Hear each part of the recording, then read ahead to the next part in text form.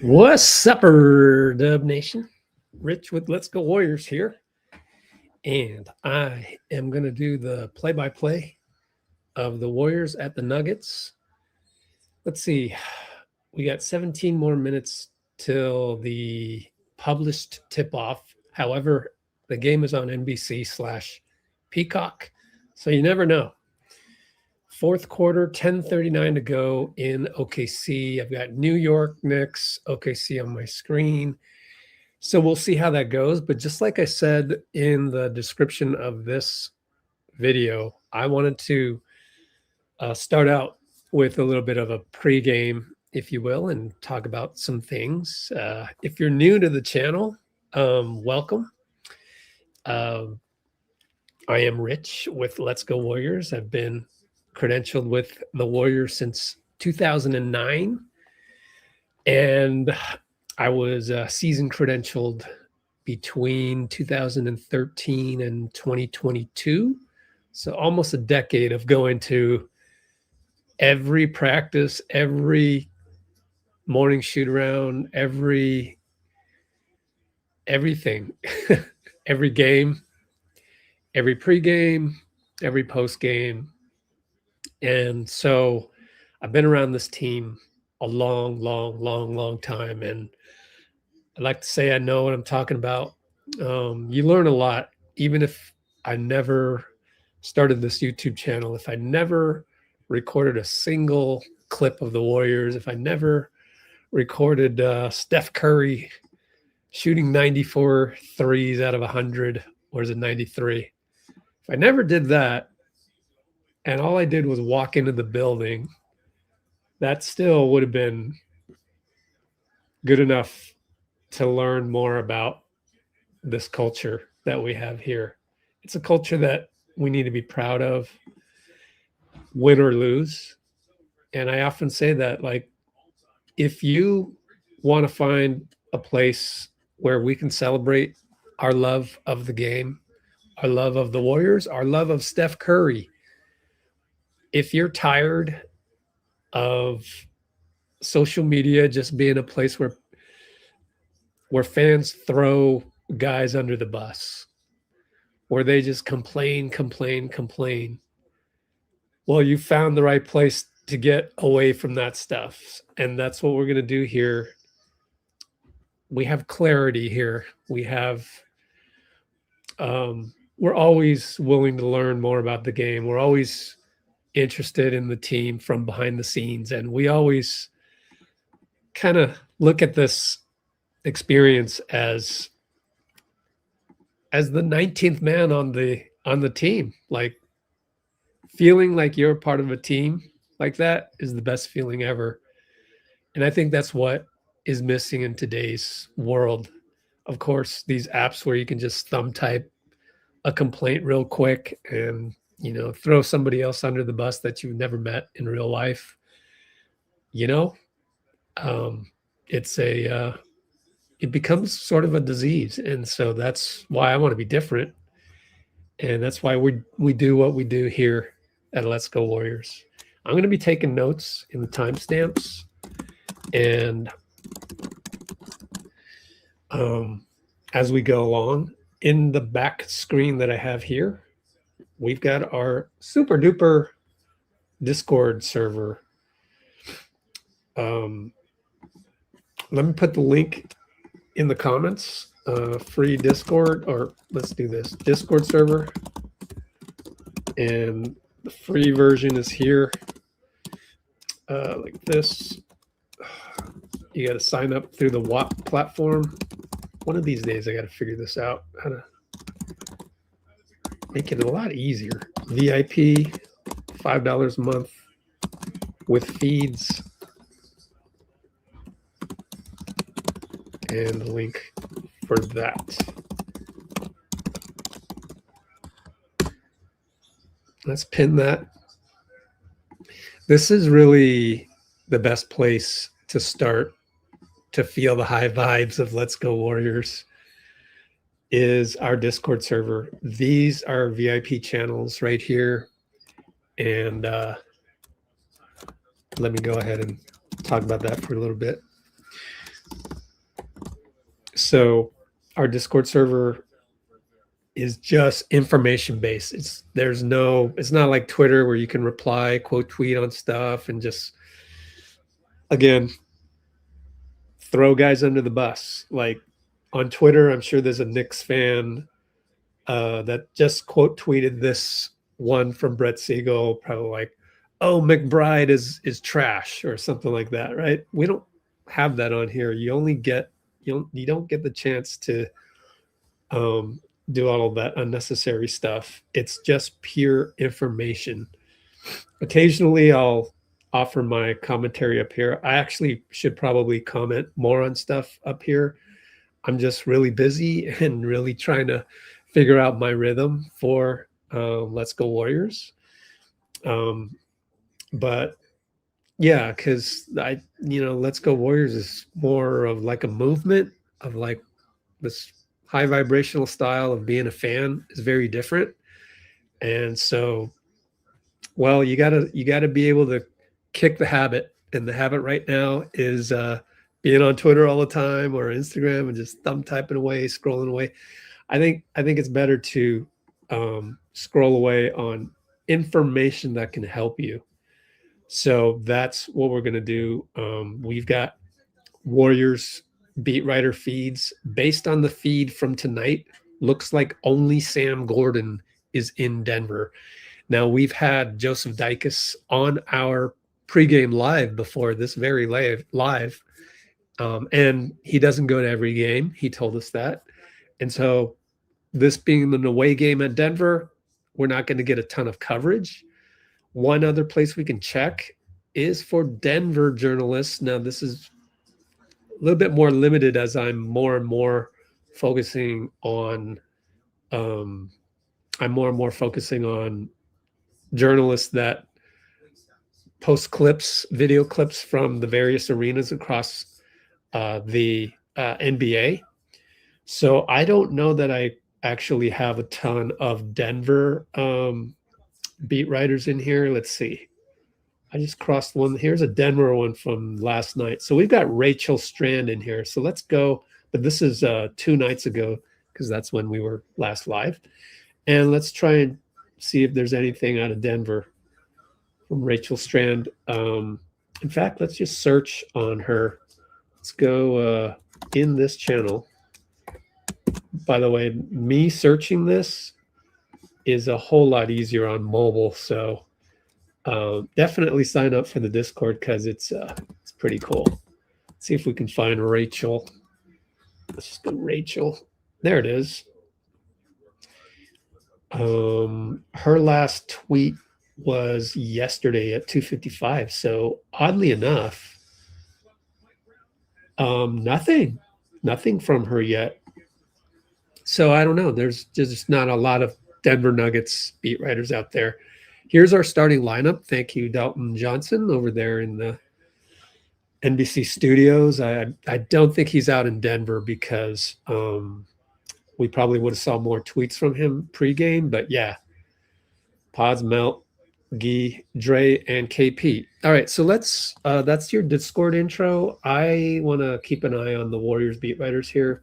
Actually, tonight, since there's one beat writer from the Warriors out there, let's keep it on the NBA feed, right? That'll be more interesting. Now, let's get into some of the topics finally that I wanted to talk about. We've still got 8 more minutes until 7 o'clock. All right, so let's just go down the list, which I DM'd to myself right here. So number one, why I'm viewing this game as a tryout for Kristaps Porzingis. All right, the reason why I view this as a tryout for Kristaps Porzingis is because, first of all, look at it from a financial standpoint, the salary cap sheet. So this is our team. This is the Warriors. And first of all, Kristaps is going to be a free agent.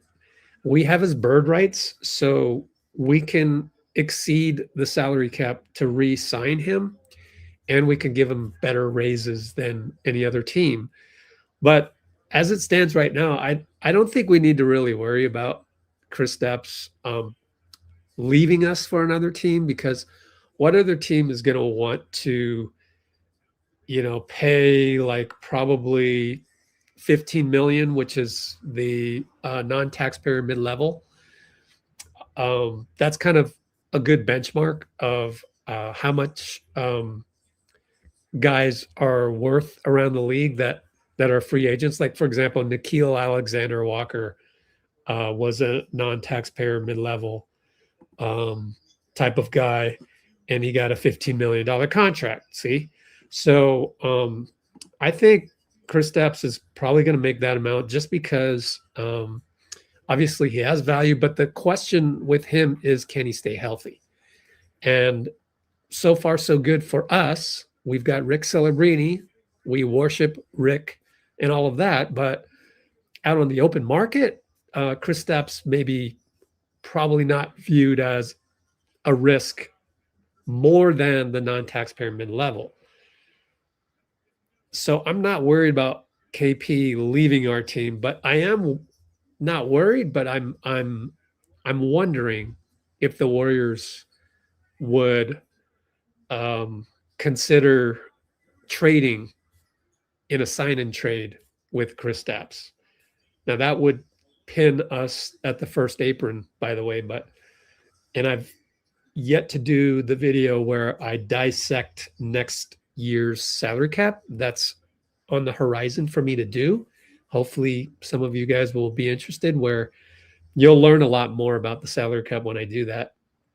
But yeah, I think tonight, to see KP in actual action, mano against the best player in the NBA, let alone center, Nikola Jokic is arguably the best player in the NBA and unarguably the best center in the NBA. Well, you're going to play against them head to head. I think that's great. Now, the reason why I said this is tryout 1 of 2 is because we just so happen to be playing San Antonio in 3 days. So the next live stream that we're going to do on here is going to be, as you can see at the bottom of the description, Wednesday, April 1st. San Antonio Spurs at Golden State Warriors. I pray that the Warriors elect to play KP either in the back-to-back completely, which would also be a huge test. But if he must sit one of those games, please sit the one against Cleveland, even though Cleveland has good centers in Jared Allen and Evan Mobley. I don't care. I want to see KP against Wemby, and I want to see that right after Nikola Jokic. So tonight, for the rest of, Warriors Twitter doesn't care about this game. They think the season's done, whatever. I care about this game a lot, and so should everyone who is really into this Let's Go Warriors movement. Really, really just loves the game and the team too much to do anything else. And we are going to watch this game tightly for the Porzingis Jokic matchup because it has ramifications to the offseason. First of all, KP needs to be healthy. We need to deem him healthy for us to even re-sign him. But secondly, it's how he plays in these particular games. It doesn't matter who wins. And that's the beauty of basketball is, when we watch summer league games here in July, which we will do, live stream watch parties for every single game, California Classic, Vegas Summer League, we're going to be there. Plus we'll have a pretty good draft pick, probably.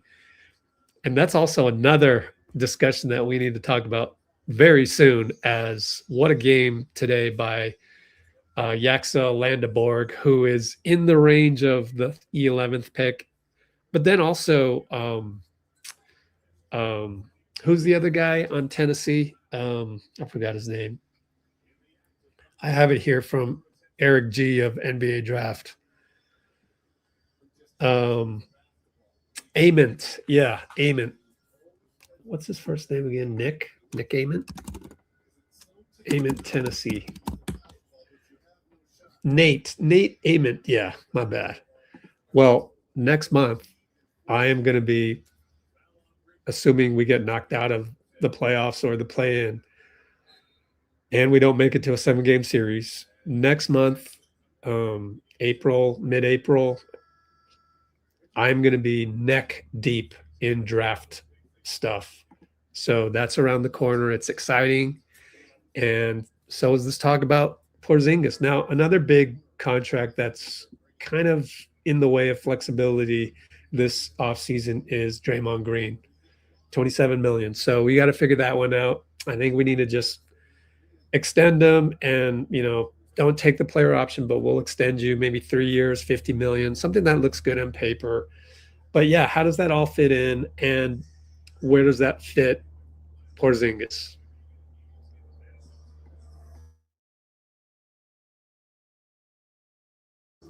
All right, I got a helicopter driving over flying over my place right here. So hold on.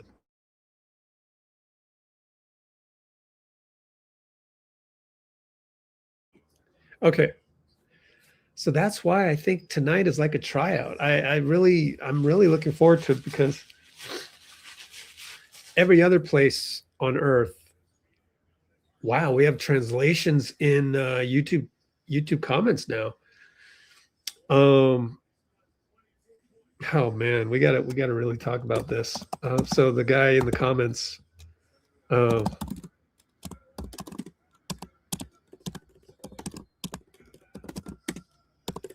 we have an anti-Jimmy guy.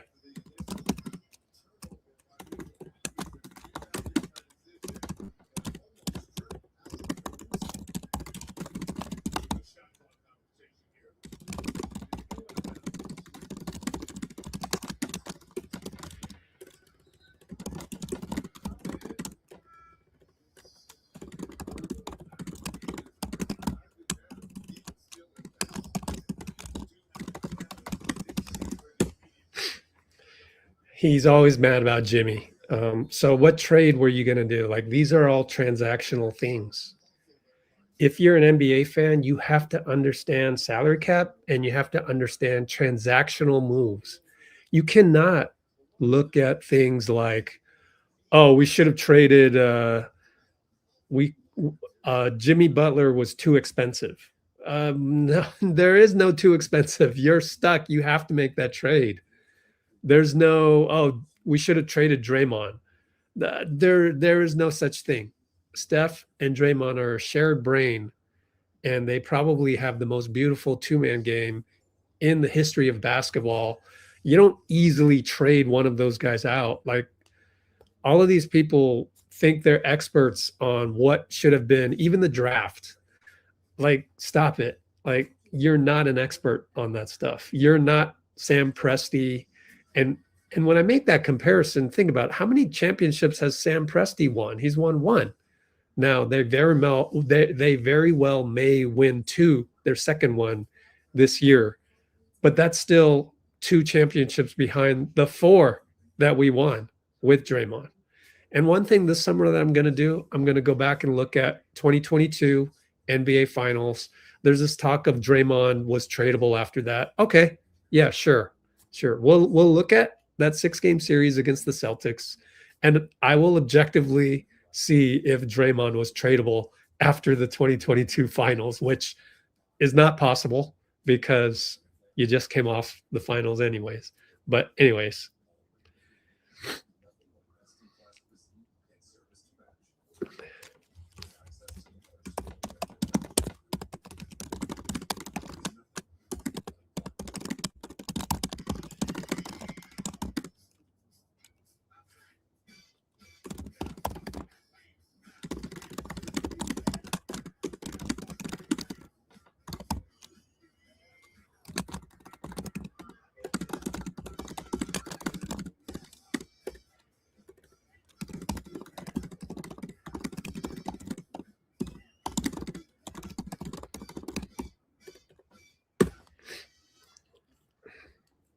It's a good thing you're Chinese. I'm also Chinese, but I can't argue with you in Chinese, but we should. but you're wrong. You think it's so easy. So tonight and Wednesday are tryouts for Porzingis. who is already winning the tryout. Let's put it that way. So I think it's a tryout, but it's also that he's already winning the tryout. Like he won the game in Washington, not the other night. Not maybe the other night too.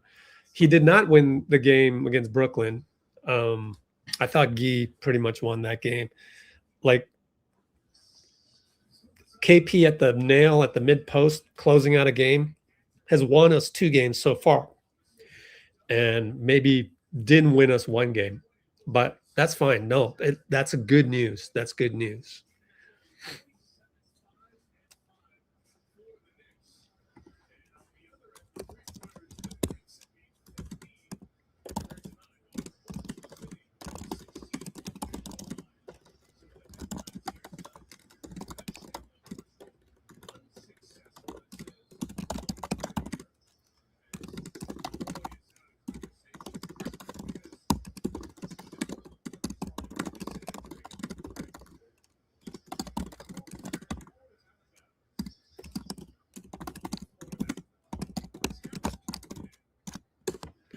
Okay, I'm having an argument with a Chinese person. That's fine.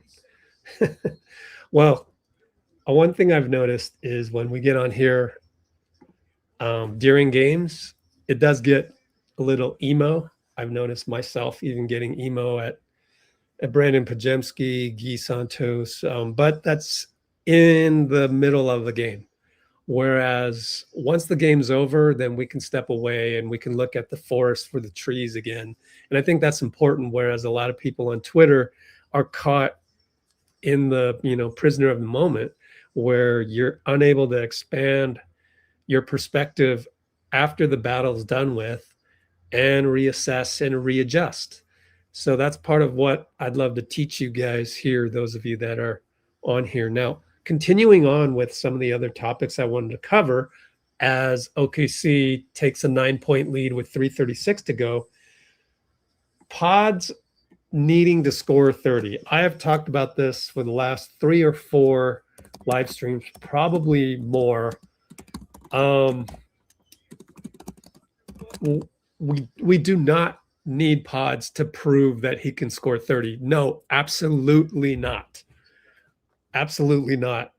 We didn't need Manu Ginobili to prove that he could score 30 when he was a Spur, right? And for me to make that comparison is not only praise for Pods, but also a criticism. So your model, if you want to emulate someone, emulate Manu Ginobili. That's a great comp. Did Manu Ginobili ever go into a game, seeing how he's going to make the shots? Like, let me see how my shots feeling tonight. Maybe I can, hit a few and then I'll be in a groove. Like he and you, Brandon, now I'm talking to BP. You guys are not superstar scorers. You play a role. Now, Ginobili played his role to the utmost ability that he could. I don't even know if he's in the Hall of Fame, but he probably should be in terms of just representing Argentina. But I think he's probably in the Hall of Fame. Yes, 2022. Now, Ginobili is your comp. And here is a Hall of Fame player that never went into a game thinking that he needed to score 30. And I think social media might be getting to Pods. Like,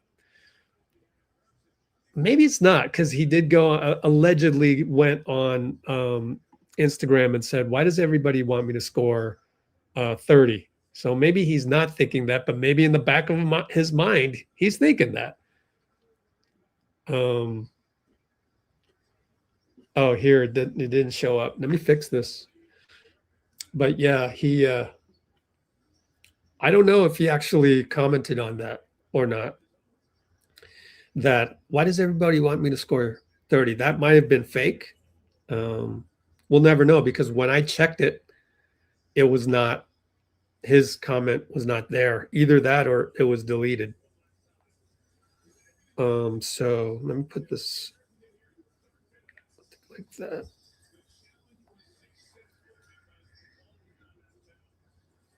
Now this was on another account, Warriors Nation CP. Let me click on that right now and let's go check. His approach should be just go out and get assists. Get assists, and more assists. Please. That's what you need to do. Yeah, I don't think Pods. Yeah, what happened to IAB Pods comment? Let me check on Instagram. Maybe it was fake.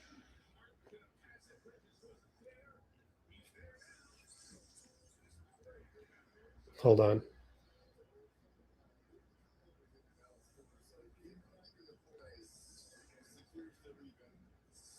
Ooh, yeah. I got on a collaborator on a reel.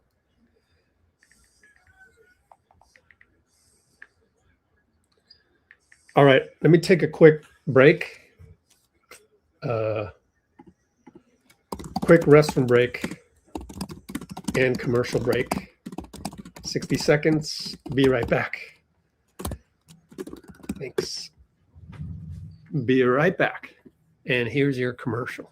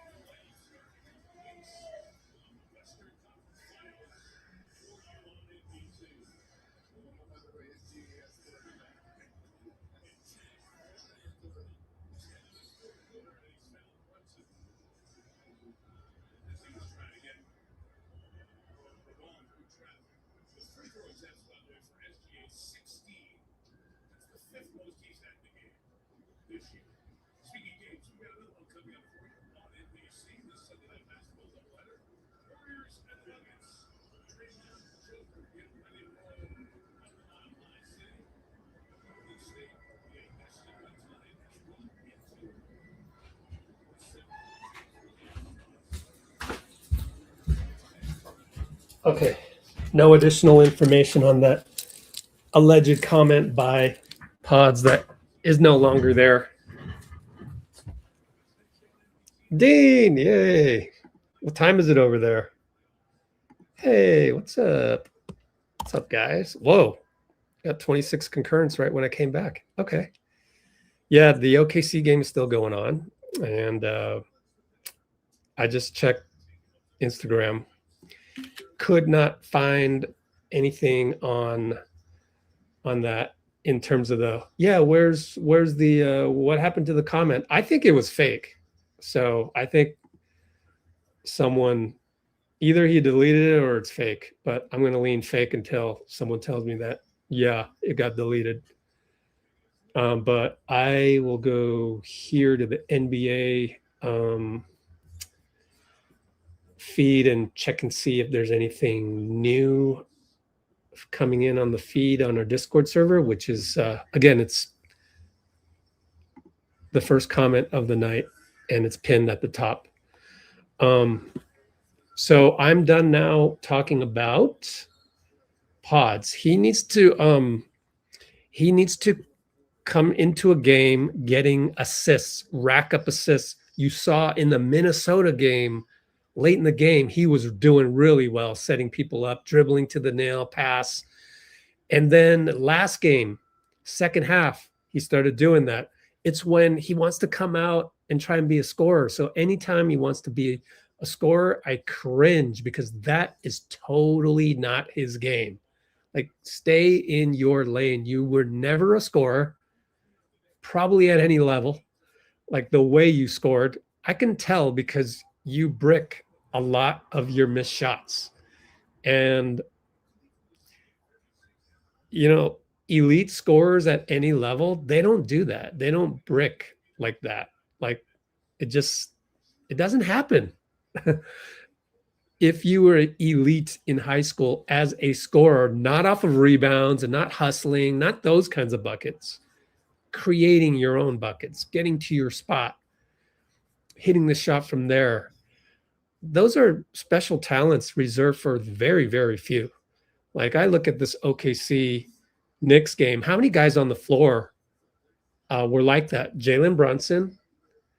I wouldn't even say Cat because Cat, he's 6'11", so he probably came up in youth ball, just not really developing a whole lot of creation game.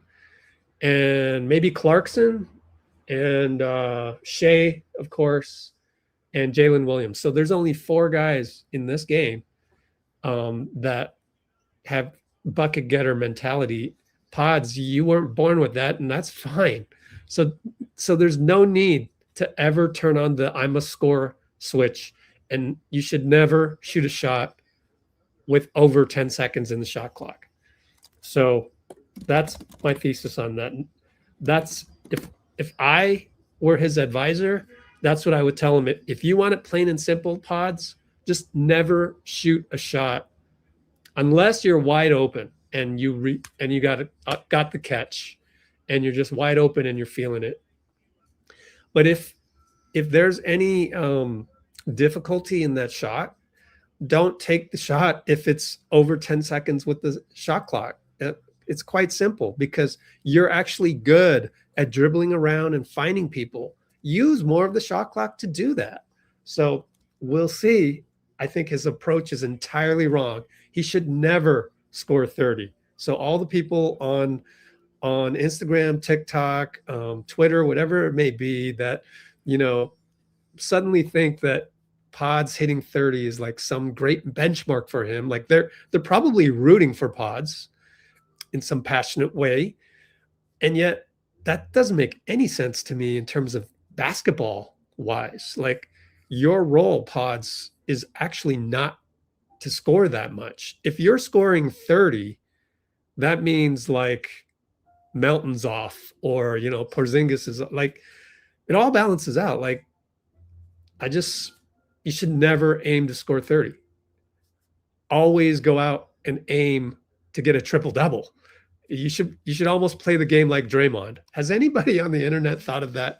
Never shoot with more than 10 on the clock and actually approach each game like Draymond, not Steph. Steph is Steph. Steph is the scorer's mentality. I mean, no, like you think of Pods in high school and Steph in high school. Very, very divergent qualities. Very different. And that's fine. Pods, you be you. You trying to do that stuff, that's not you. That's all I got to say. I mean, it's quite simple. Now, if you want me to program that into your brain, then I will say never shoot a shot unless it's totally wide open with more than 10 on the shot clock, number one. Until that moment, keep dribbling around, keep cutting around, do your thing. And approach the game just like Manu Ginobili, just like Draymond Green. Be totally unselfish. Now, you've got to find that balance. Any one of us going to play pickup this weekend, next weekend, if I'm going to go play pickup, my first game, when I was younger, I'm good enough to play either the 1 or the 2 or the 3. I can play any of those. I can be the ball handler or not. But some weekends, I really love being a point guard. Like I wanted to feel the ball. Let me inbound it. I'm bringing it up.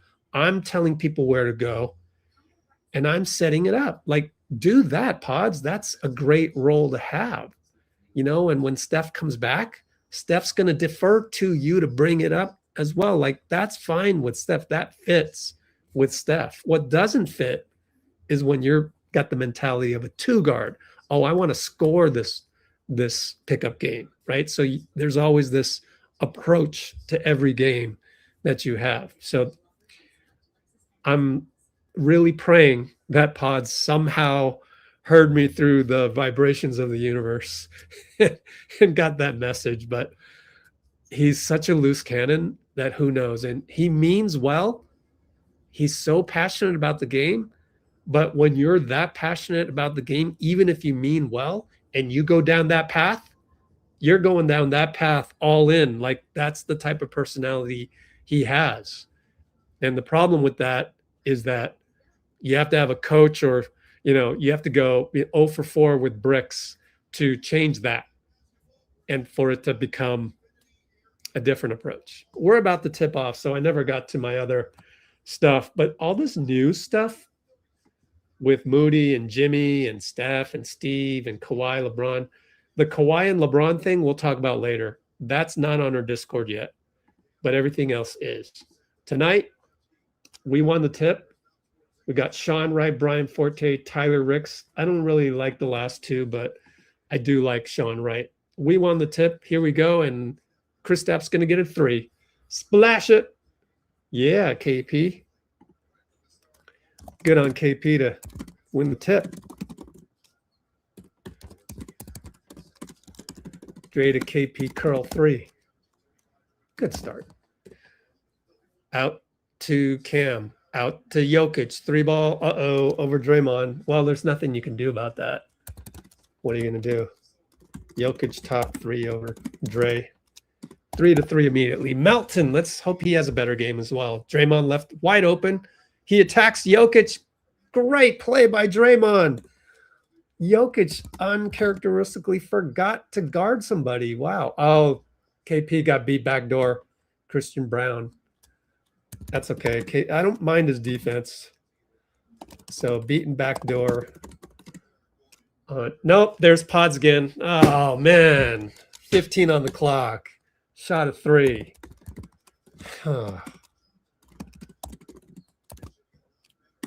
But they miss on the way back. So we got lucky. So Dray right side attack. That was cool.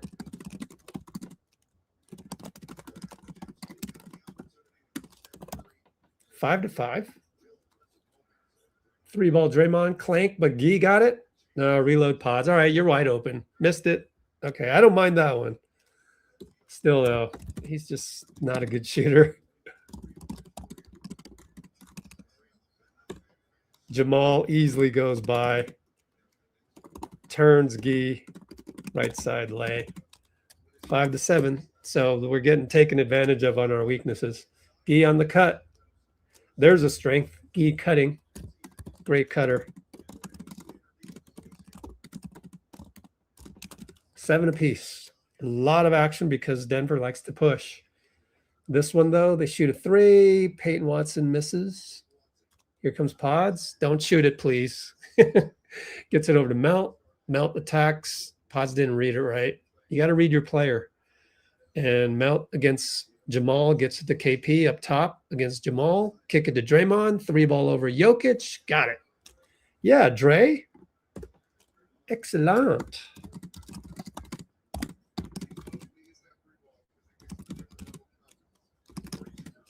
(10-7). Melton bothers Jamal. Good matchup there.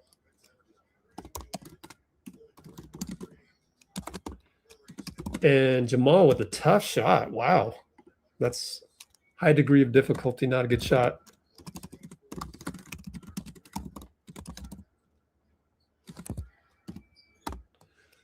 Gee, kick it to Dray. Another one. Missed it. Good closeout by Jokic. And Jamal got blitzed by Draymond. Ball went out of bounds. So immediately we've got 8:49 to go, and we've got a sub. So out of bounds sub in LJ Cryer, and who was it? I gotta boot up my other laptop so I can watch the game on the side. upgraded to Tahoe 26. Oh, I look up and the Warriors have the ball. Okay. Cryer came in with Gary. Gee went out, so did Podz. KP fade 2 elbow, missed it.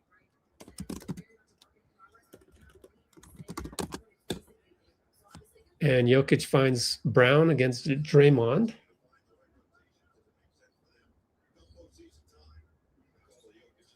And Jokic post up KP, Draymond double, so we're on our heels. Extra pass, 3-ball good. Cam Johnson.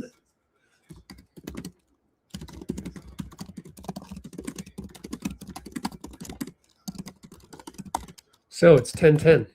Melton on the feed for 3. Oh, probably got fouled. So, well, Tyler Ricks ain't going to call that for you.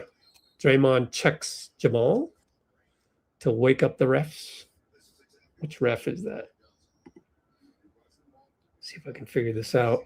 I like Sean Wright, but the other ones I don't like. Forte and Ricks. Ricks is 95. Here's your back screen with the box score. 45 is Brian Forte. Yeah, so that was another foul called by Ricks. Call it on Gary, maybe? Yeah.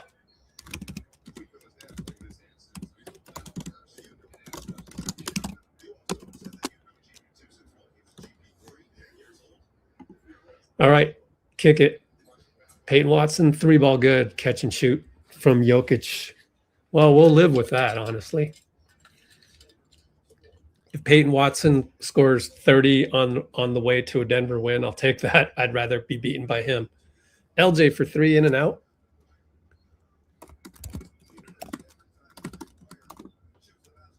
And Jokic, Draymond on him. Hand off to Jamal. Cryer gets peeled away, and they swing it over to Christian Brown. Should be a 2.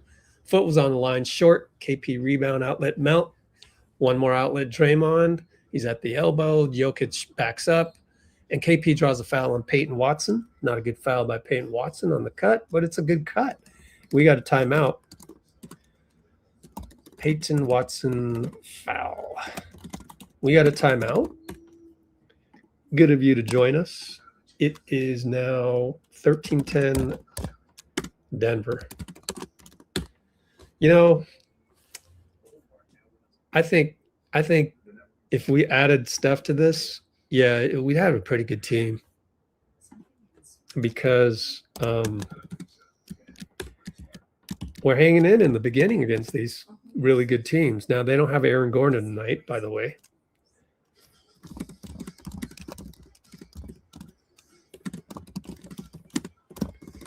So the more I think about it, the more I kind of want Steph to come back, even though, man, I'm on the fence about this. I really am on the fence. Let's see what you guys think.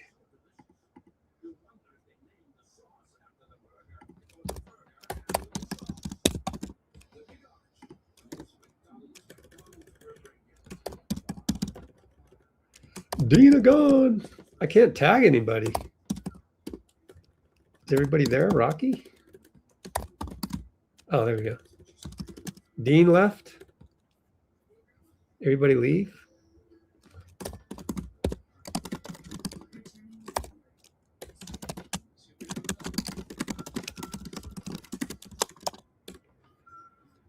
I can tag Pinky.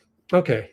So we got a timeout right now, and let's see how many people we got on Substack. 25 concurrents. How many total people is that? How many likes do we have? 9 likes. Oh, wow, guys. Come on, hit the like button. Splash the like button. Will ya? Do it for Will Richard. Will ya? Nah, dad joke. No, Will is injured today. Will out with heel injury, by the way.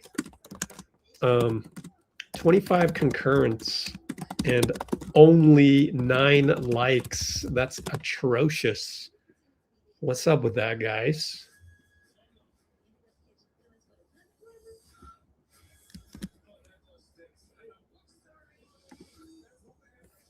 Oops.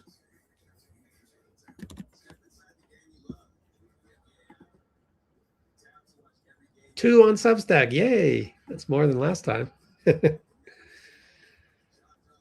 Oh man. So would you want Steph to come back? Would you Steph to come back to see what our team looks like with him and KP on the floor? Yes, no, I don't know. Block charge, maybe, etc. I think for the first time ever, I would probably vote, I don't know. I would probably vote, I don't know. I don't even know myself how I would vote. Inbound coming. Draymond. Jokic backs up completely on him. I don't think that's the right strategy. Have they watched? Oh, dangerous pass. Oh, Gary. Oh, Draymond with the dangerous pass. It worked. Pat Spencer was right in the middle of it. Interesting. Dray mid posts.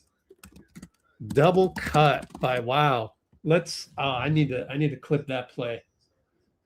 That's some Kerr genius right there, or maybe it's Stotts. Oh, that is exciting. Honestly, I'm gonna miss the next sequence of stuff. I don't care. That was fun.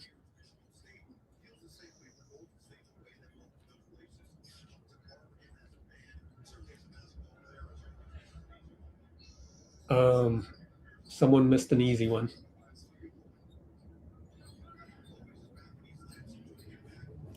All right. Hand off to Pat Spencer from Draymond. Fadeaway too good. Oh, he's making those now. I have chided him for not making those. Pat CP3 elbow good. Yay. 15-13.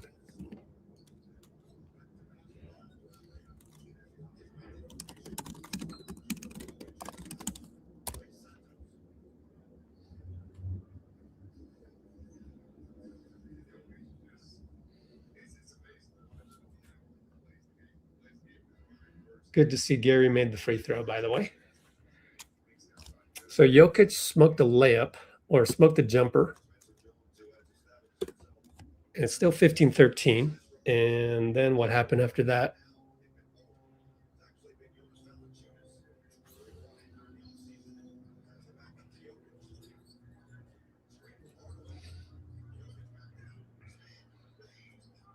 Jokic spin fade, no good.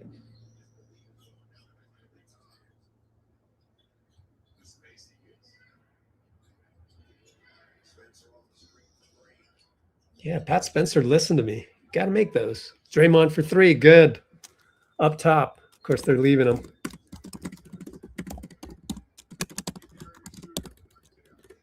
The boom, he said.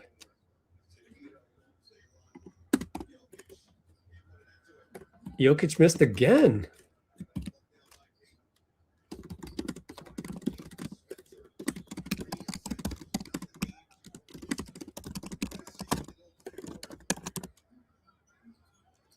(18-13). Gee, jab step. He's caught by Spencer Jones. Kick it to Draymond, three. Good closeout. Oh, Gary rebound. Pat for three. Mofo, no, missed it.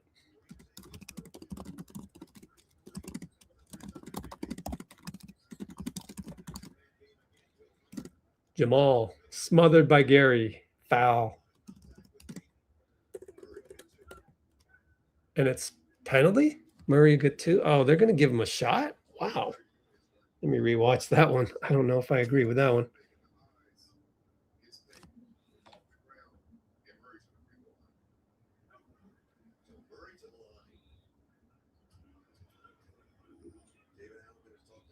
Yeah.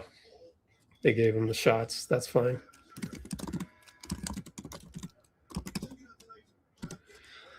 So it shall be a, what's the score?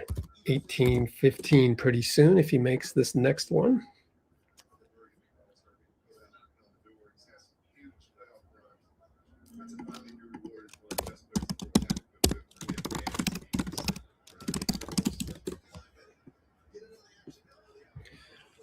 Pat Spencer bringing it up. Oh, double. Oh, nice. They got the double set on the, wow. Interesting. 4:31 to go. Well, Guy got fouled. Interesting. We got some new sets. Double high pick set for Pat. To Dray, cut by Guy, fouled. Pod's in the game. Uses his body and gets it over to Guy. Fires it. Tough one.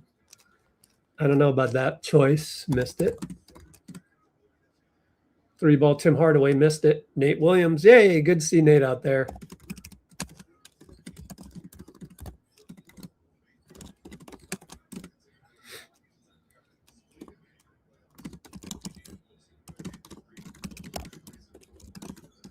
Three-ball, Nate Williams missed it.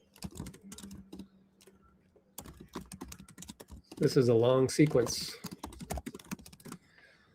We got Jamal. They find Spencer that throws it away to Brown. Here comes Pat. Nearly dribbled off his own foot. Sheesh. And inside to Guy. Extra pass Nate. He's in the corner. Gets it to Dray. Over to Guy. Great pass by Draymond and move by Guy. 3-ball good over Jokic. We're up by what? No, they update their score pretty quickly.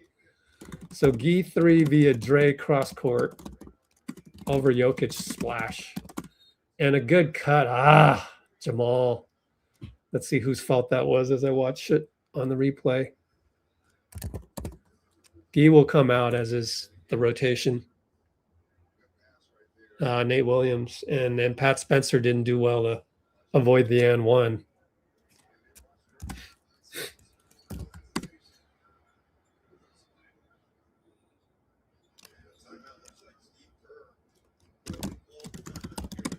Nate picked. Jamal cut. Pat late to help. You got to read that quicker.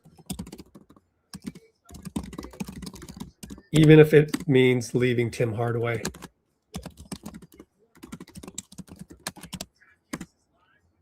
I don't think you have a choice. At least don't foul him. So anyways, there's a timeout. One more shot coming up. 21-17 though. We're in good shape.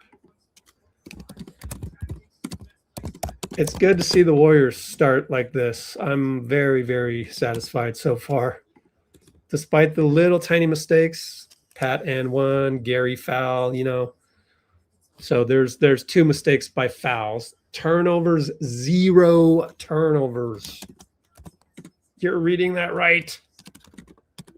It's crazy. Only mistakes have been fouls.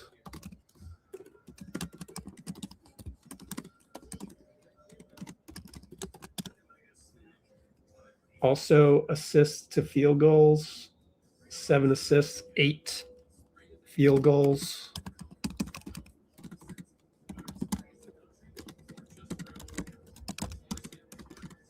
Very pleased with the execution and new plays. That part is exciting. Let's see if my airdrop will now work or not. Now that I have a new operating system.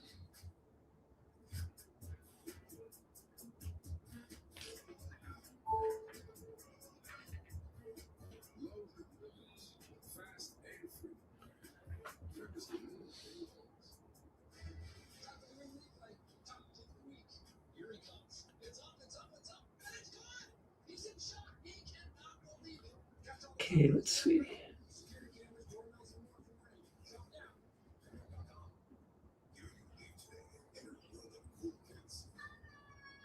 Wow, it's still not working. And it has to be this laptop. My Bluetooth is on. No, but it won't even airdrop to my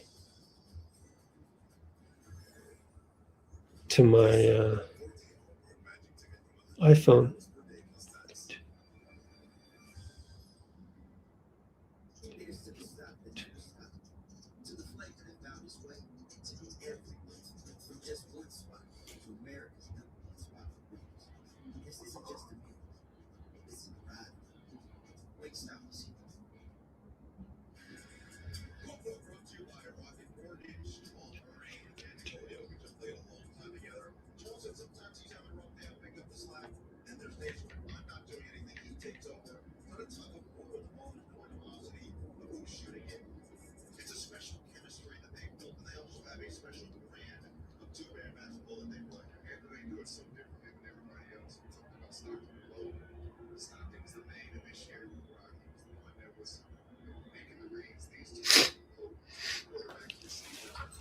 Missed the free throw.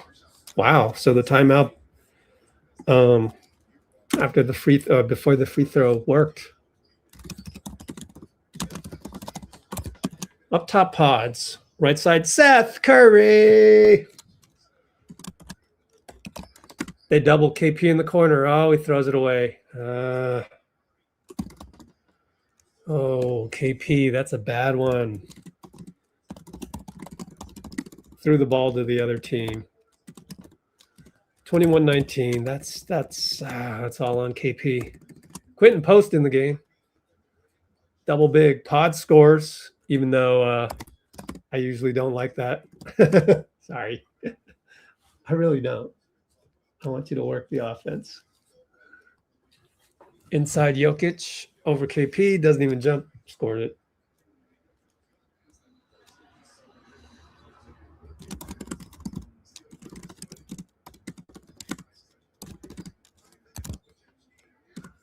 (23-21) Warriors.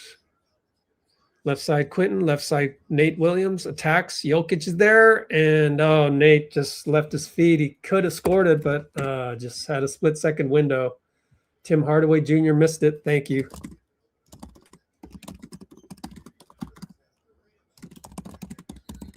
And then Pods is going to – oh, they're not going to give him the benefit of the shot. So fouled by Bruce Brown.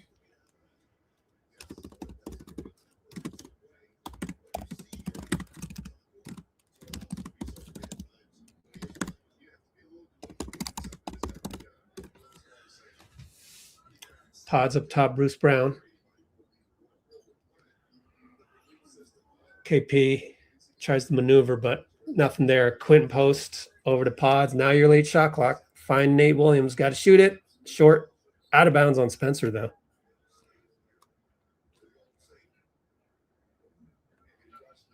That was a little discombobulation.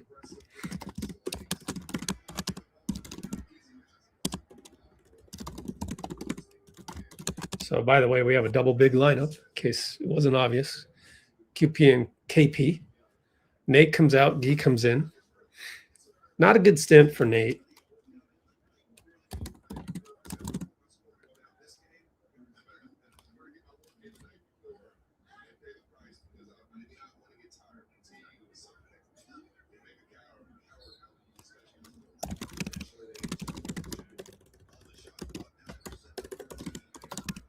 (14) reset. Nice. Generous. They gave Spencer a rebound on that one then. D, fake a three. Back to Pods. Pods and Jokic. To the nail. Fade away. Good. You got to make those. Despite the contact. Got to do whatever you can to make those. Got to the nail. Great play by Pods. Got to give him its due. Those are Manu-like plays. Cam Johnson for three. Missed it. Shanked it. Bad decision.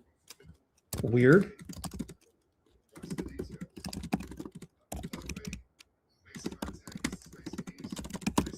I'm going to easily run out of characters in my notes. Pods up top. KP. Maneuvering. Out to KP. KP and Jones over to Pods, even though Jones fell down. Over to Gee for three. Air ball. QP got it. Back to Gee. D-cell, it's off of Jokic as he was swatted. So I'm not sure that was the right decision once again by Guy, even though he made the last one. Yeah, shot clock's going down a bit.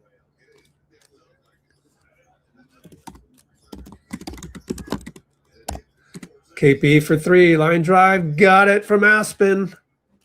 Nah, he was at the arc, actually. Blob to KP, sidestep 3, laser. 28-21. Jokic, one-legged fadeaway, goes in. 24.6.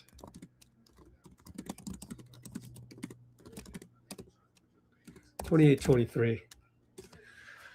Podz rolls it down. There's half-second differential on the shot clock. KP says clear out, and Podz pick and roll, although the pick wasn't really there. He was doubled. He didn't get it to KP in time. Podz over to QP. Terrible, terrible, terrible floor generalism by Podz.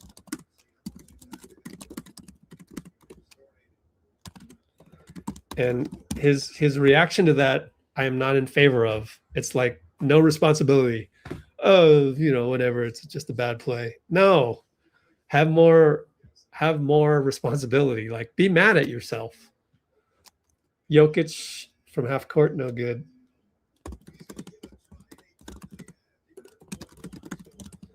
Yeah, that's all the criticism I make of Podz. The one thing that I do remember, he's a young player. This is his 3rd year, and any point guard that isn't that seasoned coming into the league would have problems with that. But you got to get the ball to KP in that instance.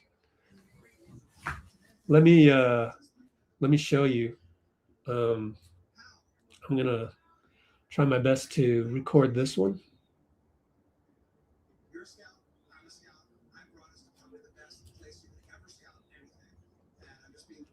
He just doesn't know how to do that, and it's frustrating in the moment, but I'm rewatching it. Right there, get it to KP. Like, he's 7-3, just throw it up. QP's not going to save the day.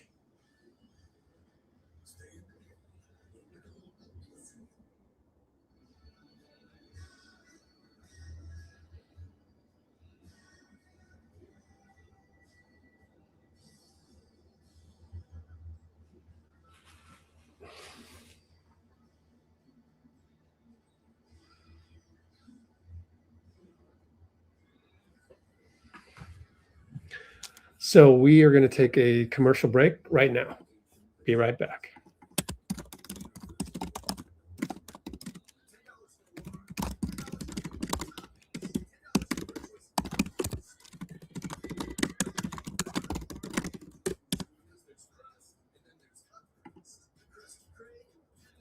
Okay, let's see.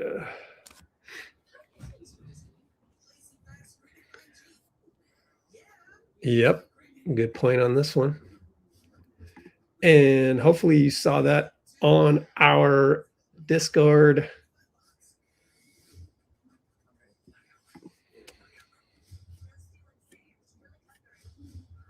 There it is.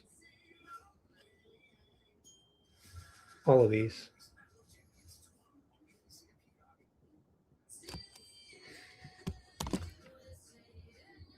Paddle and stand. Yeah, surfing. That's with Mel Barcenas. Did you see her goal? Oh, wow. Go check it out. San Diego Wave FC. Incredible goal by her. If the Discord has helped you in any way, please comment and I'll make you famous.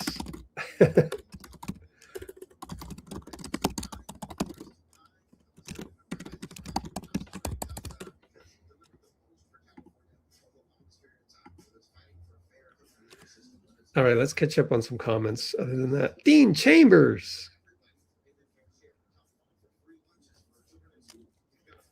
Okay, so here's the issue. Where's Dean go? I can't at Dean anymore. Wow. What about the thing about wearing down be wearing down Steph in a 7-game series.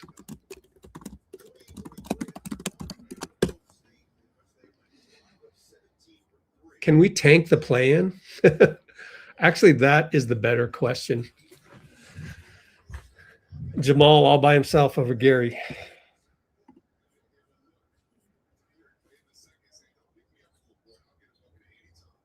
Jamal Crawford, totally on that one. Don't pick me up full court. Yeah, Gary loses him on the first play.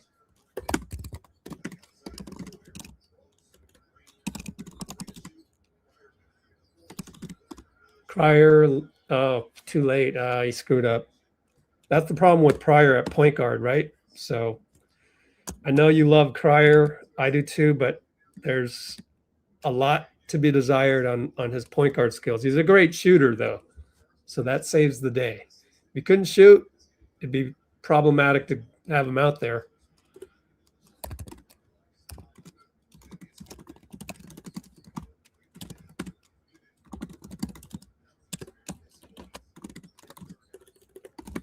They work it around. Cam Johnson, short air ball.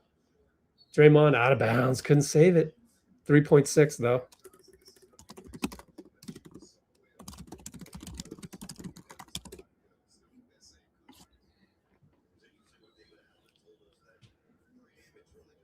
Thanks, Pinky.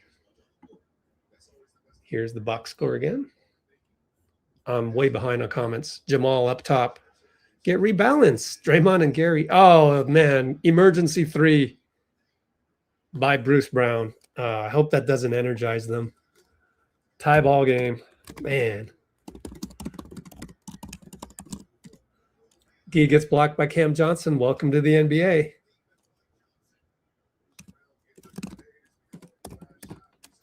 Grenade. And then Gee got swatted.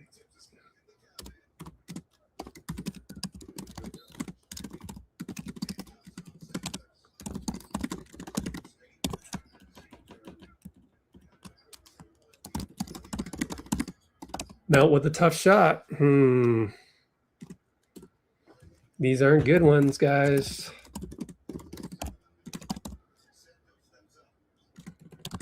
We are getting schooled right now. Sidestep 3, great defense. Gee, great defense, great box out by, okay, good, by Gary.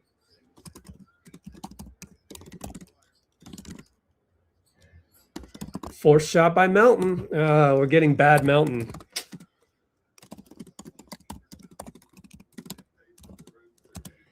I'm not impressed by Melton.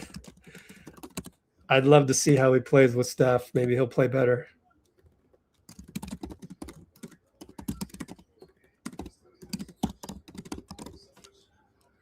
And Melton does what he does. Disrupts Jamal. Gary fouled 94 feet later. Thank you, Melt.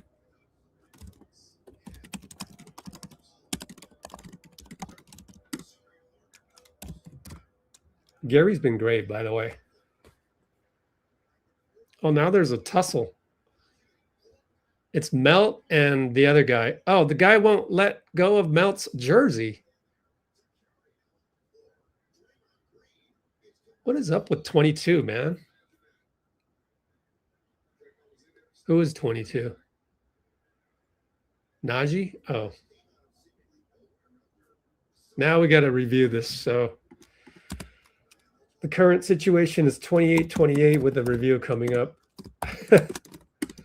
Long review coming up. I can catch up on some comments.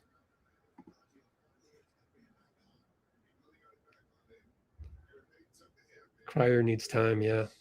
Let me go back chronological order.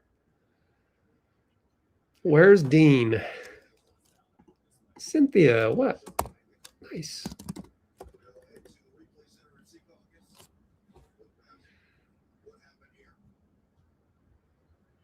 Oh, right. Was Dean Agon able to? Like, am I able to? I can't even at Dean anymore. Weird. So strange. Let me see Bruce. Can I do Bruce? Yeah. Maybe they're just offline, to be honest. Somebody watch all these replays and let us know what the review outcome should be. I am busy with other stuff. Welcome, Bruce. Yeah, let's end this poll.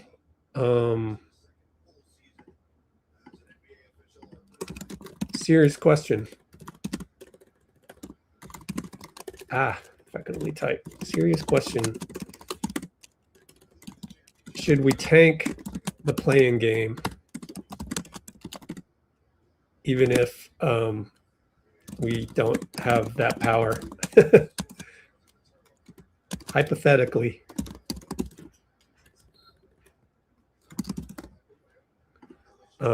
Yes, because don't want Steph versus Dort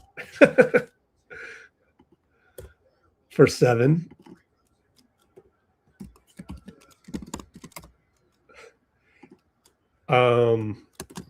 No. Let it play. Or no, just simply no. And I don't know. Block, charge, maybe abstain.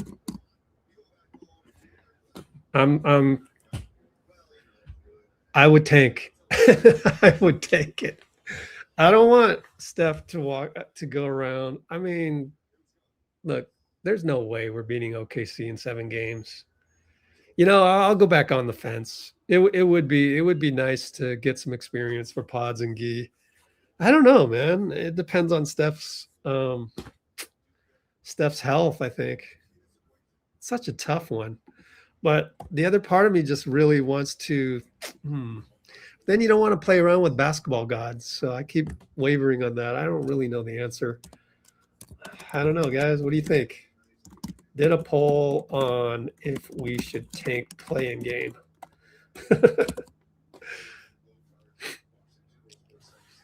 Yeah, Bruce, I feel you.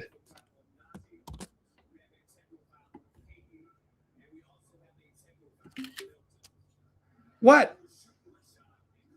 Oh, we got 2 technicals and they got 1. Najee and Mingary and Melt. Dean's here. Why can't I at you? Oh yeah, now I can. Isn't that crazy? I can't at Dean Agon. Oh, Podz is already at his peak. Dang. Ouch.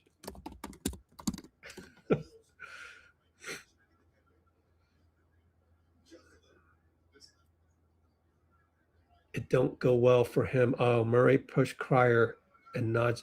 Yeah, Najee pulled Melton's jersey. I didn't see him do anything wrong, but I didn't see the replay. So that sucks. That totally sucks. We didn't escape that one. So tussle. Najee wouldn't let go of Melton. How did it start? Gary and Melt techs, Najee tech. And we're down by 1 now. Gee, left side. Bad pass. Went right to Bruce Brown. Gee, 2 feet, lost ball, or bad pass. And then they turn it over. Was that Gary? Cryer stuck up top. Gets it to Draymond. Trying to post up Melt. Can't get it. Draymond will take Jamal. Nope.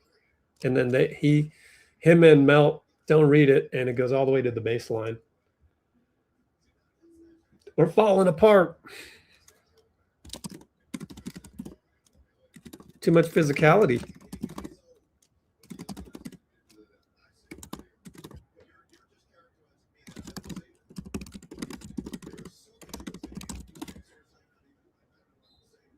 Actually, that was Draymond with the deflection steal last time. Maybe somebody else got the steal, whoever caught it. Jamal Melt. What? Don't slip, Melt. Man, that was a dangerous slip landing. Gee, good pick of Cam. It goes out of bounds. 10 seconds on the clock.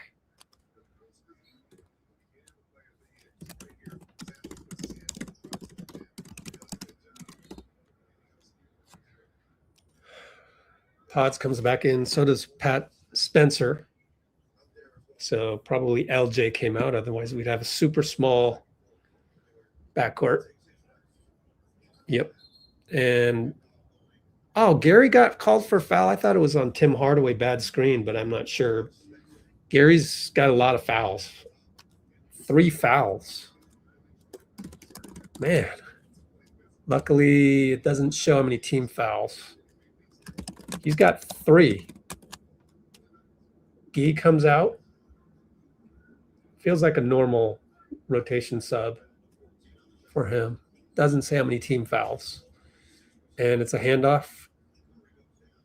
Najee to Tim Hardaway. Gary's on him. Najee pick. Got picked. Pat was there. Good help. 3 ball still good. Self-inflicted grenade.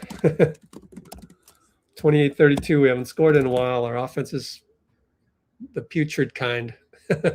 Draymond post up Cam. Over to KP. In the middle. Yay! We scored. That's what was missing when we didn't have KP. Jump hook.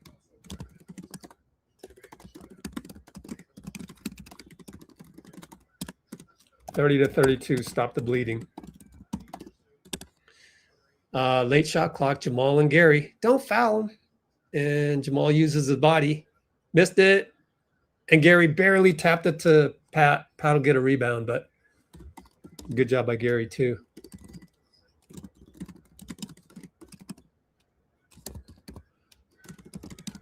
KP from the nail. Bad pass again, but it goes off of Jamal. Lucky. Man, KP's rusty. Nail, turn, pass, deflect. This is turning into a really good game. We all know that it could very well easily have been a blowout.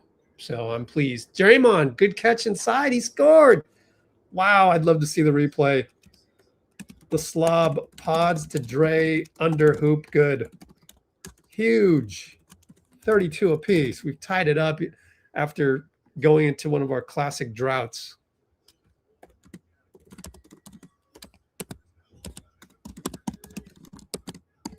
And they can't get anything going. Good defense. Hardaway, Desperado. Missed it. Great defense, Pat. And Gary, left side, score it. Timeout, David Adelman. Beautiful.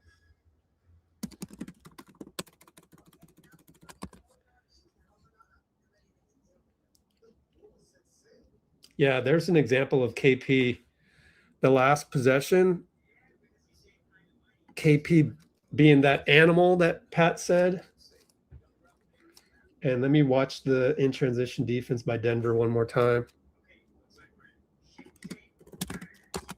Animal on switches. Man, I got a lot of notes to go through.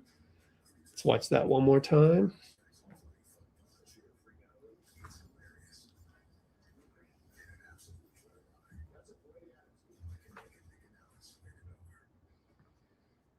Just running the floor. Bye-bye, Tim Hardaway. Love it. Bad transition D by Tim. Timmy. I'll bet you Tim Hardaway Sr. is at the game. Let's check. I should have gone to the restroom because I had a Frappuccino before this. The original crossover king. See if he's in Denver. Look who's back in town. It's UTEP legend Tim. No, I don't think he's there. Oh, well. Too bad we don't get any behind the scenes from Timmy. Tim Hardaway Sr. All right, good to have everybody here. Duke snatched defeat from victory. I know. The agony of defeat. How will Curry be worn out in the series?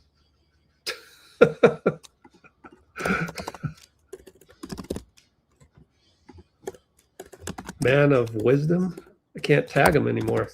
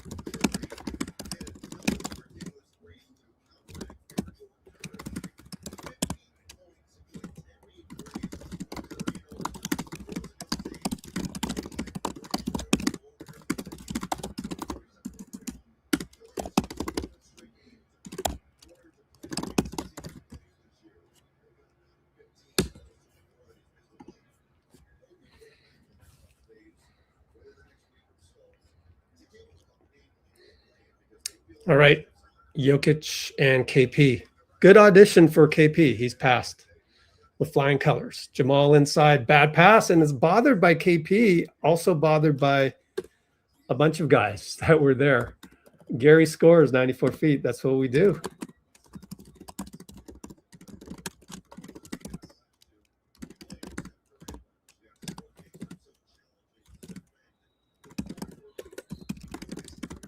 Foul on Nate Williams. That's a lot of fouls. Wonder where we're at with that. We're up by 4. And how many fouls total? We have 7. I guess that's okay.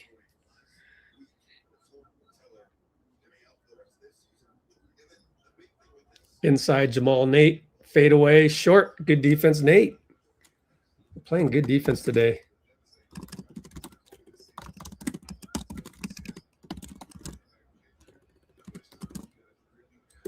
Pat, right side Pods. Post up KP. Can't get it there. He got it there. Doubled. Over to Nate. Should have cut, but now we're one-on-one again. Finds KP. Good screen by Gary. 3-ball good. Oh, man. KP is passing with flying colors.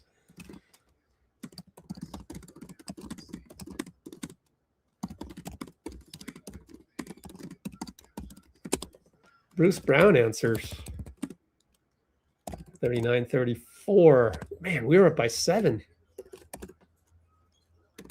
And Gary goes right back. And here they go. And Pods blocks it.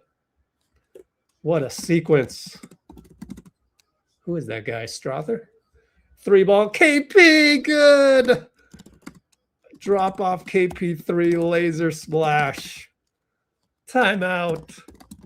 Oh man, this is so exciting. Now you want to get Steph back, right? Now we want Steph back, and now we want to go into a 7-game series.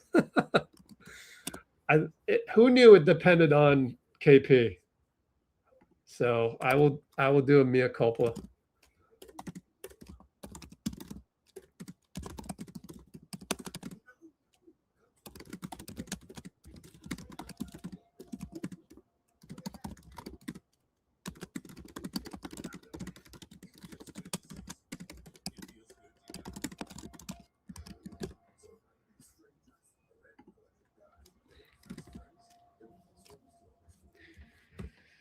But it is going to be bruising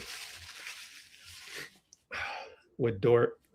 And again, he does not play fair. Jerry, what's up? Jerry.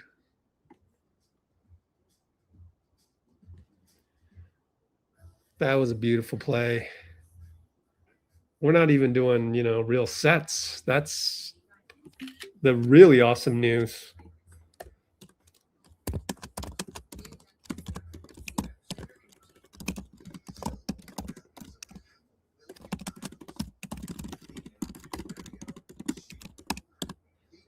And KP said it on the podium. What did he say? He said, watch. I'll play it for you if I have time. KP right here. Take a look at the comments because it's timestamped. Oh, we got to look in the comments. Sorry. Where are the comments? How do I collapse? Chapters.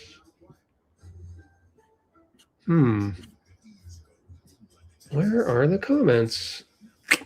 I didn't know they would not show the comments. Strange. I got to put that in the description from now on. Is that the comments have the transcript right here?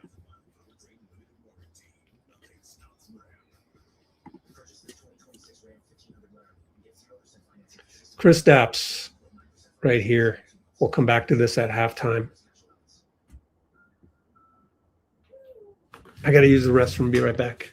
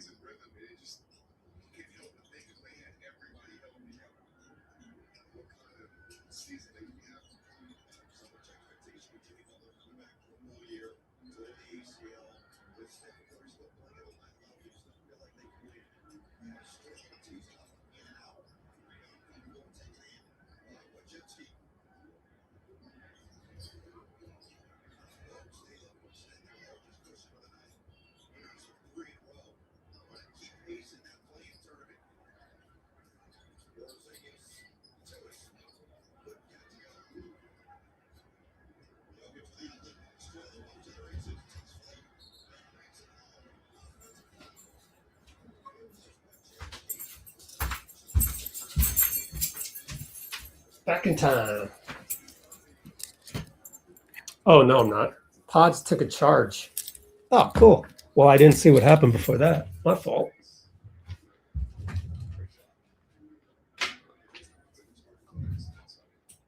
So great hustle by Gary on the ATO.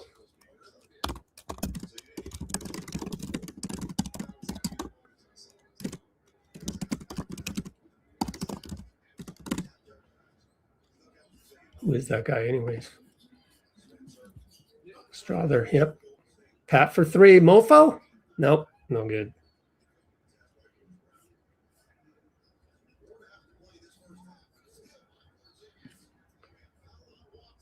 Ooh, steal by Porzingis, foul by Watson.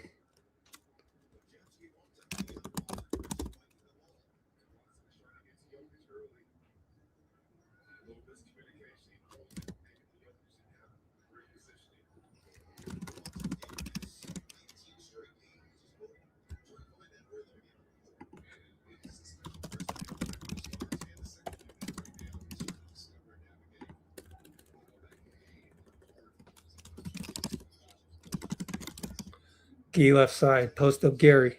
Jokic on him. Good screen to Pods. He'll pop a three with 9 on the clock. Hit it, rattles in.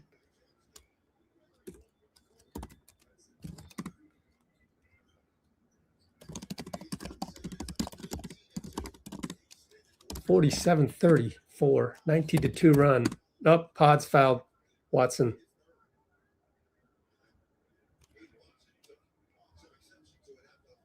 Good screen by Gary on that three by Pods.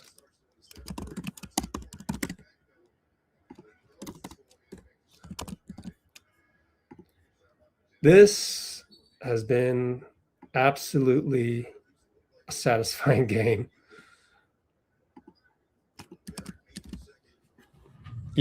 I would, even if we bottomed out and just played a terrible second half, I think there's a lot to be looking ahead to, because KP is dominating. 14 points, only 2 rebounds, but wow, KP. So we're reviewing the foul by Gary.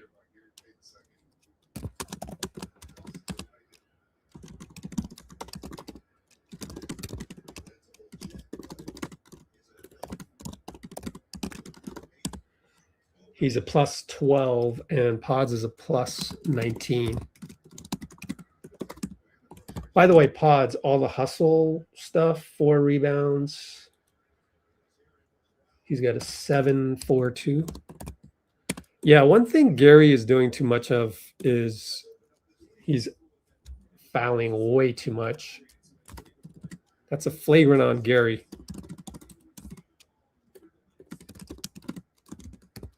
That's his 4th personal, so he's out of it. A weird Gary game. Just too many fouls.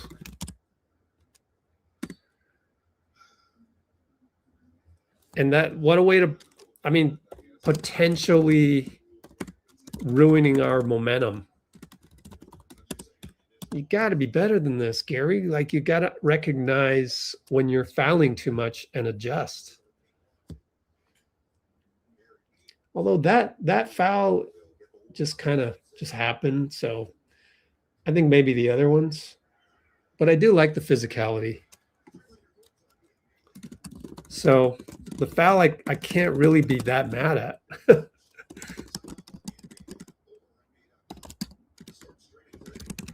It was physicality.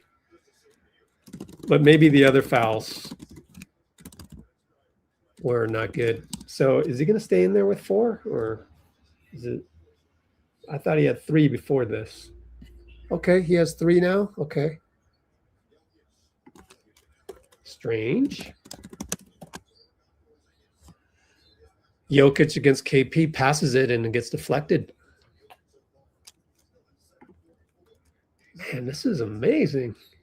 We're hanging in there.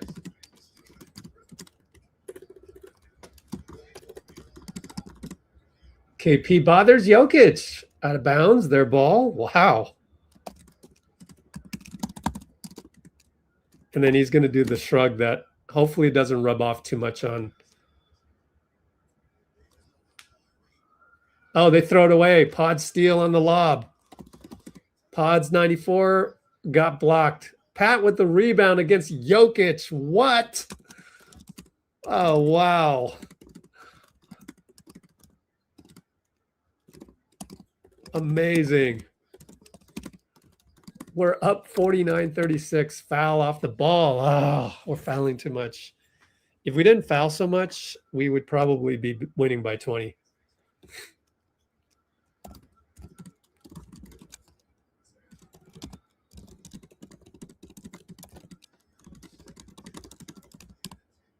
Seven turnovers by Denver.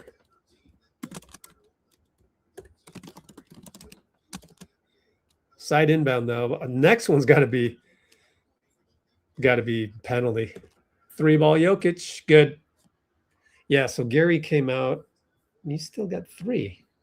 Thought for sure that would be his 4th. Melton got the switch. Melton and Jokic get it to KP right back at the nail or at the top. Uses his elbows, finds Melton. Oh, he smoked it. Oh, Mel. Oh, Mel. Oh, Mel. Jokic and 1. That's what happens when you smoke layups.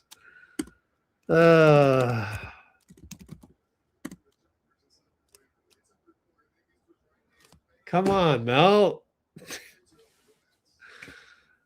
Dude has been disappointing lately. 0 for 4 again. Oh, man. Yikes. I don't even want to look at his BK ref last 5 games.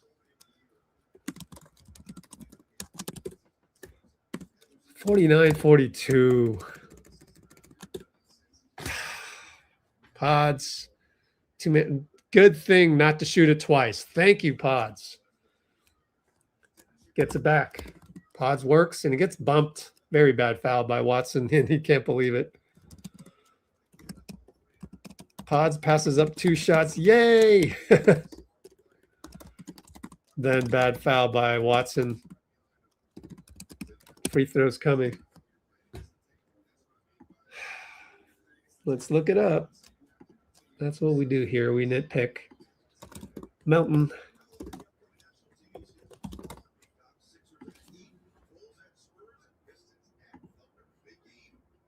Ay, ay, ay. I have to go beyond 5 games. This is not pretty. 51-42. Good job by Pods to make both. QP's in the game to close out the second half. 2:30 to go. Less than that.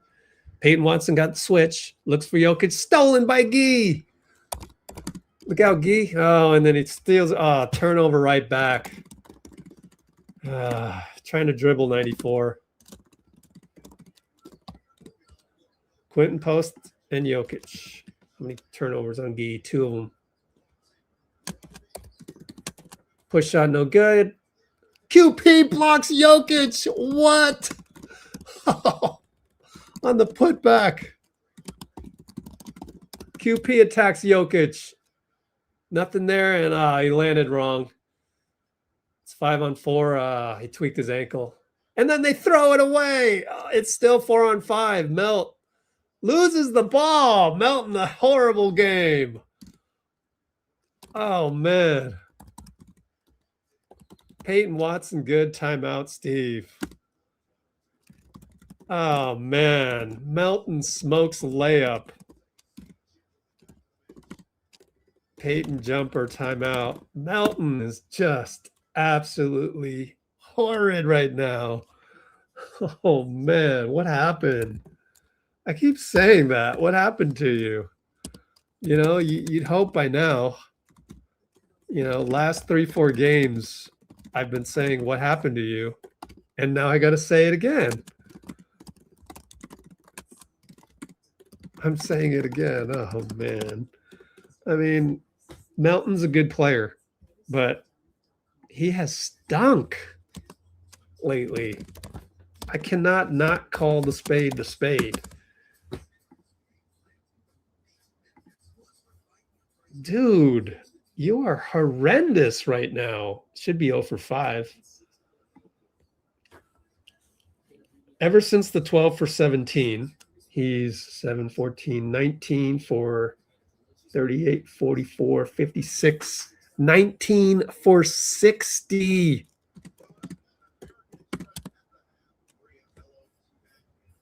(23, 38, 44, 56). That's if it's 0 for 4. 19 for 61, I think. He's only 0 for 4. All right, I'll give him the benefit of the doubt. 19 for 60. Since going 12 for 17.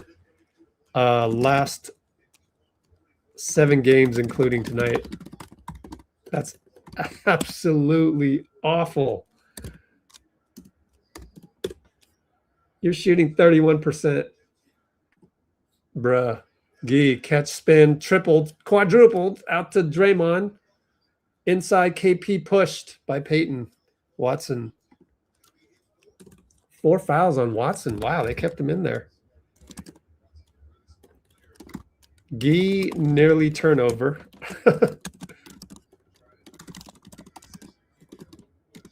Kick to Dray, entry to KP, push by Watson. 4th personal in the first half.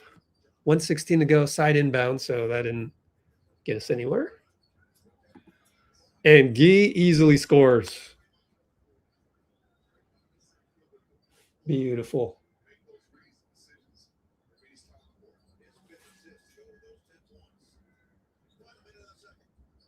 Just a give and go, simple slob give and go that we've seen before. Jokic misses it. Draymond tapped to KP. Beautiful.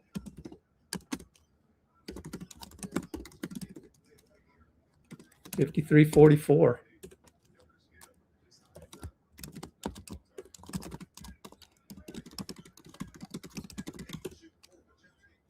KP elbow. Kick it to Gee. Great pass. 3 missed it. It was online. You can't be mad at that.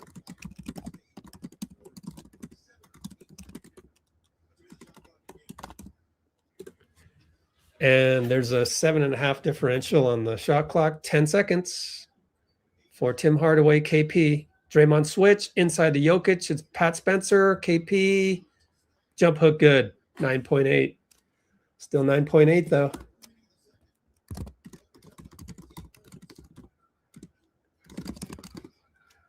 Pods. Well, he's going to attack Jokic. Oh, yes. Good pull up. Missed it though. Oh, well. 53-46, but very strong showing by our guys. That's a good shot. Let me rewatch it to see if anybody was open. You do kind of have to know your personnel. I mean, it's Pat Spencer, maybe Gee or KP on the catch. Yeah, I think he had KP again. So KP was available. So,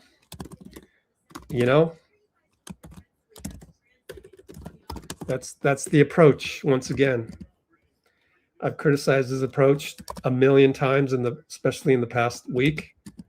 There's your 1,000,001 nitpick on Pods. Like, why not exclusively go to KP? I don't understand that. Just find him. You should be purposely trying to get the ball to KP as a point guard. As a point guard or floor general, you should be purposely getting the ball to your main man on the last play. It's selfish. Let's take a commercial break.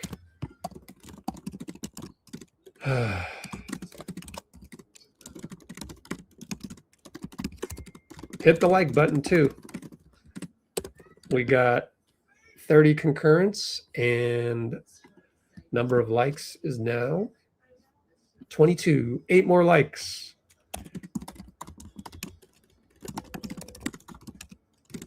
Eight more likes, please. Go.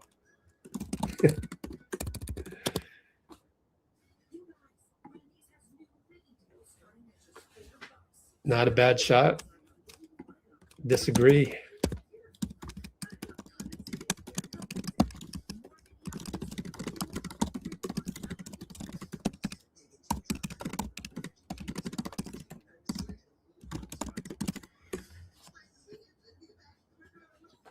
I disagree.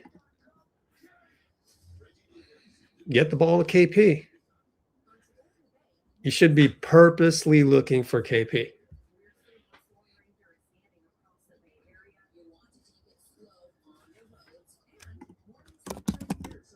I can't tag you, Dean. It's weird.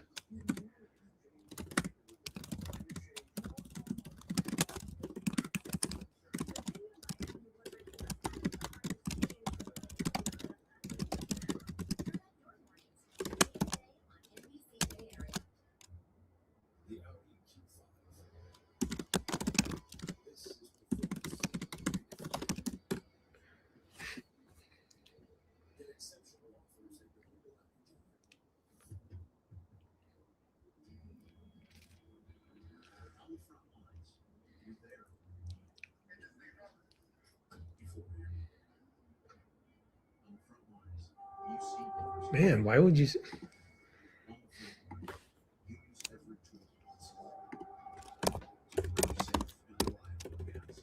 I can't tag anybody anymore. I don't know what's up with this.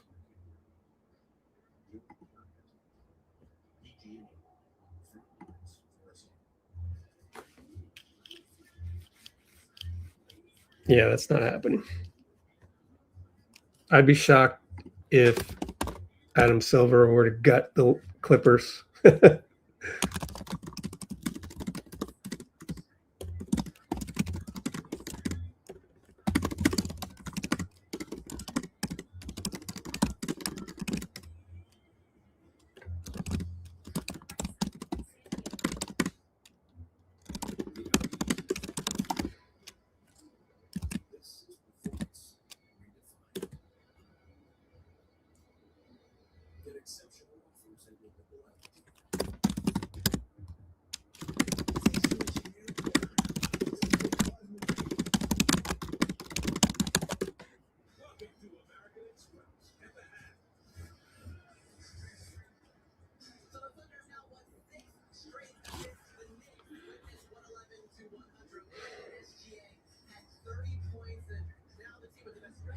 I think I caught up on everything.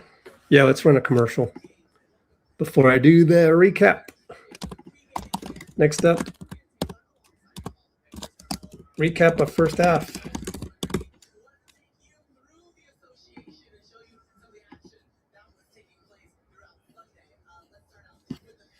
Yeah, too bad on Quentin.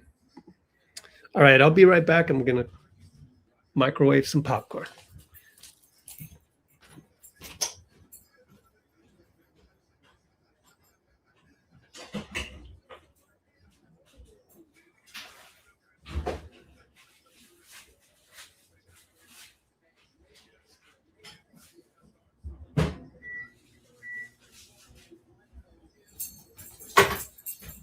Oh, yeah, one more thing is I'm expecting a package, so let's see if it arrived yet. No, doesn't look like it. Should be here any minute, though. I can see the GPS.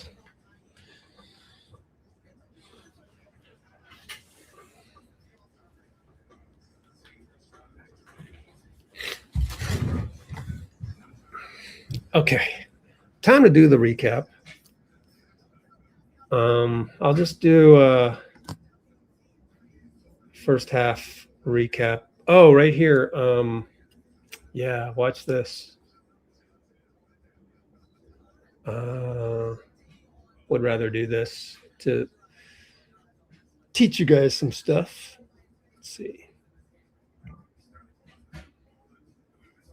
Here we go.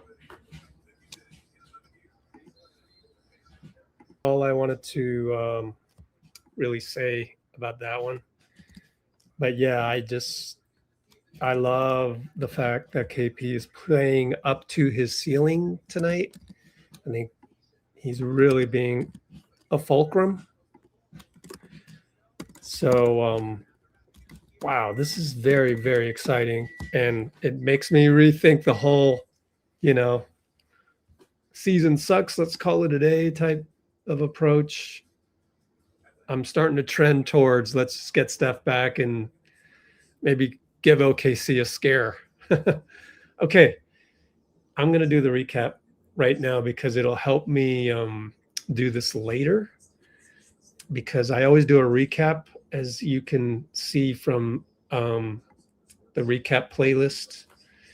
And if I can just help myself get some of it done, that'll be great. Try and find it. There it is. So copy the link.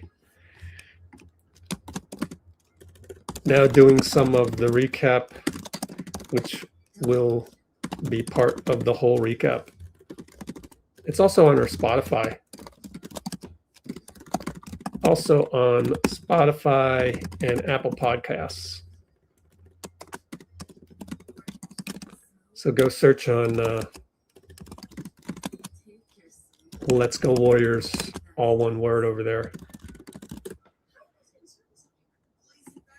All right, so let me switch it to this and go look at my notes, which are right in this live's description, actually, at least a little bit of it. Just it always says no description when you first look at it. So you've got to hit refresh, got it on mute. We got the chat in the way. I don't like the format of this. So it goes here. All right, let's recap the first half.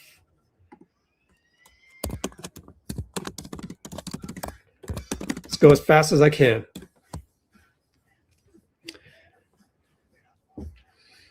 Okay. KP won the tip against Jokic. Yay, he finally won a tip. I think he tipped off. I actually could be wrong. Maybe it was Draymond, but I doubt it. Probably KP. And Draymond has a good way of winning tip-offs, but KP's usually has trouble against the guys that are same size as him, but he won the tip-off, so that's great. And then immediately came off of a curl 3-ball good. So that was a good sign of things to come. Jokic immediately answered with a 3 at the top, but I wasn't worried about it too much because when Jokic scores, that kind of messes up their whole system. So I didn't mind that as much, and they didn't go to that all the time either. And Draymond, now what Denver was doing was Jokic was staying about 5 yards, not feet, 5 yards off of Draymond. And I think that's just way too much room. And they've changed that since then. But as I'm actually doing this recap at halftime only. But Draymond would attack as Jokic for a split second took his eye off of Draymond. They were trying to double KP in the post, and Draymond just straight drive to the hoop, and he made it. So that was also very encouraging. Now, early on, Pods missed a shot from the top at the shot clock of 15. I don't like that. I went through a diatribe already at the top of this live stream and the top of the last live stream. I'll turn it into an edited video, but the whole approach by Pods, I wish would change, but it's not like he tunes into me here on Let's Go Warriors for advice or anything. So Pods would also miss a reload 3 on a nice Gee offensive rebound. By the way, Gee, great cut with 10 minutes to go. KP with the assist, reverse layup. So we're keeping it close. I mean, we're Warriors fans. We go into this game, we're thinking no blowout. Just don't blow us out, please. Give us a chance. And yeah, we definitely gave ourselves a chance. Continuing onward and maybe skipping ahead a little bit, it was still 10-10 with 8 minutes to go. LJ came in, shot a 3 in and out. LJ's been really hot if you go look at his last 5 games, shooting near 50% on threes. So one thing that I thought was great was you saw a couple of new sets that involve 2 guys setting a pick and then one of them cutting, or both of them cutting. And this one, Dray was in the mid post. This is after a timeout. So you wonder if this is like Terry Stotts magic or something, right? But yeah, is this a Terry Stotts play, right? Draymond mid post, double cut by Pat and Gary. The ball goes in and there's a lot of traffic, but due to the crowdedness of it, Denver was confused. And that was an and one by Gary. So beautifully drawn play. You would see some semblance of that later on from the perimeter too. Also with 6 minutes, 20 seconds to go, Pat Spencer got a Chris Paul-like elbow J to go. We're up 15-3. After that, Draymond, top 3, good. He goes boom. And Jokic was giving him, again, a lot of extra space, which they adjusted to. And probably nobody will ever do that again on Draymond. Now, you can give him space, and you can kind of shift over to help on somebody else. But to give him that much space in terms of an exaggeration, bad idea, because Draymond's going to find a way to take advantage of that. 18-13, we're up early. And then the next Terry Stotts special, I'll give credit to Terry. I'm not sure, but I'm pretty sure it's probably him. Double high pick set for both Pat and Gee. for Pat. Double high pick set. I think it was Draymond, and if I had to guess, it was KP. But there were two possible picks for Pat to come off of, and Gee cut and got fouled. Another great set. Might have been Gee too. I don't know, but we're back to action pretty soon. So I'm going to hurry up through the first quarter, and we'll call this a first quarter recap. A bunch of back and forth. Gee got a three thanks to a cross-court pass that went over Jokic thanks to Draymond. Great assist. We had some good cross-court passes today, and I do think that's, first of all, enabled by KP. So Gee has been good. We had a double big lineup with QP. He would later tweak his ankle, so unfortunately that happened. And then KP would throw the ball away a couple times. He got doubled in the corner, layup the other way. That didn't look good, so he needs to correct that. Podz hit a fadeaway at the nail over Jokic with physicality, and I thought Podz was a little selfish at the end of the first quarter and missed another one. And by the way, he also missed at the end of the first half, so he's been a little selfish at those last shots, I must say. That's just how it goes. Jokic missed the three to start things. Draymond misses a three as well.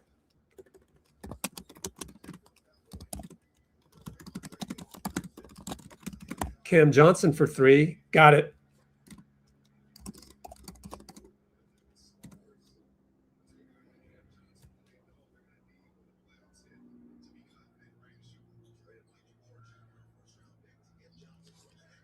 Yeah, that was off of Jamal and Jokic pick and roll. Gee draws a foul on Jokic.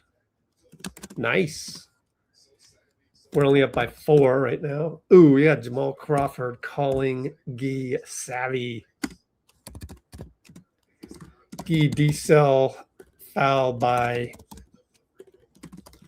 Jokic. Now you just got to make free throws, you 70%er.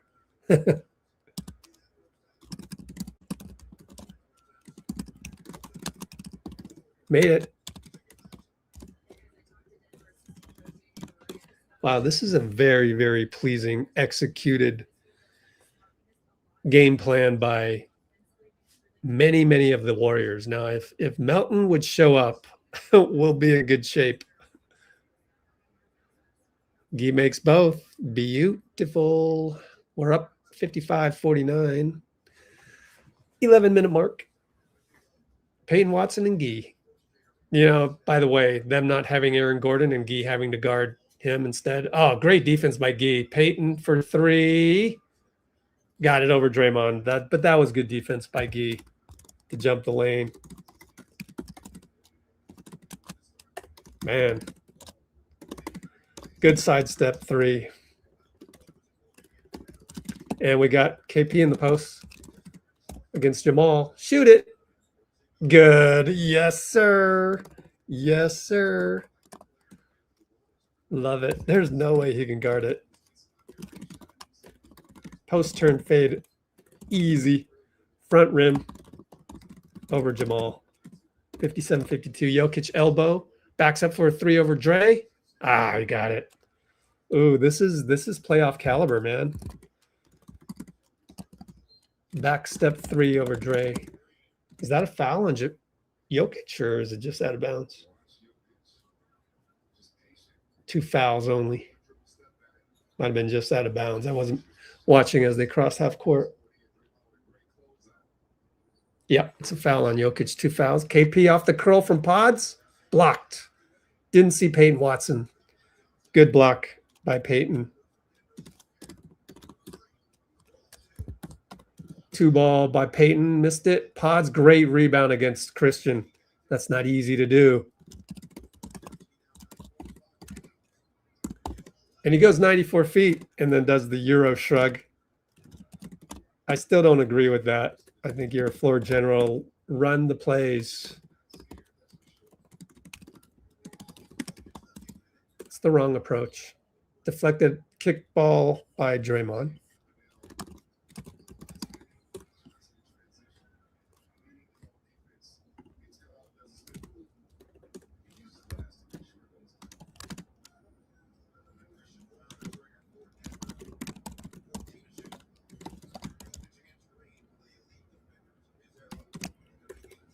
Peyton Watson, crazy 3, no good. Thanks. Airball. Pods, posting up KP. 2 guys go to him, and Draymond tries to get fancy, but he gets the ball back. Luckily, KP against Jokic, and Peyton Watson scores over him before Jokic can double. Beautiful.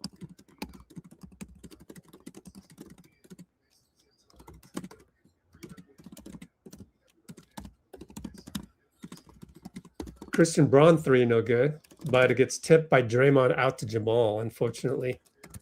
Now it's 1-on-1, Jokic, Dray. Oh, good defense. He killed his dribble over to Jamal for a tough 3 over Melt. Nothing you can do about that. Jamal, all-star, tough 3 over Melt via Jokic, Dray post. Oh, Pods, don't shoot it. He doesn't. Got it to Draymond, got it to Melt. Only up by 3. Melt dribbles it to Gee. Back to Melt. Do something good, Melt. Got the handoff. Back to Dray. Should have shot it. Melton now's grenade, missed it. KP out of bounds. Melton's doesn't have any rhythm.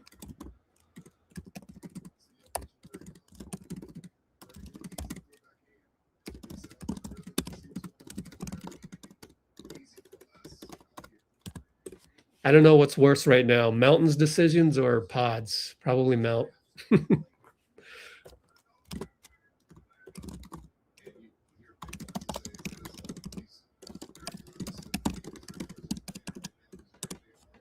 Yep, 1-1-2-1 zone, which flattens out of a 2-2-1 with LJ and Gary in there. Jokic tries to get fancy, entry pass out of bounds, and they have a debate. The refs don't know. They don't know. They're going to give a jump ball. At least that's the initial one. That gives Jacob Rubin some time to look at his iPad. I hope he figures that one out.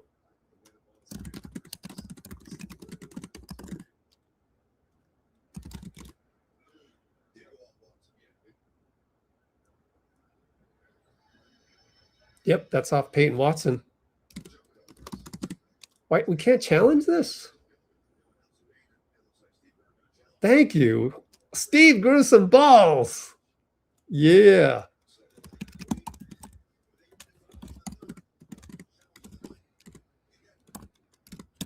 Challenge.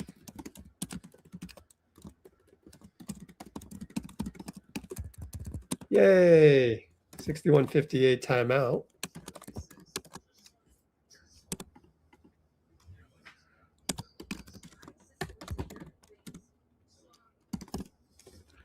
Q3, 8 minutes to go. Challenge. I accept the challenge. Challenge. We got a challenge. We got a challenge and a challenge. Oh man, I forgot to do marketing. Dang. Oh, I can't at you anymore. Ah, what's up with this? Dang it, man. I can't add anybody today. Sucks. Maybe I need a refresh. Here, let me refresh this window.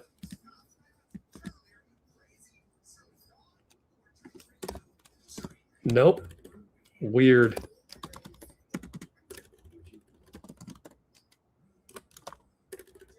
Rocky Pinky.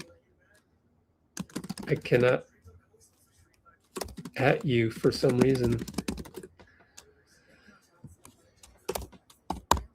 I can at Bruce. Rocky. Nope. Just nothing. Oh well. Forget social media. Socks. Yeah. Exactly. Socks.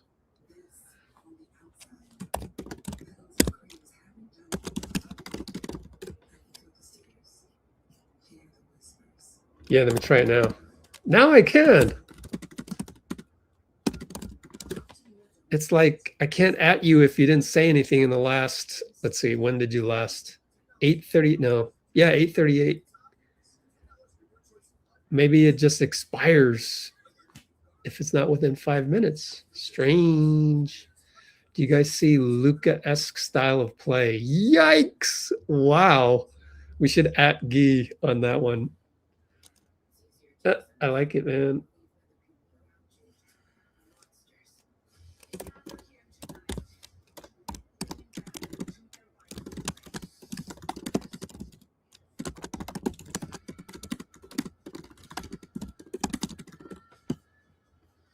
All right. Where is that one? There it is. Let's look for a gi thingy. Do we have any good gi content here?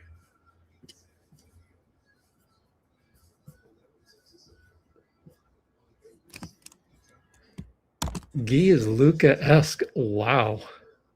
That's quite a compliment. Oops, I'm still big format. I'm going to go this format. They finally came back, and we finally got the ball. Yay, they didn't screw it up. Draymond mid-post. Gary up top to LJ. Screen. LJ. Pop it. He gets to Draymond. Hand it back. 3-ball, no good. I love it when LJ shoots. That's okay. Jamal leaves his feet to Peyton. Athletic catch over to Hardaway. He fouls him. Man, what are you doing? That's the lack of athleticism. He couldn't help it.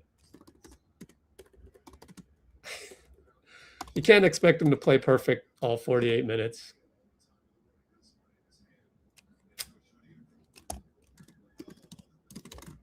He couldn't help himself. Unathletic foul. Actually, it didn't really have anything to do with athleticism. It was just actually it's good offense. I'll call it good offense because Steph would have done the same thing. Now we're down. But Gary, good pass by Draymond. Gary scores on the set.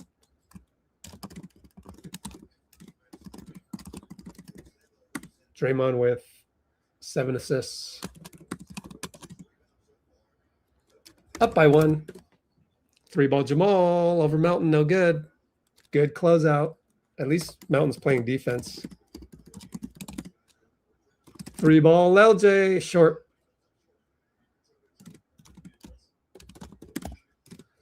And Payne Watson, 94, missed it. Smoked it. Good job by Melton to come back. Up to Draymond looking for LJ. Another screen. Back to Draymond. He throws it to the wrong team.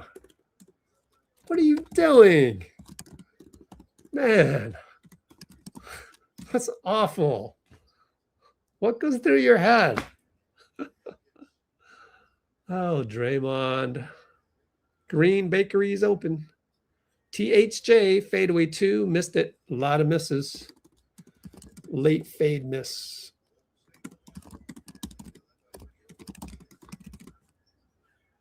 LJ got the switch from Gee over to Gary. Post up Gee. Gee post up. I like it. What's going on?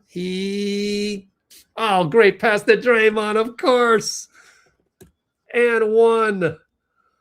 Gee Santos post up. Late clock Gee post. Attack left. Gee post on the right. Beautiful.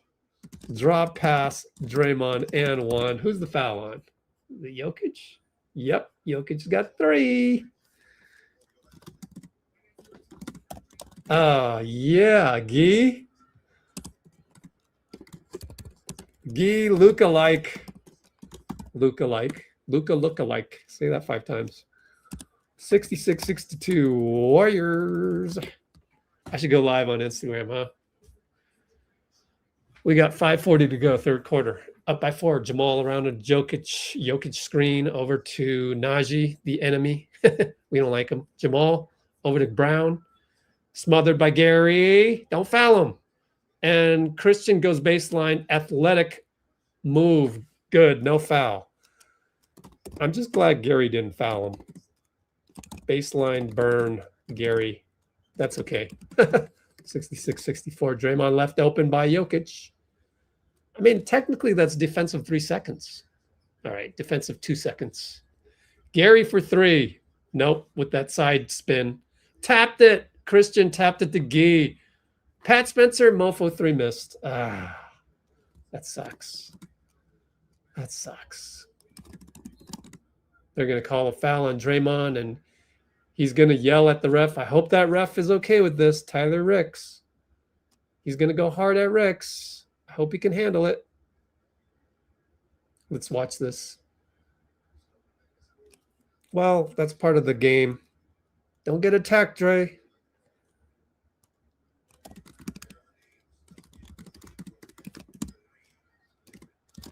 Dray foul Jokic on ground.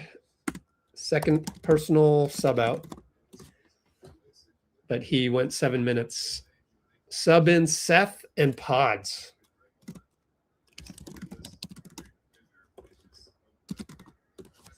Jamal gets a screen. Back to Jokic for 3 over KP. Closeout. Good. Oh, man. Jokic threes are going in tonight.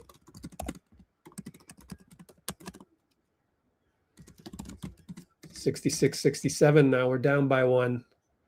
Jokic is now 4 for 6 on threes, man. Gary and Pat up top. Pat, Gary, screen, Pat, right side. Keeps the dribble alive. Far, 3, to the nail, fade away. Got to make those. Steal by Pat. What? Pod, sidestep 3. Why not? Got it. Amazing. Pat steal outlet. Pod's 3. Christian Brown, foul on Seth.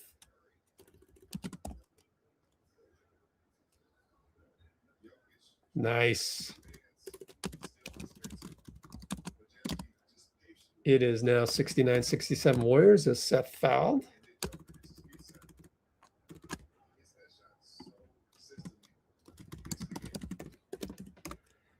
If we survive a 4 for 6 against Jokic, that'd be amazing.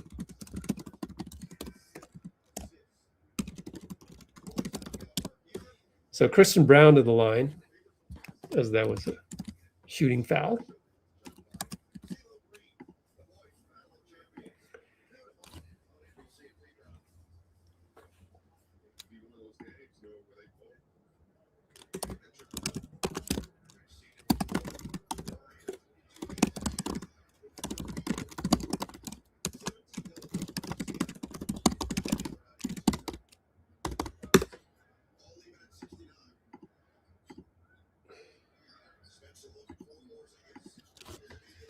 Pat, oh, he tried to dunk it over Jamal, but he got the wrong rebound. Podz doesn't see KP again. Look at KP. Man, that's frustrating. Christian Brown scores. I told you. Steve is upset about that too. Pass the ball, pass the ball. Well, take him out.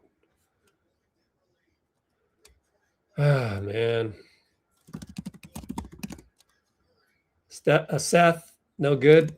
You're going to cost us the game, Podz. Tim Hardaway 3 would have been a dagger right there. Missed it.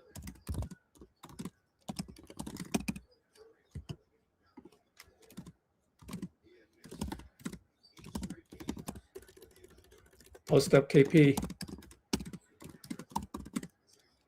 KP. Missed it. No call. A lot of contact. Tim Hardaway 3 good. You got to call timeout. Sit Podz. He's not going to learn. I don't even want to go record that part, but I will. Everything I've been saying about Podz is coming to fruition.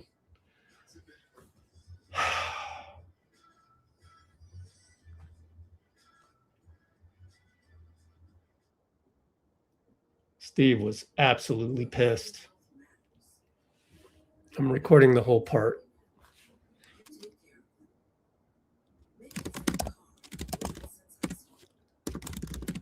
$69-74.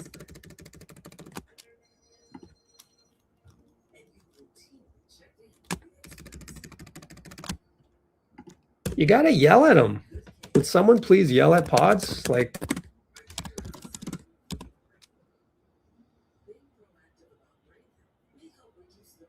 I mean, that's why I said, I've always said this for the past week, for those of you that have been here, you need to hire guys to yell at guys. That's what I would do if I were Lacob. Really. it's good to have guys just to yell at guys. So hire, extra assistant coach, loud voice, just yell at people. If you screw up, you're going to get a heap of voice in your ear. That's the price you pay. And that's why it's good to have girlfriends at tournaments that I used to run. It was the girlfriends that yelled at their boyfriends for bad play. That was totally respectable.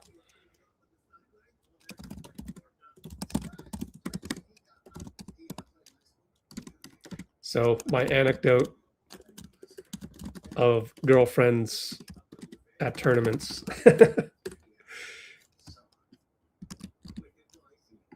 Just absolutely inexcusable. And the approach is wrong. I try to be fair, but I am done.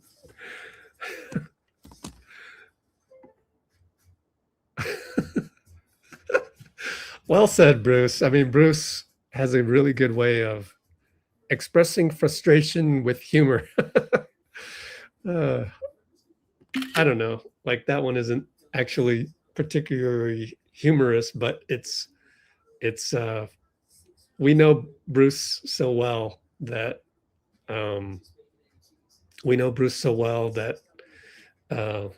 it's kind of funny.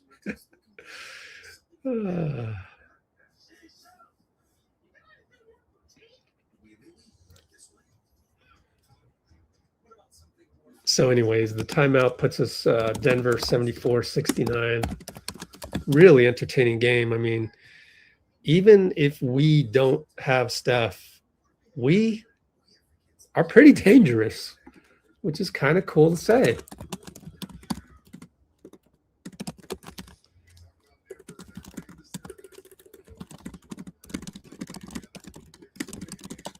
Now, obviously, they don't have Aaron Gordon, so we're not playing them full strength, but,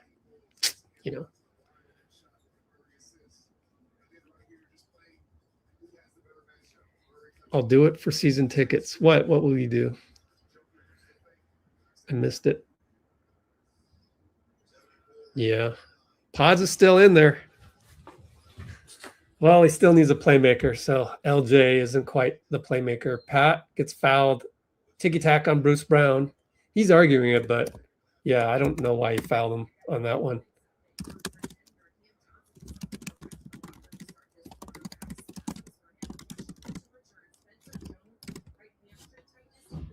Someone's got back spasm? Who? Right foot soreness for Quentin. I think the other one was a Denver guy. Screened by Nate, who was slow to get there. Got the roll against Jokic. Attacks Jokic and smokes it. Man, I don't know about that one. And Bruce Brown's going to finish 94 feet.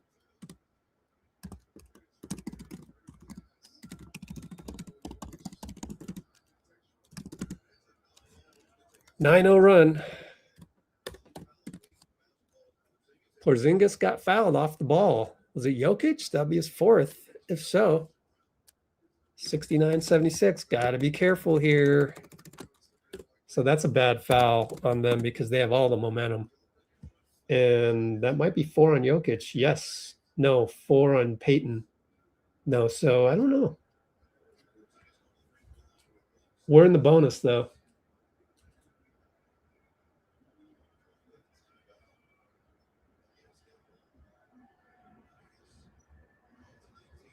Still haven't seen it.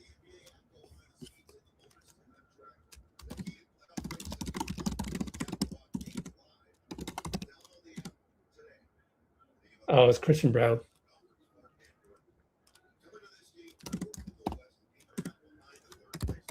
Oh, it's great to stop a run with free throws.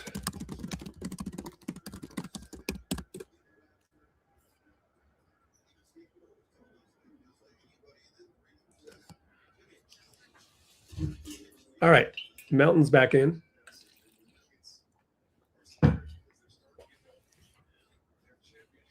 Left side, Nikola, KP knocks it away. No kick call.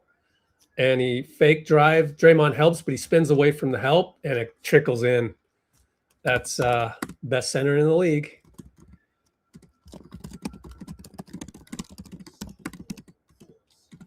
Unstoppable force, says the announcer. Yep. KP3. Got it. Swish. Give him the ball, Pods. But it was an assist, Draymond. 74-78. Battle of the Balkans. Jokic short. A lot of tall guys in there. Hardaway's going to score over Pods, and KP can't believe the call. But there was a lot of contact. I'd have to watch a replay to see that one. Here's the replay. Yeah, he's grabbing him like crazy.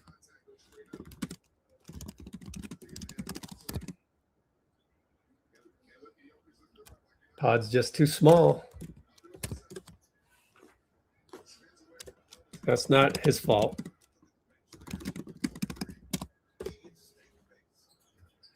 All right, we got to get Seth involved here.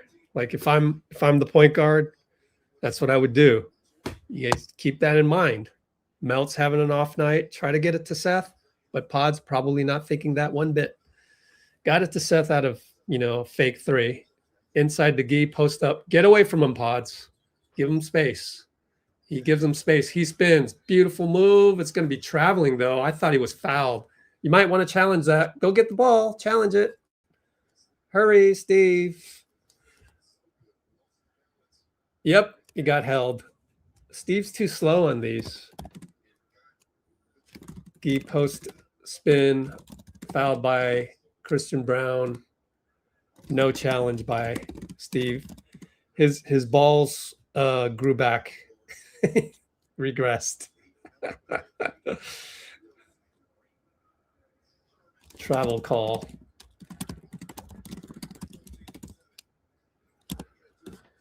His balls got lopped off. Just kidding. Tim Hardaway up top. Melton reaches in. Jokic is in the way. Melton back. Draymond back. One-on-one. Draymond Jokic. Fade away. Good. Oh, he scored a very tough difficulty 10 shot there. We're down by 9.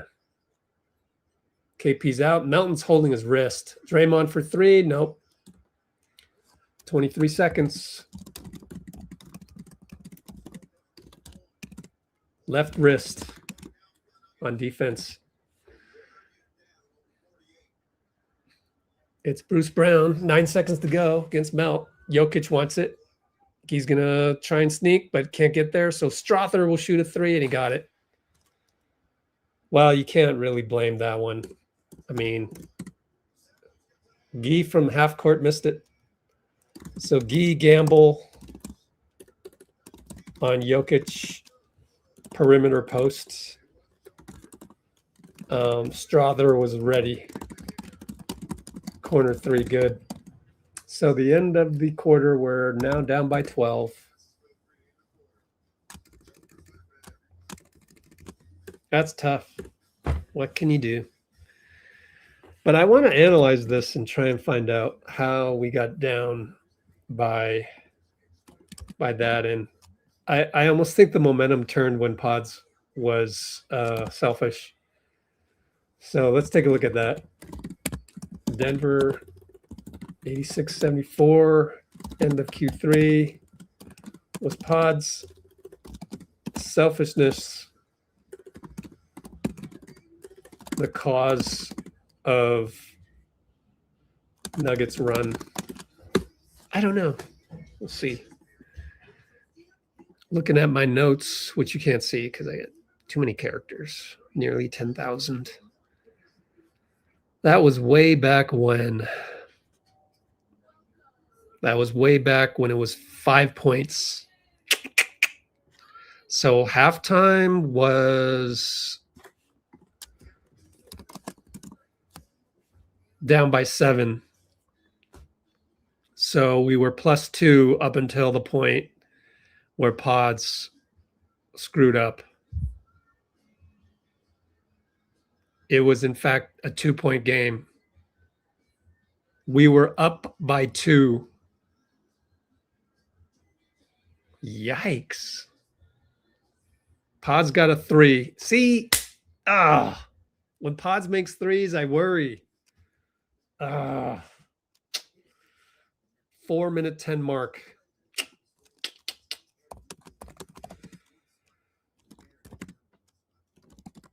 Podz made a 3 and then became selfish.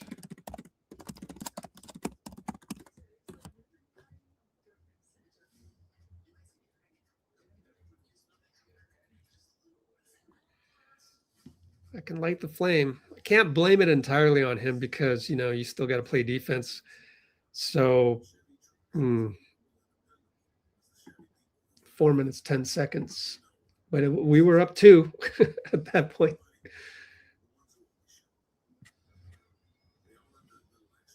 Here's the 3 by Podz. And then that was after the Pat Spencer steal of the outlet. 336.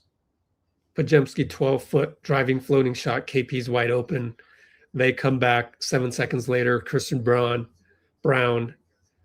goes 94 feet, right? So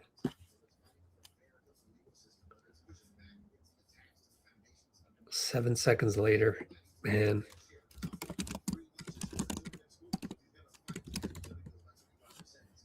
Finger roll. So now they're up by, let's see, 4-10. Try and figure this out soon. Hardaway got the dagger 3. We're down by 5.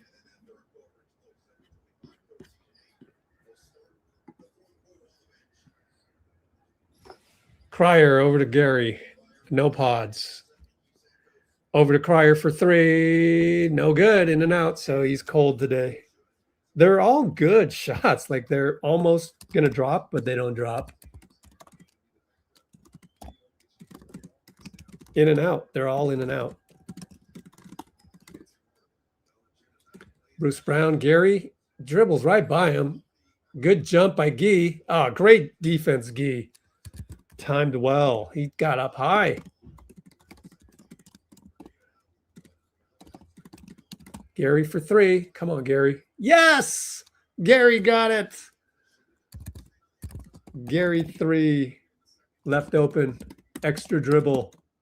We needed that so bad. Oh, no. Tyler Ricks just called a foul on Gary again, and he's pissed. Hope it's not a technical. 4 fouls. Let me rewatch that and see what the issue was.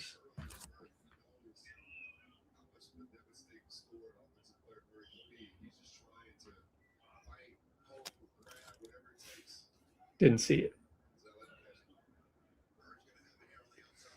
Jamal kick spray. Bruce Brown 3 over Pat. Good defense. I mean, Pat was right there. Oh, KP couldn't get it. Goes out of bounds. Yeah, that was a ticky-tack on Gary, guys. Ticky-tack. JV's in, finally. Last time he was in, I didn't even notice. 4th personal is ticky-tack off ball.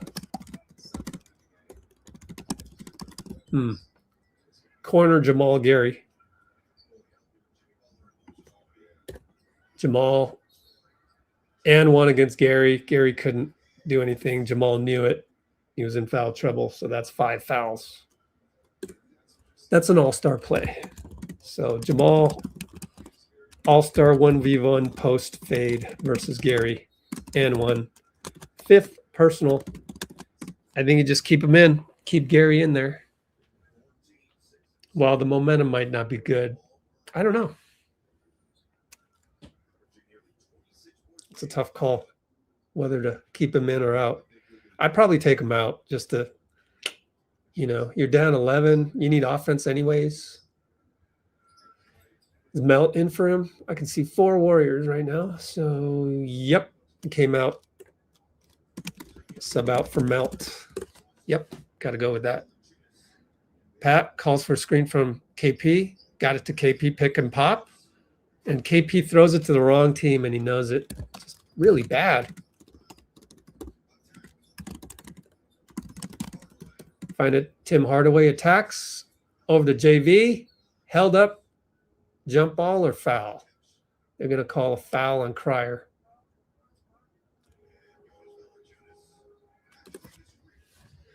Well, I don't mind that foul. Although that gives us what, 2 or 3? 2 fouls, I think. Down by 12. Still a good fight by the Warriors. Ooh, JV just elbowed KP, and Jamal comes around, and there's KP arguing with the ref.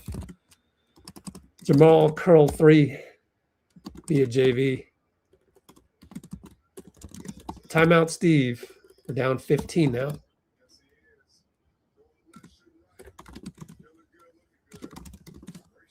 $77.92.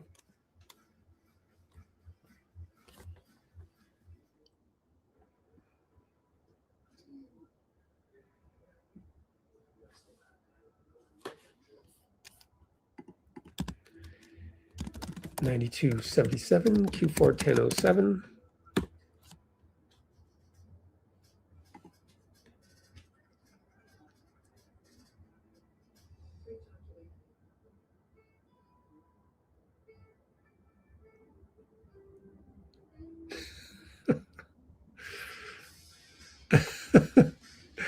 We need Apollo. Okay. Achilles.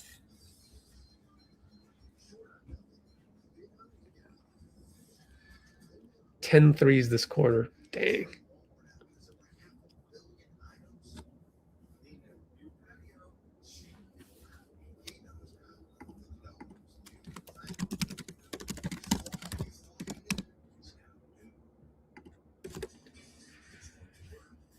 I mean, being selfish with the ball can be just like throwing the ball to the other team.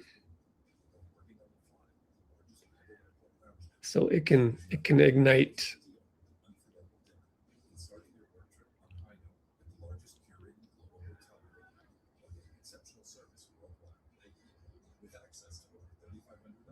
Yeah, can't challenge a travel.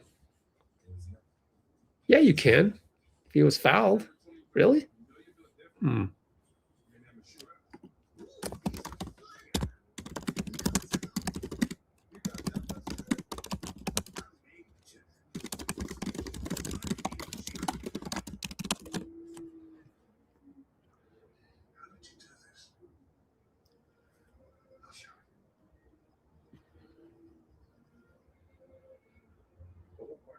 All right, I'm going to get my popcorn.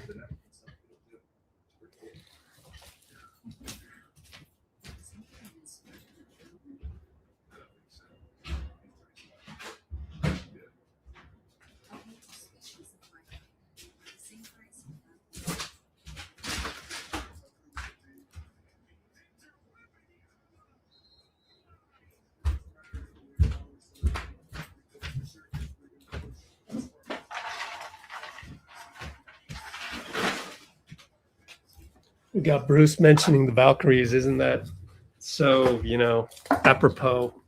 I'd rather have Veronica Burton right now than Podz.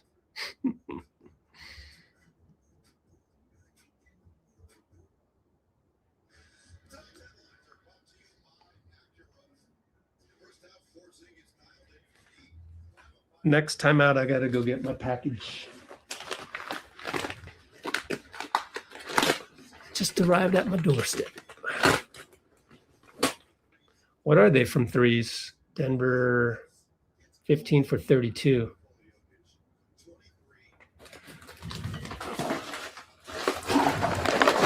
Melton and Jamal. They're in zone. Podz over to Melton. I don't like the fact that Podz is in there. Find Gary inside from Gee. Nice, Gee. ATO, tic-tac-toe.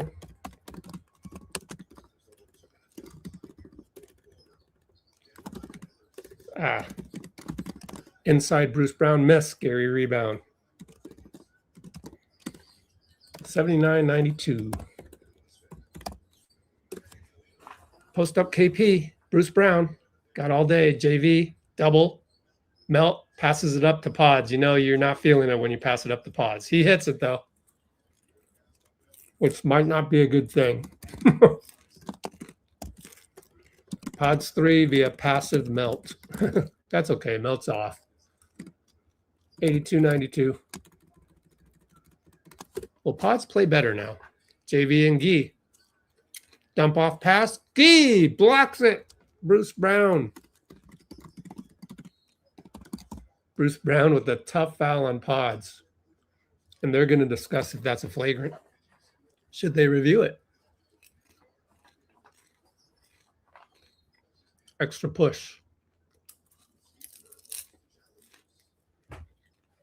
Who's worse, Bruce Brown or Dort? I still think Dort is worse. I'd love to see Bruce Brown against Dort. You can seriously, I mean, that's not a basketball play if you think about it. Maybe it's a flagrant. We're taking like 5 replays of the same play. Replay it a 6th time.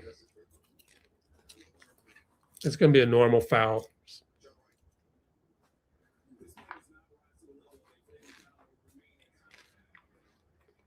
Yep, common foul.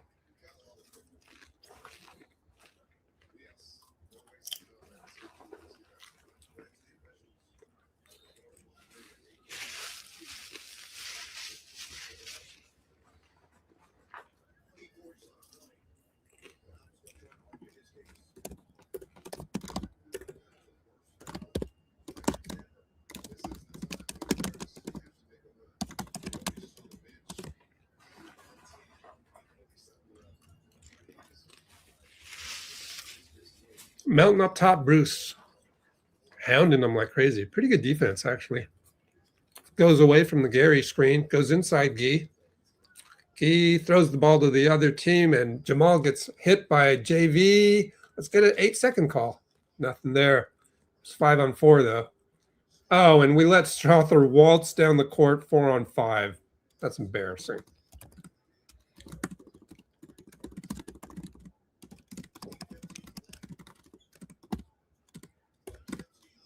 Pods push, they didn't call it. Throws it away, Melton. And Hardaway's going to hit a dagger.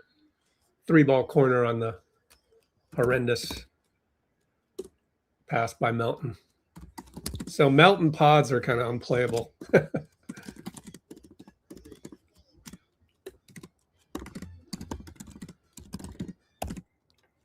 82-97. 7:56.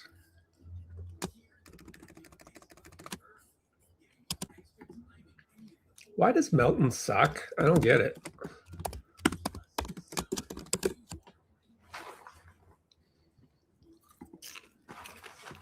Melt, bro. Why are you minus 26?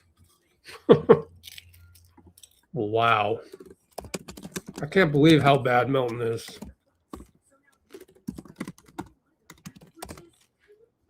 Next worst is minus 11.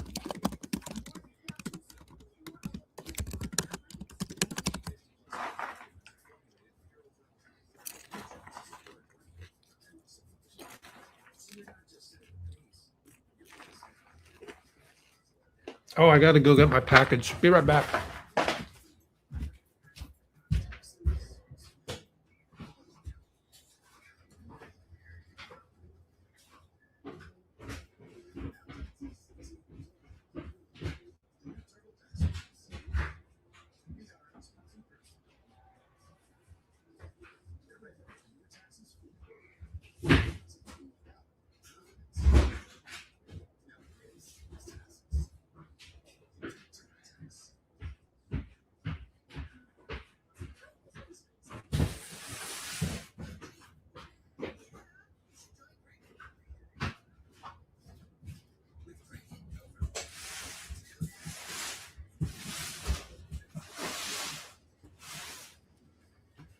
You know, the worst part about these late deliveries for me is I open the door, some bugs might come in my house, and I don't do well with mosquitoes, you know? So can you please deliver the package before mosquito time? That's all I ask.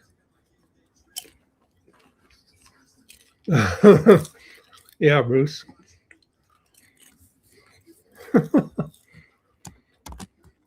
Maybe we can find a Valkyries thing here in our Valkyries section.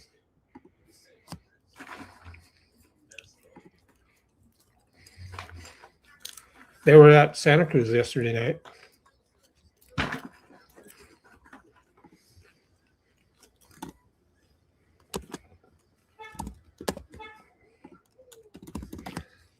Burton.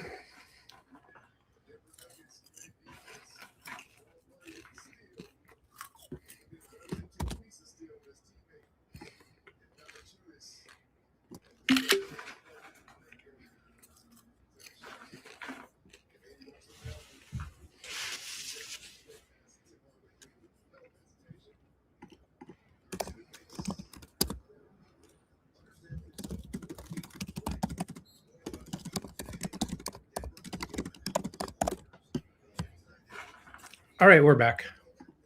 Pat Spencer and Jamal. Podz flares out. They're in zone, so a weird pressure zone. No Kristaps. Podz is going to have to create. Oh, no. Shoots it from 3. Got it. Do you guys remember when Michael Jordan used to say, oh, I loved it when Drexler hit the first shot because then I knew he'd settle. I think that's what Podz is.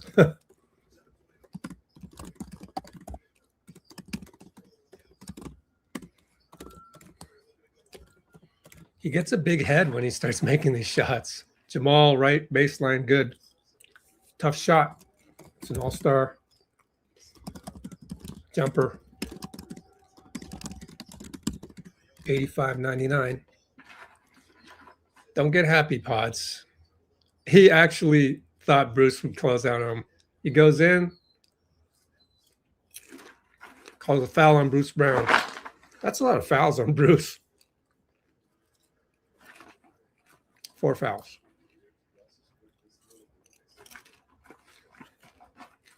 Well, right now with the personnel that we got, I'm not as upset about what Podz does from an offensive standpoint. My problem is when Kristaps Porzingis is in the game, you got to be deferring, bro. There he is. Here's Podz looking to do offense. Almost shot a crazy one, but got it to Dray. Over to Pat. Pat's going to have to do a mofo. Now I got it to Dray. Push shot. Still can't make push shots. Gee battles. Out of bounds on Gee. At least he was unselfish there.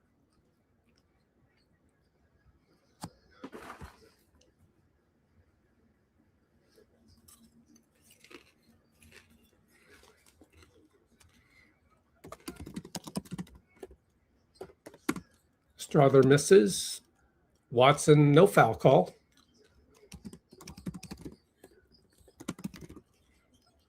Pat in the lane, almost threw it away. Melton can't dribble. Over to Podz, who's now the shooting guard, hits a 3. It's good, but it's bad. Then he'll get happy.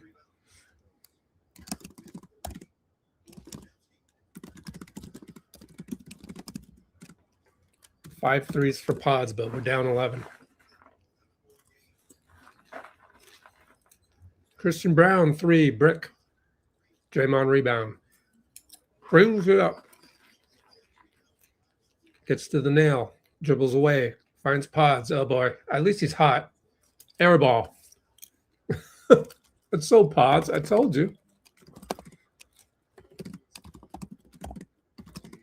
What does that mean? You are not a scorer, although you think you can be. Strother good over Melt.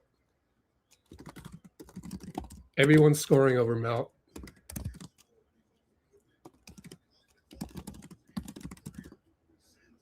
Podz faked out Jokic but smoked the layup. We don't have the energy. We don't have the swagger.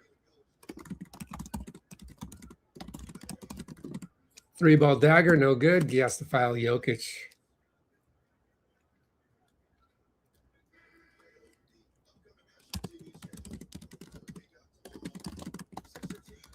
We don't have any mojo left. Kristaps comes in, finally. He'll go over 30 minutes today.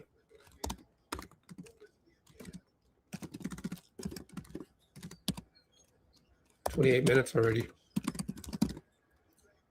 Jokic, another dagger miss.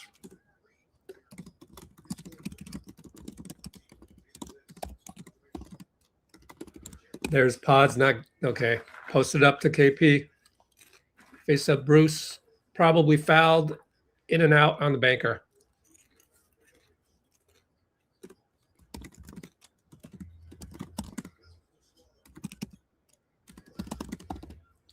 Bruce Brown finally got a dagger. Corner 3.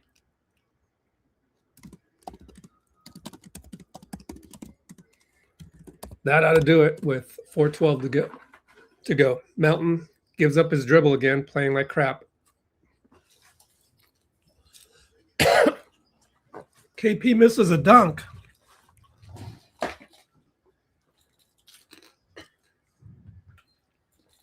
Christian Brown scores 94 feet later. So I think this is where you throw in the towel and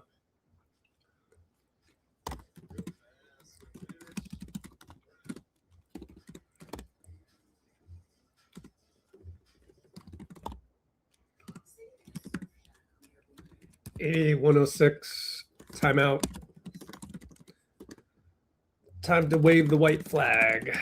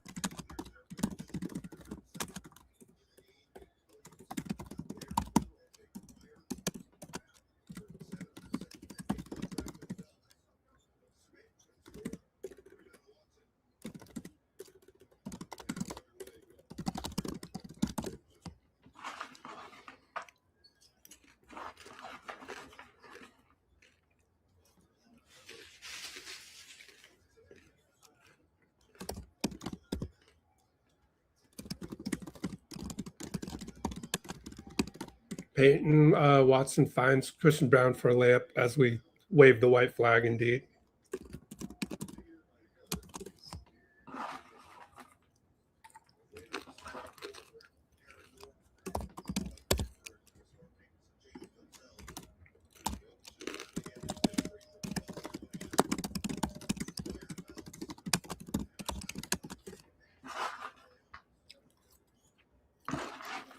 Bucket inside good, Nate Williams.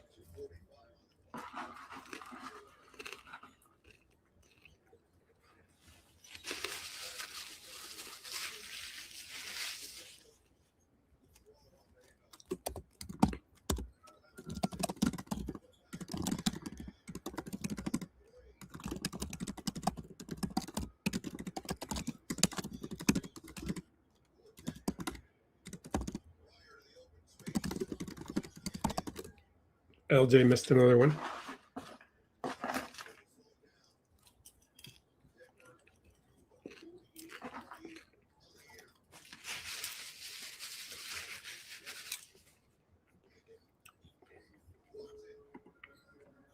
I mean, you say at least Podz is making contributions, but does that not epitomize Podz perfectly? Like, 3 ball, air ball.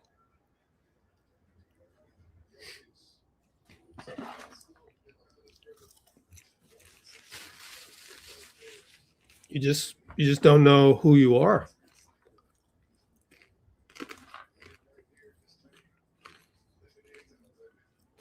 We used to have guys like that in our basketball league. I kid you not. They make 2 in a row. You go, uh-oh, watch. He's going to force the next one.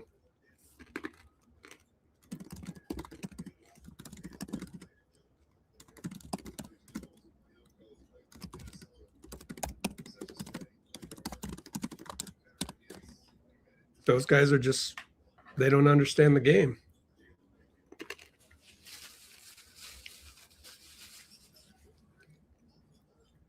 Pat Spencer, air ball, not even close. LJ misses again, and he hangs his head, but Pat got the rebound, shoots a 2, got it. Just shoot 2s, Pat.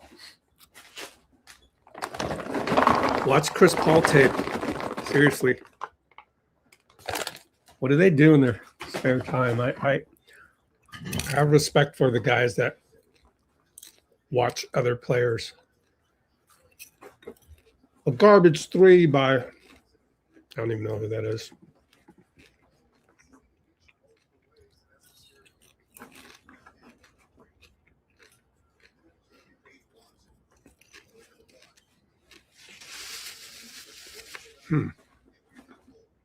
Are you a lawyer?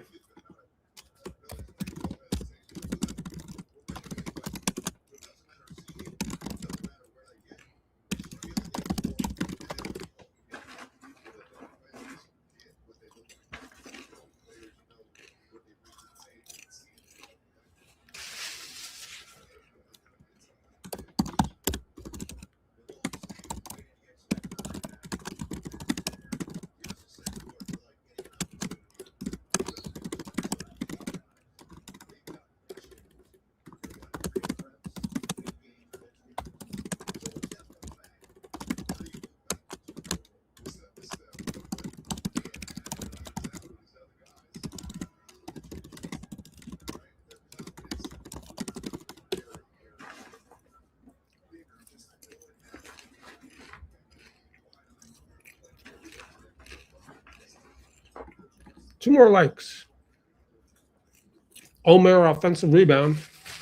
Got it knocked away. He's been bad.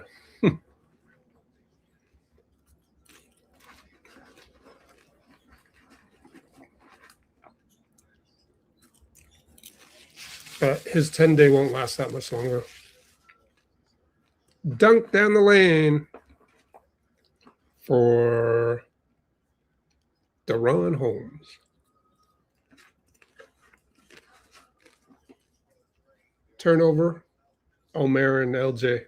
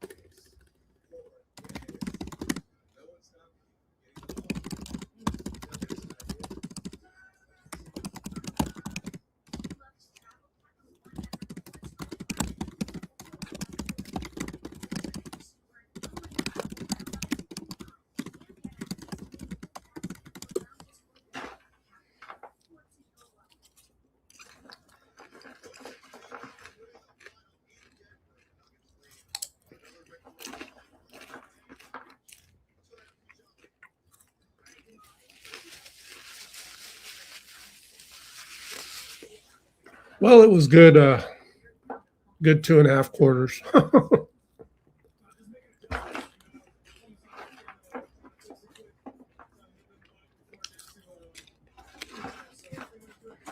Let me run a commercial real quick.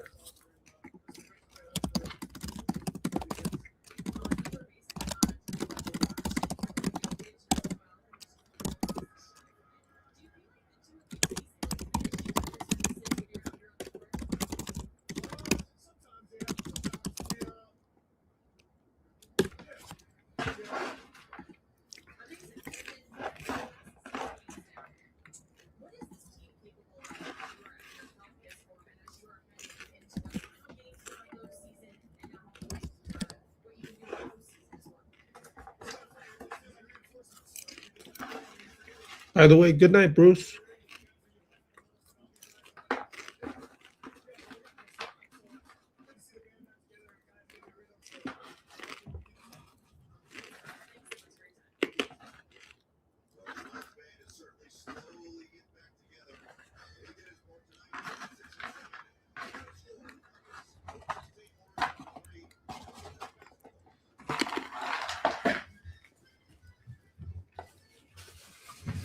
That was an interestingly bland post game with Jamal Murray.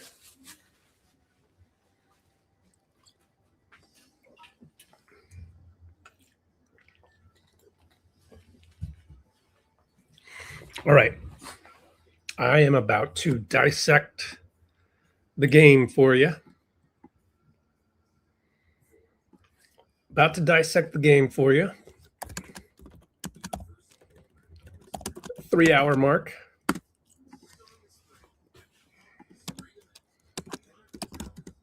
Game of runs analysis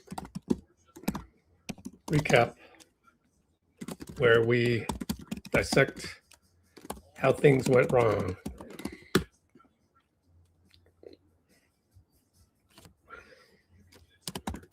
Followed up by Steve Kerr post-game podium. Podkium.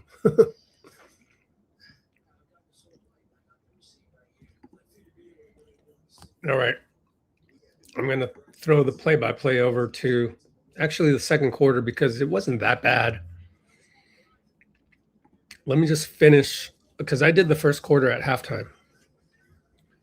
So here we go with the recap of the second quarter, which I'll try and skim through, and then we'll look at the third quarter where things went wrong. Okay, looking at some of my notes. To start the second quarter, LJ dribbled out the clock, shot clock violation, and he's got a lot of holes to his game other than the shooting. Tonight, LJ was off 0 for 6, his by far worst game as a Warrior in terms of like just shooting. Now, we know his defense is suspect, his playmaking ability is suspect, but he does run plays accurately, and he can come off a Draymond pick rather well. So because we just don't have any firepower right now, that goes a long way. So we'll continue to play LJ, even though he has a lot of holes in his game. Gee drove on Cam Johnson and got swatted. Welcome to the NBA. You know, you've been playing against tanking teams. Now you get to play against the legit teams. Not going to be that easy. Gee on the night, 9 points, 10 rebounds, which is good, 3 assists, solid, but 4 turnovers and crashes back down to earth. And really, it is when you play solid wings in the NBA, you're going to face nights where you come back down to earth. There ain't no way you're scoring 31 or 27 against Denver. Ain't no way. So I see a lot of, tangential things on Twitter, and I think you got to take all this with a grain of salt. If Gee does score 31 or 27, just applaud it and be happy, but he's not going to do that on a consistent basis. And to expect, even half that output against a team like Denver, so he's still in his, third year, really first year as a rotation player. So I give him some grace, but I was never really too excited about it to begin with. After that, Melton took a tough three on the side, and yeah, they started to come back, even though it was still a close game. Melton would then, even though Guy did a great closeout on Jamal Murray's closeout, and Gary did a great box out on defense, got the rebound on that. We did execute the game plan well up until then, even through the first half, really. But Melton forced a two, missed it. That was when I was like, did we get bad Melton again? Then he would steal Jamal Murray, and Gary went 94 feet and got fouled. We're up by 2, 30-28 with 10 minutes to go. So that was when the game was watchable. After that, Gary, Melton, and Najee got into a tussle. It ended up Gary and Melton would get a tech and Najee would get a tech. Add those up. That's an extra technical for Denver. They made that. And we're down by 1 at that point.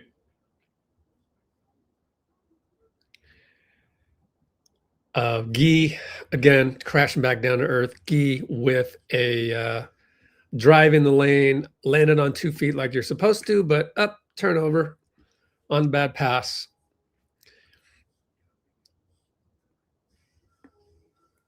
I'm going to skip ahead to some notes that I have that stick out, like Draymond found KP in the post, jump hook, good. At that point, we had kind of gone on a drought.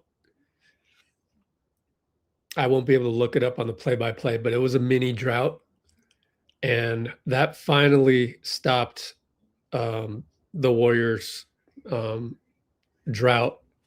And it's nice to be able to go to Porzingis inside, post up, jump hook to stop the bleeding. We're down 32-30. Tied the ball game as on a side inbound, Pods found Draymond under the hoop. So completely fooled Denver in that respect. KP was praised as being an animal on switches. That was said by Pat Spencer on the podium last game, post game. And that was evident today during certain stretches. And Pat got some help from KP on a great closeout on Tim Hardaway Jr. And Gary would catch the touchdown pass. Lefty layup good. Timeout, David Adelman, 34-32. Warriors with 7 minutes and 22 seconds to go. Gary would get another fast break layup after the timeout, which probably drove Adelman crazy. It was a bad entry pass by Jamal, but it was mainly due to KP being in the vicinity and being in the way of that. So where are we with that? We are at the 7-minute mark. And at that point in time, I was like, okay, I said before the game that this would be like a tryout, Jokic versus Kristaps. It'd be like a tryout for Kristaps to see if we would rather, sign and trade him maybe in the offseason or whatnot. And this is not the only tryout. Hopefully he plays on Wednesday against San Antonio so we can see him against Wemby. But so far, up until that point, it was like, yeah, he's a keeper. Let's keep him. Porzingis would then, with approaching 6 minutes in the post, he'd go cross-court pass to Nate Williams, to Pat. Corner 3, good. Thanks to Gary screen.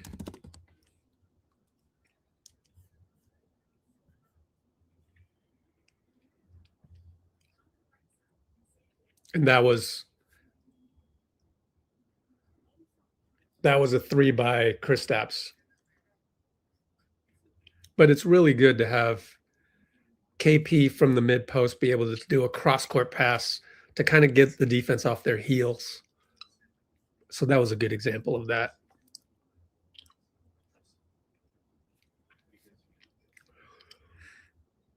Podz will get a block and then leave a drop-off pass for KP for 3. A laser 3, as we've come to see his long threes be kind of like lasers.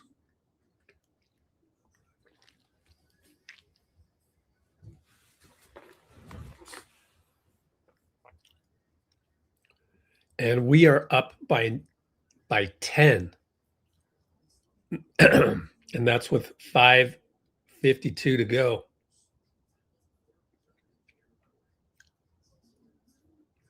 Timeout again by Adelman. And because we were playing so well at that point in time, because we did a poll, the poll is still up. Would you want the Warriors to tank the play-in so as to avoid a 7-game series against OKC, where Lou Dort would apply his sometimes illegal physicality on Steph? At that moment in time, we were like, yeah, let's do it. But after the overall performance and how we lost the game the way we did, now we're once again thinking, let's protect Steph.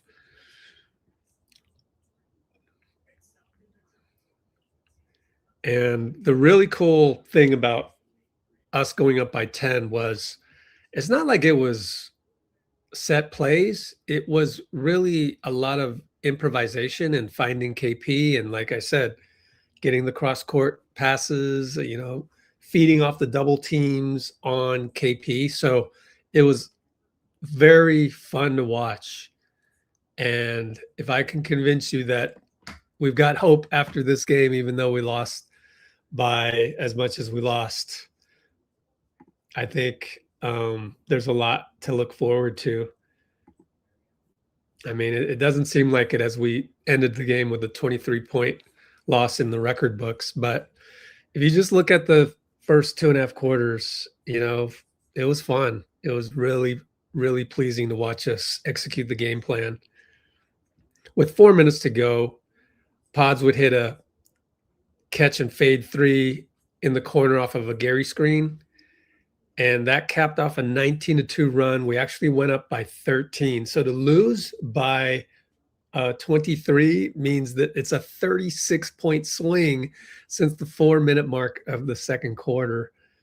And so this is another example right here of where Podz hits those threes. I am literally worried about it because he hasn't demonstrated a Klay Thompson type of,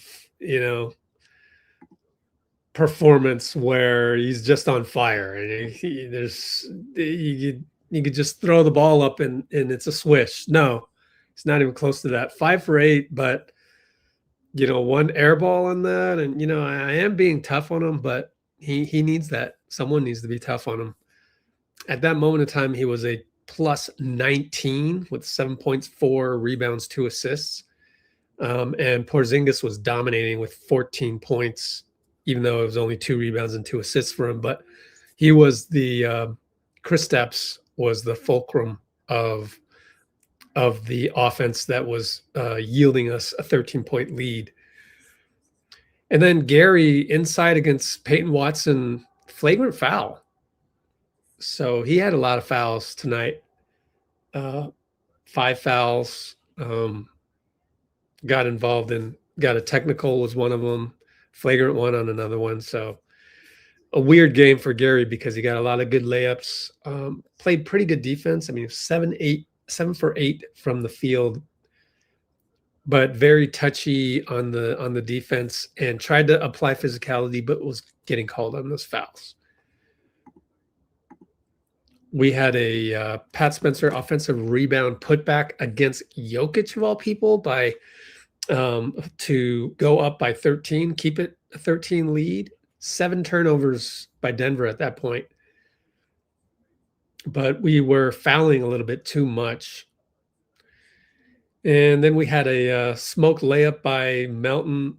Just another awful, awful game by Melton. I got him down as 19 for 61 in the last 6 games, maybe more. Let's check it. 19 for 61 in the last 6 games.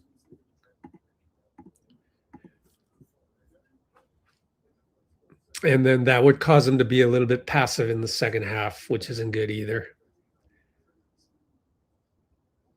So Pods can be just a roller coaster ride and totally unpredictable, which can hurt you as a basketball team, because he would come back after the smoke layup, which ended up with them getting an and one as Jokic drove. We were up 49-42. Pods would then not shoot the ball on 2 occasions in the same possession. And then there was a foul by Peyton Watson. So sometimes you get the Pods that you want and sometimes you don't.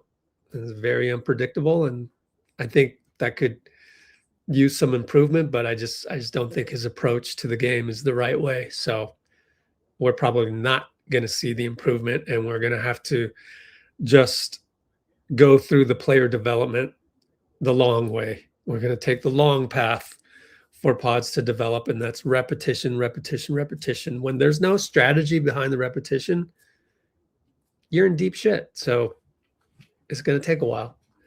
Now, QP had come in. He actually blocked a putback by Jokic. And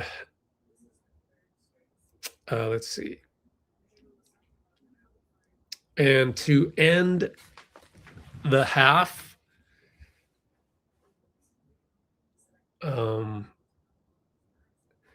Guy got a give and go on a sideline inbounds, which they've been executing to a T over the last week or so. We're up by 9. But then Guy missed a 3 on a nice, again, cross-court pass from the mid-post by KP. And then Jokic got a jump hook on an inside catch to cut the lead to 7 at halftime. But the play before the halftime, Pods attacked Jokic, missed inside the paint. KP was available. He was there on the outside. It didn't pass it to him. With what happened later in the game, that is 3 times when he needs to get the ball to KP and he doesn't.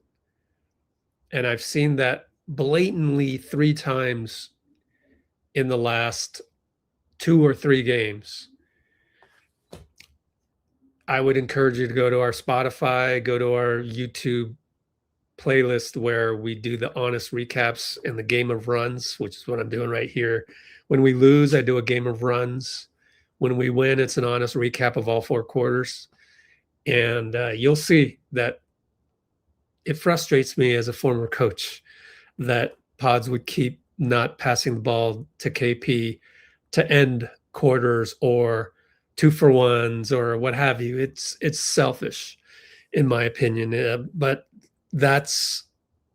I have to say that to an extreme to wake up. Like if I were coaching Pods, I would say it's selfish, because then that's the only way he'll listen to me, is to just go to the extreme, because that's an indictment. That's a judgment. No one likes to feel another person. No one likes to make another person feel bad.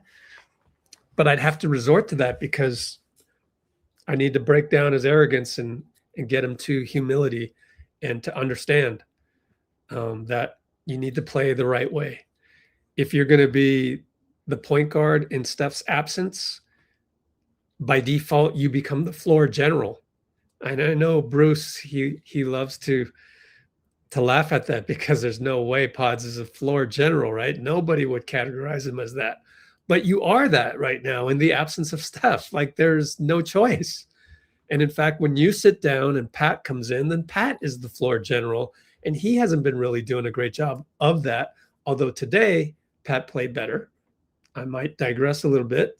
Pat Spencer 3 for 9, 0 for 4 on threes, but that means he still got 8 assists, 5 rebounds, 2 steals. But that means on 2-pointers, he was 3 for 5, which is he needs to be 50% on 2-pointers, no doubt about that. I've said that millions of times. All right, so we got KP playing near his ceiling. All right, so what went wrong in the third quarter? Okay. Right away, Cam Johnson got a 3 thanks to the Jamal and Jokic pick and roll action. That cut the lead to 4 immediately. But Gee comes back.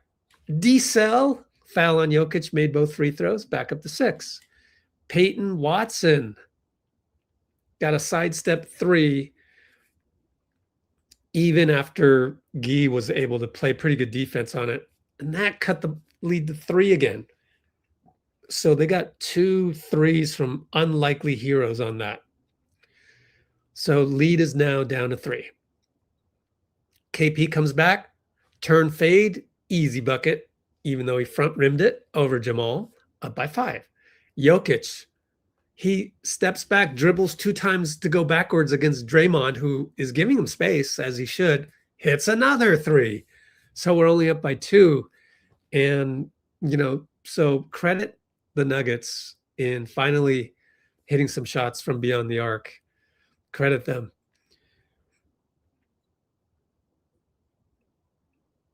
Pods went 94 for a layup after great defense against Christian Brown. It was a little bit of an early bucket. I would still prefer to work the ball around, but okay, I'll give you that one. And then KP got a jump hook over Peyton Watson before Jokic could help. We're up by 6, 9:22 to go. Another tough 3 by the Nuggets. Jamal Murray, all-star caliber against Melton. Poor Melton, man. He couldn't do anything on offense. He was 0 for 5, 0 for 3 on threes, 2 turnovers. LJ Cryer 0 for 6, 0 for 6 on threes. So we were really missing those weapons. And Melton, it seemed like anybody he guarded was scoring. So, yeah, unfortunately on that one, Jamal made it. And that was from the post, Jokic against Draymond. So we're only up by 3. Melton had a grenade next time down. And that was because he passed up a 2, was rather passive, and just the back and forth with Draymond wasn't smooth. He has no rhythm, and his decisions are probably at this point worse than Pod's even. And like Pod's 23 points, 5 rebounds, 2 assists. Like he's putting up numbers with the 23 points, but it's like they're still kind of selfish points, in my opinion. Now we had a deflection go out of bounds, and I was like, why aren't we challenging this? Steve finally challenged it. So we got the ball, but LJ missed another 3 off of a Draymond screen. But it's still kind of nice to see LJ and Draymond play the 2-man game. And then a fluke of a play. Guy Santos closing out on Tim Hardaway Jr. This guy always loves to shoot threes. Tim Hardaway Jr. today started a little slow, but then caught up 4 for 8 on threes. And this one, kind of like how Steph does, like made the 3, sensed the closeout, and did some extra action with the arms to draw the foul. So I can only say that that was good offense. It wasn't something that Guy could really help. And so that gave them the lead. 62-61 Denver with 7 minutes, 31 seconds to go. But next time down, we ran a set with Draymond and Gary. Gary caught the ball from Draymond. Layup, good. 7 assists for Dray. And later on, we would see late shot clock. Guy Santos posts up. We've been really liking his posts up lately. Attacks with the lowering of the shoulder, lefty dribble, drop pass for Draymond, and one against Jokic. That's his 3rd foul on Jokic, and Shavanch was in the comments saying, "Oh, is that Luka-like? Is Guy Luka-like?" And I would say yes. From the post, 66-62 Warriors. So what went wrong? I want to check my notes. I mean, we had a Podz 3 on an outlet of a rebound by Jokic. Pat stole the outlet, found Podz, 3-ball splash. That gave us a 2-point lead. Oh, that was after a Jokic 3 again, thanks to another pick and roll with Jamal. Jokic was 4 for 6 on threes at that point. And Denver finished 19 for 40. That's almost 50%, 47.5%. Nikola was 4 for 8 on threes, so would miss his final 2 threes, but that's a pretty good percentage. And that is when, with 3 minutes, 36 seconds to go, Podz became selfish. Well, I mean, I've already given you examples of him being selfish. So this is just another instance of that, and it turned out to be almost as bad as a turnover to the other team. KP open on the flare, on the pick and pop. He's throwing his arms up, which kind of adds to the problems. And 7 seconds later, Christian Braun, after the miss by Podz at the nail, scores a layup. Kerr screaming on the bench, but he's yelling at the bench, pass the ball, but he's not yelling at Podz. And I think Podz needs to be yelled at. Someone please yell at him. He needs the wake-up call. I'll do it. I don't know. I don't know why. That's just our culture. We've never really, yelled at Steph for those silly ones. So I guess it's okay. It's just our culture. We won't yell at anybody anymore. And Kristaps is brand new to the team, so he's not going to yell at anybody. He's going to throw his hands up in frustration, yeah, but that's all he can do. Well, we got lucky because Tim Hardaway missed a dagger, but then we got unlucky because KP was inside, turned around, shot the ball, missed it. It was a lot of contact. And then Tim Hardaway Jr. hits a 3 on the early offense. That's what he does. Timeout, we're down by 5, 74-69, 2 minutes, 51 seconds to go. On the ATO, Podz was still in there, even though I was begging Steve to take him out. And Nate Williams did not have a good game. 0 for 3, 0 for 2 from threes. Like, all of our support people played terrible in terms of the percentages. Non-rotation players like Nate Williams, Quentin Post, Seth Curry, Malavai actually scored in garbage time. But if I add that up, LJ Cryer,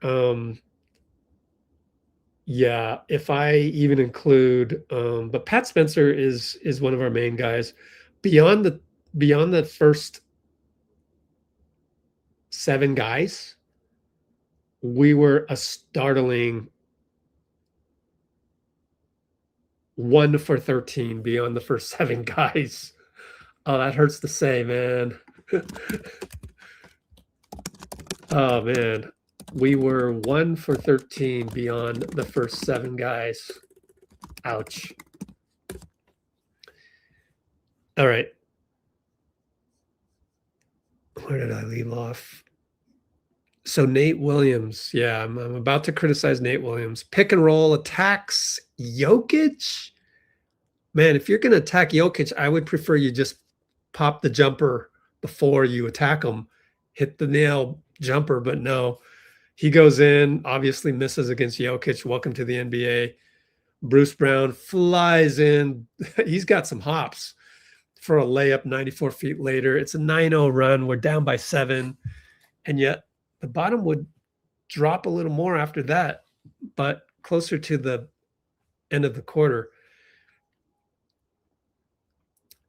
The great thing about KP was at that moment in time, he was fouled inside on a foul by Christian Braun on the switch, inside off ball.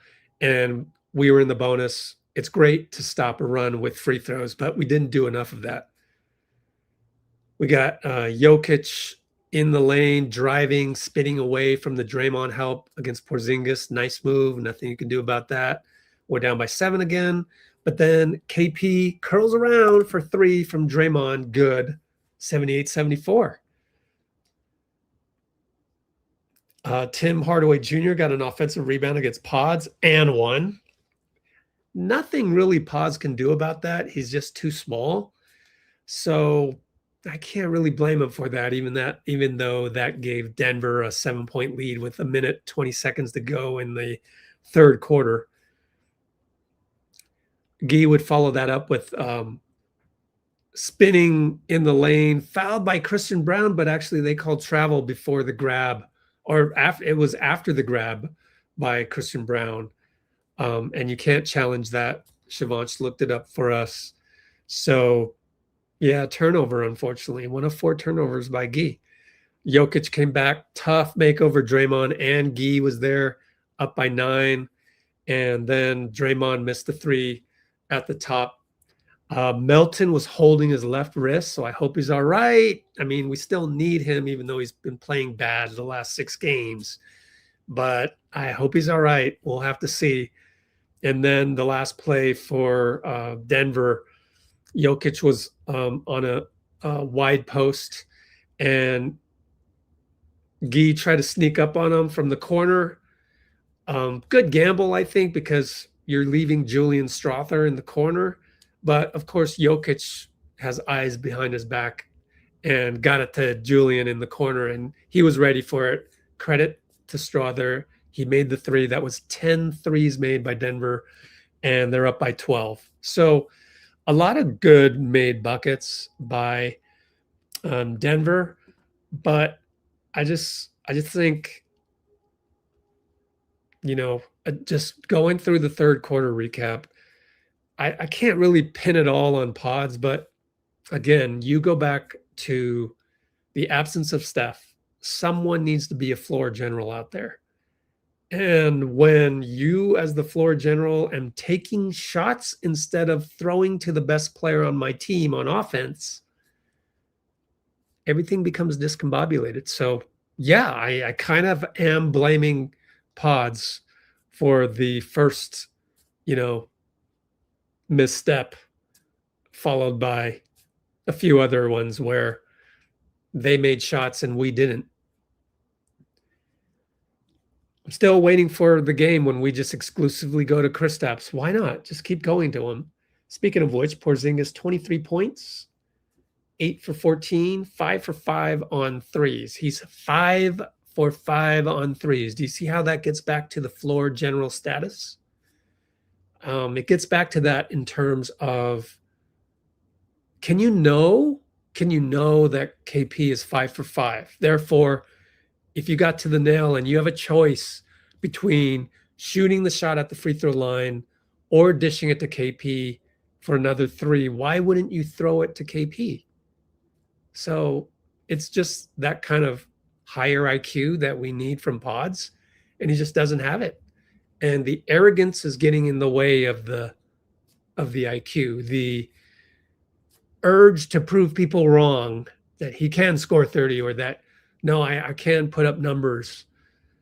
I think it's actually, is anybody else on the internet saying this? I think it's actually bad that he is notching 20 points a game. I would rather you get me 8 assists, 7 assists, 8 assists, 8 assists. That's what a floor general does. It's totally different than Steph, even though Steph usually starts games trying to be deferential. You, as Brandin Podziemski, not one of the best scorers, never been known as a scorer, you need to lean more towards the Chris Paul floor general type, not the Steph Curry floor general type. Like, there's a difference. So I think maybe being around Steph so much is actually hurting him right now. Odd to say that. But, yeah, again, the approach for Podz is all wrong. So don't emulate Steph in his absence. Emulate Chris Paul. Manu Ginobili. And we're just not going to get that. I'm convinced of that game after game. Now, fourth quarter, I'm not going to go through the entire fourth quarter. This, after all, is called Game of Runs. It's a recap of what went wrong whenever we lose. And that third quarter was a 40-21 outburst by the Denver Nuggets. But yeah, fourth quarter, I mean, Gary 3 left open, took an extra dribble even. That put us down by 9 because we started the fourth quarter down by 12. But then Gary would foul. Jamal would get an all-star post fade against Gary and one. That's his 5th personal. Had to sub him out for Melton. And Kristaps still has a problem of throwing the ball to the other team at times. Did that twice tonight. So that's something for Kristaps to look out for, because those are untimely turnovers that he's been having the last couple games. I mean, the game against Brooklyn, just too many turnovers for KP. I think he had 4 or 5. And so at that point in time, Jamal hit a 3. So now they're up by 15. We got a tic-tac-toe on the ATO because we call timeout. So Gary got a layup from Melton and Gee. Tic-tac-toe down 13. Podz even got a 3. Melton was turning into a bit passive. Melton, so the 3 gave him, cut the lead to 10. And then another turnover, Gee entry pass to Porzingis. That's when Jamal accidentally ran into Jonas Valanciunas. They were 4-on-5, but Julian Strother goes 94 feet, parting of the Red Sea. It's like we thought they were just going to call timeout or something. It was just incredibly bad Matador defense. Back up by 12. Melton drives, throws the ball to the other team. Yet another turnover situation. And Tim Hardaway, corner 3, light him up, dagger. Crowd goes crazy, up by 15, 8 minutes to go. Now, Podz would hit a 3 later on with 7 minutes, 30 seconds, and then hit another one. So obviously had 5 threes on the night. But it's all like, it doesn't matter to me when you're in desperation mode anyways. But that cut the lead to 11. So again, Denver would make their one more run as Julian Strother, as I said, against Melton. Everyone was scoring on Melton for some strange reason. Not that he was playing bad on defense, but they just scored over Melton every single time. Then Gee would follow that banker by Strother with a inside layup, faked out Jokic and smoked the banker. And it just felt like we didn't have any mojo left because Gee would hang his head. We tried. Porzingis came in. They missed 3 more daggers, Denver did. But KP would also start to miss mid-range banker over Bruce Brown too hard. And Bruce Brown comes back with a corner 3 dagger. So they were daggering us from the corner a lot. And so that put him up by 16. KP comes down later in the play, misses a dunk, and Christian Brown goes all the way 94 feet for the layup. There's only 4 minutes left, and that's it. That's too much. You have given us 3 knockout punches over the last 3 timeouts, 106-88, and we waved the white flag, game over. So really, the daggers were throughout the third, and it felt like 3 or 4 onslaughts by Denver. So I kind of credit Denver for having those onslaughts, but at some point you got to want to improve at certain things. So what are those things to improve? Well, Podz approach to the game and turnovers. Can't do those silly ones against a team that it wouldn't surprise you if they made it to the Western Conference Finals. So that's the end of my recap. Multiple haymakers by Denver, but also too many turnovers. Bad games, a bad game by Melton, LJ, and my ongoing dismay of Pod's approach to the game as more selfish than unselfish. Hate to say it. Those are strong words when you call a basketball player selfish.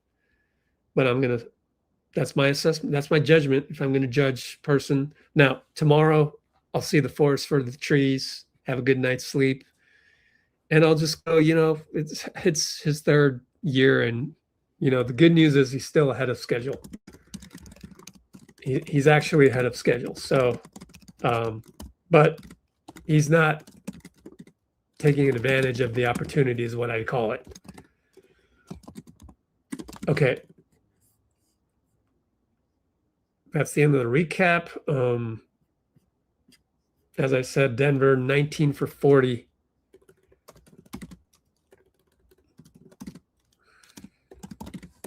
On threes. 43 for 86 field goals. So that's 50% from the field. That's incredible. You're probably going to win most games if you shoot at this clip. 31 assists. Now turnovers, we had 13, but a lot of them happened in the fourth quarter. Actually, I can probably count them for you as I end the recap here. Let's see how many we had, not counting garbage time. Well, let's count the fouls too. We had one foul. There's a turnover, 1 and 1, 1 and 2, 2 and 2, 3 and 2. Gosh.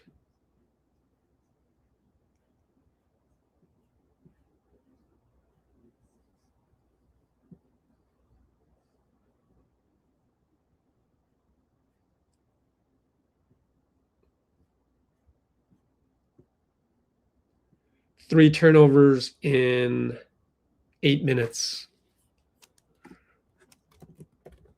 3 turnovers in 8 minutes in Q4. What's that? Over 48 times 6? That's 16. That's 16 turnovers in 48 minutes projected. So that's bad. End of recap.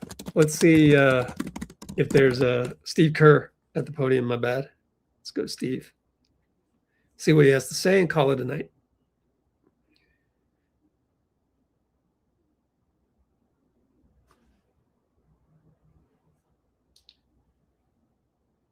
Yeah, Steve only talked for 2 minutes, 45 seconds.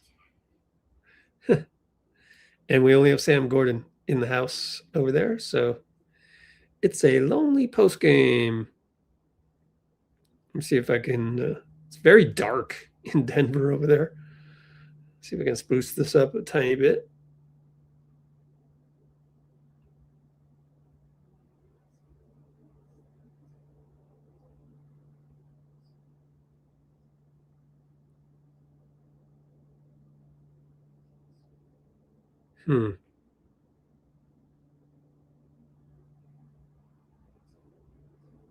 Okay, that's good.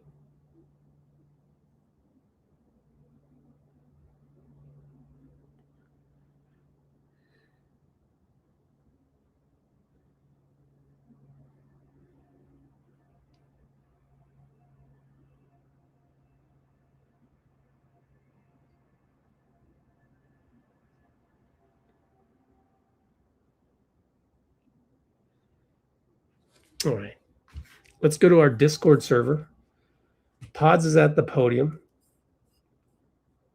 Now, I gave an intro to our Discord server earlier on, so I won't do that again, but there is the pinned comment at the top of the comments to join our Discord.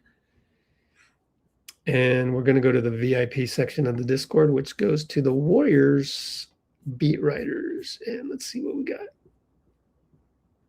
Sam Gordon, pattern of underwhelming third quarters. Oh, when you really feel the injuries and we need more depth. Yeah.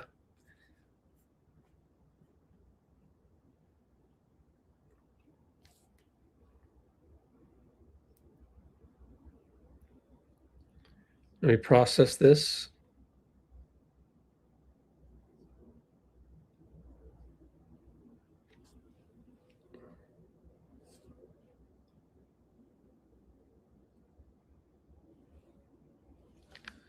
All right, let's see what happens on that one. Podz at the podium, so maybe we'll get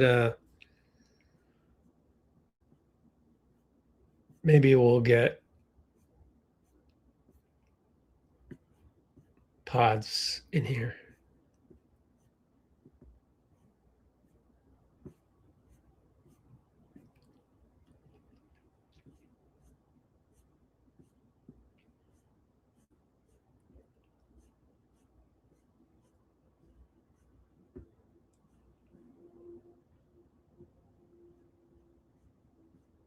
How's the poll doing?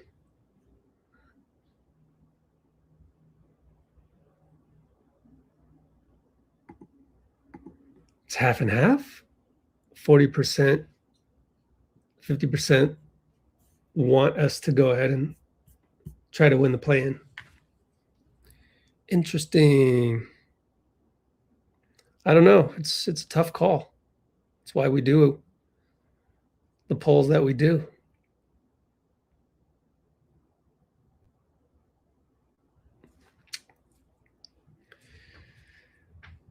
I don't know, man. I am still very excited when Kristaps has the game that he has. But then I'm also equally frustrated by Podz and Melton. And so mixed emotions on that. Let's catch up on comments as we wait for Steve Kerr to process. Actually, I'm not quite there yet on comments. I want to just check for the video. We have 35 likes. Cool. We ended up more likes to concurrence right now. Of course, things are tailing off. Here's Steve. Entire Steve post-game video now on.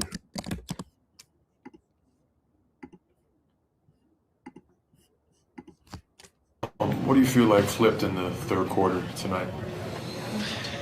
Well, it's kind of been a pattern of ours, a little bit. We're playing, a really solid half, and then we just can't sustain it. And I think that's where you really feel the injuries. You just need more depth, you need more firepower. But we've just got to keep fighting. We played a really good first half, held them to 46, and they really got rolling in that third, 40 points, 70 in the second half total. So kind of a combination of poor offense, leading to some transition defensive issues, and game just got away from us. What did you want to see offense? Like, where did the offense go awry in the third quarter? I thought our spacing kind of broke down. Third quarter, I thought we turned it over a few times, and as a result of poor spacing, just couldn't generate any advantages and got into some late clock situations. There's a couple of scoreless games now in the last three for D'Anthony. What are you seeing from him offensively? Well, he's banged up. His thumb is really bothering him, and I think he's pressing a little bit. He's dribbling into traffic. A couple of those we didn't space well around him. He had one kind of baseline drive. We didn't have anybody in the corner, which we have to have an outlet for our drivers. And when our spacing breaks down, we get into those situations sometimes. So D'Anthony will bounce back. He's had a great season. Last couple games have been tough, but he's banged up, and we'll help him get right. And I have total faith in his ability to bounce back. Yeah, another 20-point game from Kristaps. Just how do you feel like he's continuing to settle in offensively? Kristaps looks great. I mean, he's so talented. He scores so easily, and it's really exciting to think about him playing with Steph, with Jimmy, with Moses. Obviously, we're not going to see much of that, but he's such an obvious fit for us and such a talented player that it's fun, just to see him in a Warriors uniform, see how talented he is, and he looks very comfortable out there. I think he's enjoying playing with our guys and playing in this style, and very, very talented player. Thanks.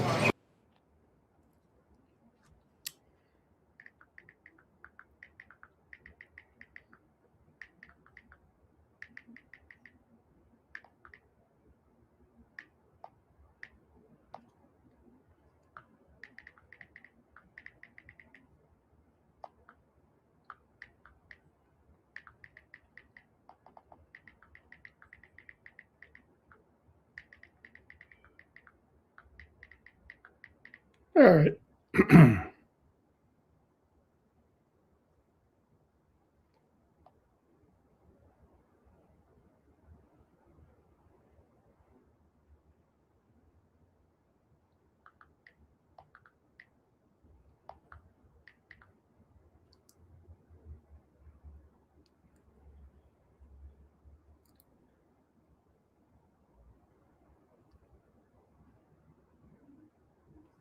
Doing a little social media.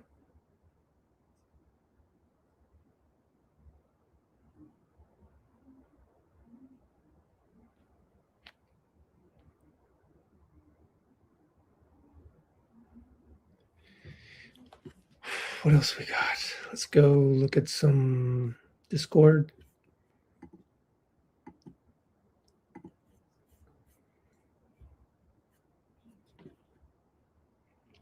His thumb is really bothering him. That's why.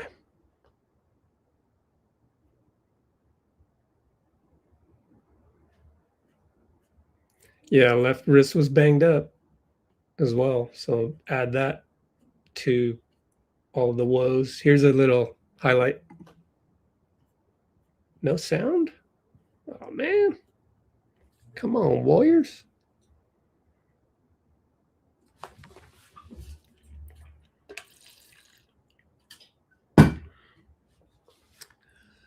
Yay.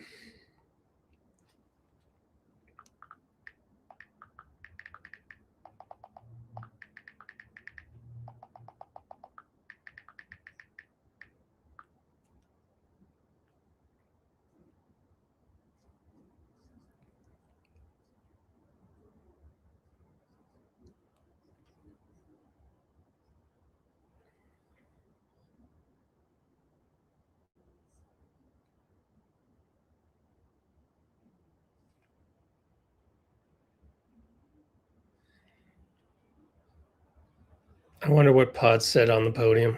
We'll have to check with Sam Gordon, I think. No, there's not a lot of beat writers out there in Denver, so couldn't post in a walking boot with a limp.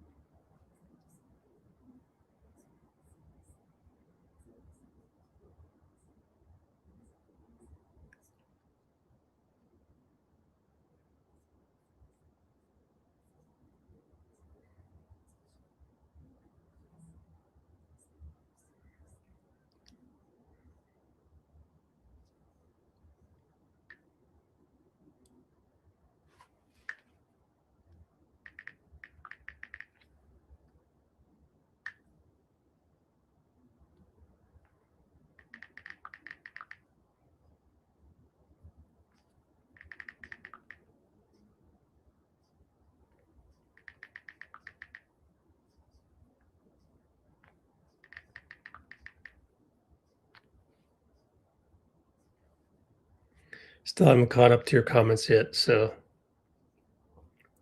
got a ways to go on that one.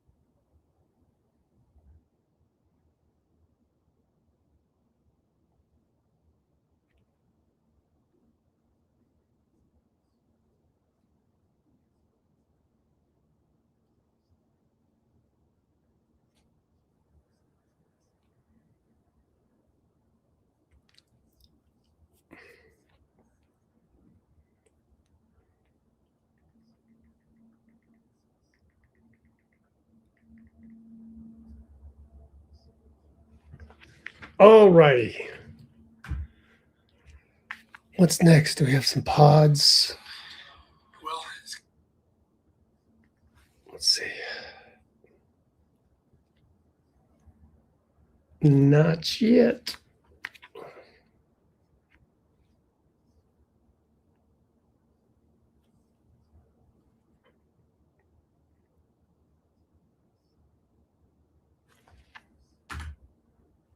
right. Podziemski on a scoring surge. I'm not really thinking about that. Then why do you shoot so much? I don't understand it. You are thinking about it. The approach is wrong. Ask him about when KP got mad he didn't pass him the ball. 14 shots. You should not be leading the team in shots. KP should have 20 and you should have 8. I'm just saying. Gotta know that. Late second quarter turnovers. Was it the second quarter or was it the fourth? Late second quarter turnovers. Let me check that one for you.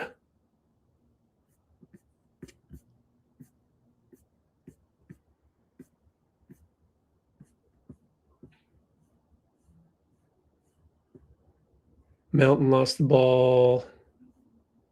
Gee lost the ball. No, you remember wrong. Besides, I just did the recap. It was the fourth quarter. See the inability to recap the game in your mind. You got to be able to, like LeBron would be able to tell you exactly what happened. Usually Steph can as well. To his credit, no turnovers for Brandin, so I'll give him that. I think it's just the shot selection. But it wasn't just that killed us. Again, can't blame the whole game on Pods. Brandon, what do you feel like flipped in the third quarter? I think it had a lot to do with the second quarter down the stretch. We had 3 possessions where we turned it over, a couple of them in transition. Although it didn't result in points, I think it just gave them a little bit more confidence to hang around. And then third quarter, we turned the ball up a little bit too much. They had some tough shots too, but I guess a good team, when you're not at full strength on the road, you got to play pretty close to perfect, and we weren't that tonight. Where do you feel like you guys could have been sharper offensively in the third quarter? Yeah, I think some of it comes down to making shots. Some of it comes down to getting into things that we want to get into. But I think it really started with the turnovers because they're a really good transition team. So many guards? What?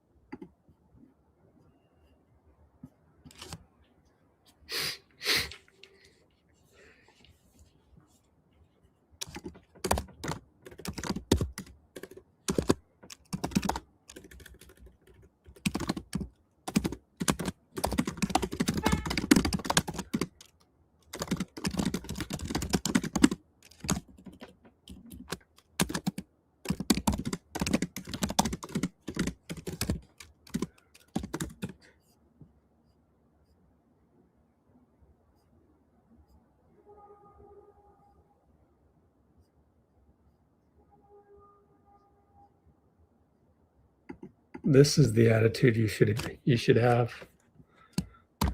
Not be mad at Steve Kerr, blame Steve Kerr. That's ridiculous. I think you can draw a line in the sand. People mad at Steve Kerr versus people not mad at Steve Kerr. It's pretty easy to figure out what's up with the people that are mad at Steve Kerr. But I don't want to sound like I'm judging, and I don't want to make you feel bad about yourself. That's not my goal. However, you guys try to make us feel bad about our team. It's a constant disease of social media to make someone feel bad about something. The best that I can do is make you aware that that's what you're doing. When you go on and complain on social media, or you try to throw somebody under the bus, you're always trying to make someone feel bad about something. That's not cool. That's why people call you bullies, but you don't understand it because you're all caught up in it. You don't think you're a bully. You literally don't think you are a bully, but you are. And especially online when it's anonymous. I don't know who the hell Mahesh is. Like, in that environment of social media where you're just thumb typing complaints, complaining about life, which then bleeds into the Warriors, and you just want to blame somebody that's an easy target. That's bullyism, by the way. Oh, Steve, yeah, he looks like a wimp. I'm just gonna, plus everybody else is blaming him. That's what happens. You gotta understand that it's the app that's encouraging you to do that, and you just feel worse and worse and worse. Then you turn into Anakin Skywalker. Instead, because I love the game so much, and I used to run basketball leagues, 125 teams over the Bay Area, 1, 2, 3 days a week. Took teams to traveling tournaments all over the United States. I've been in a lot of gyms, and a lot of shit will happen, just like in real life. I've had guys leave my team, defect, just like KD and Kyrie. I've had fights with teammates. I've had everything that you've seen in the NBA on the court has happened to me, even off the court, or has happened in my presence. And so what I bring that up to say is that with, 100,000 hours in a basketball gym, probably a slight exaggeration, definitely 20,000 hours. I love the game too much to blame people. It's just basketball.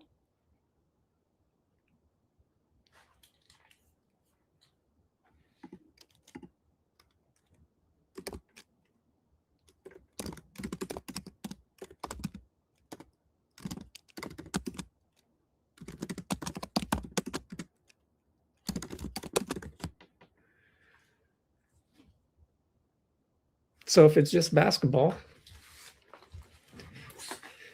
why are you throwing people under the bus? Do you want to learn the game? See, I'm trying to teach Sid all these questions. We've actually been through that a million times here over the past few years. But yeah, but at least you're framing those questions as questions. Like, at least it seems like there's a possibility you actually want an objective, valid explanation for your concerns.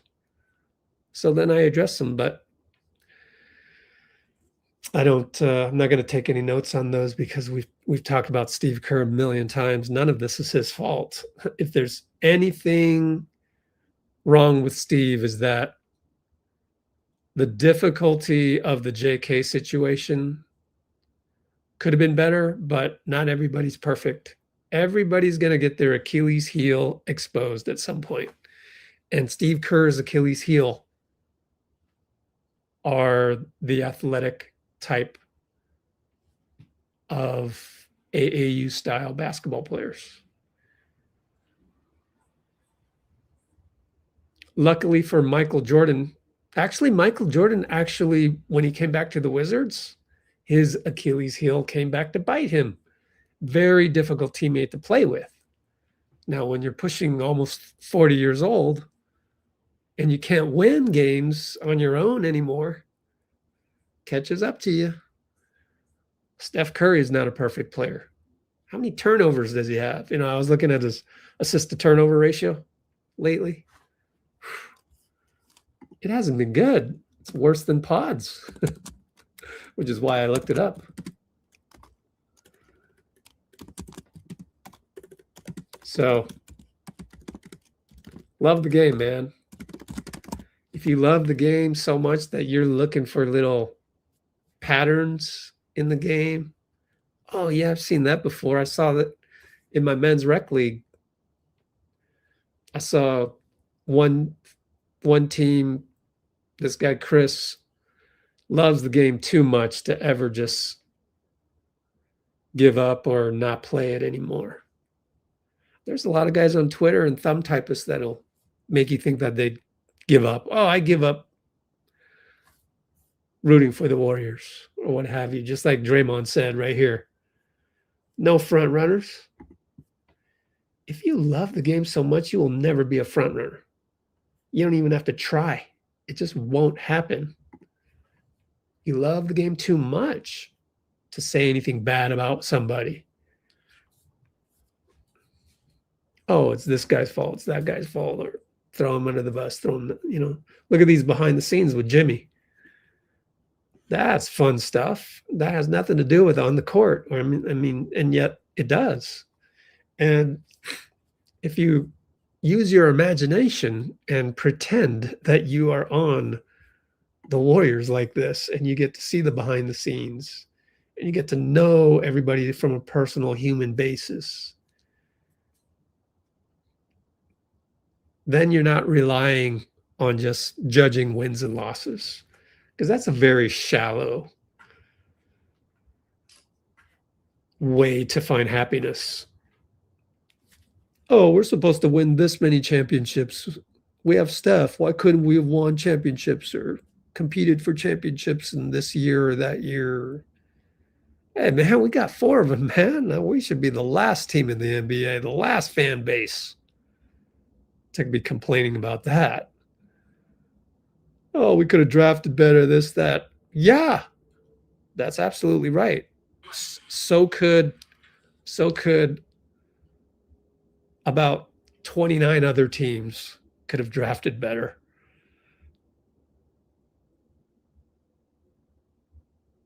Gary Payton and BP are at the podium. Very short stints by all of them. I don't even know if I want to really cover those because just really short. So no need.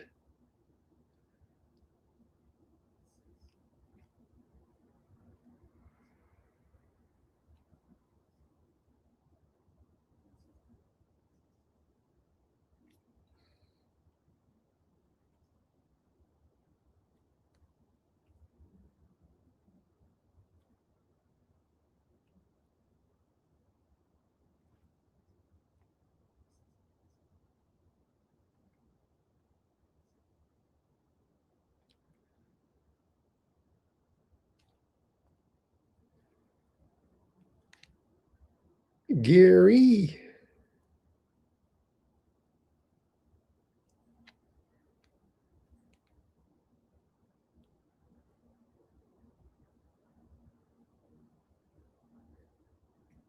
Boy, Gary fouled too much tonight.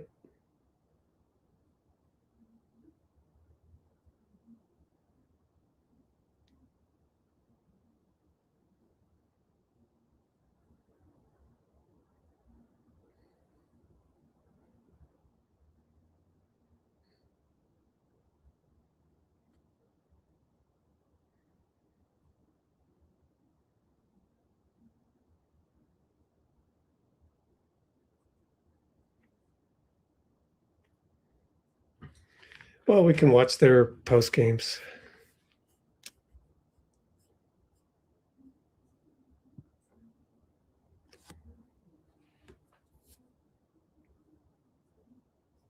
Team offense.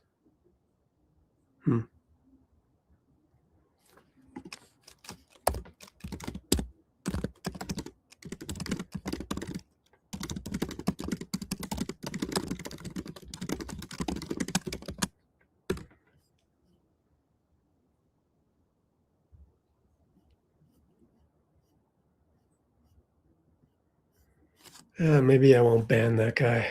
All right, fine. Go back and not ban that dude. I just can't stand it when they come to this and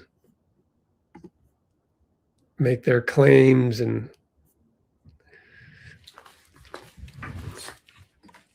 decide that they're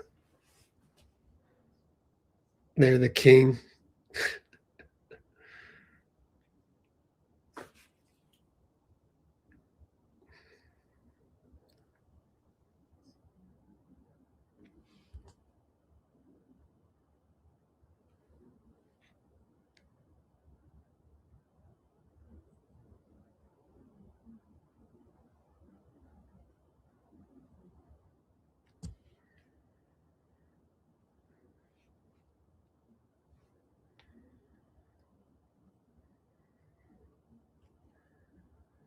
Wonder if we'll get KP at the podium. Let's check Sam Gordon.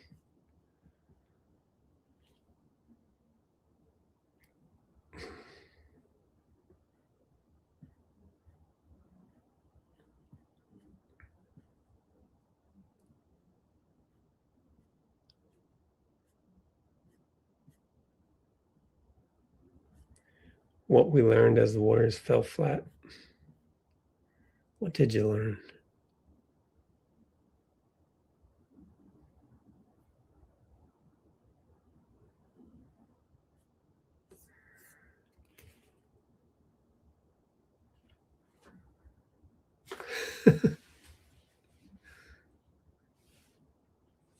All right. Just waiting for Steve, Podz, Gary. I wonder, though, if we're going to get Kristaps. That'd be nice. I really do want to hear from Kristaps.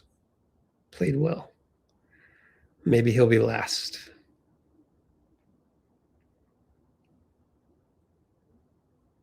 One of the problems with having such short podium interviews post-game is that we only have Sam Gordon out there answering the questions.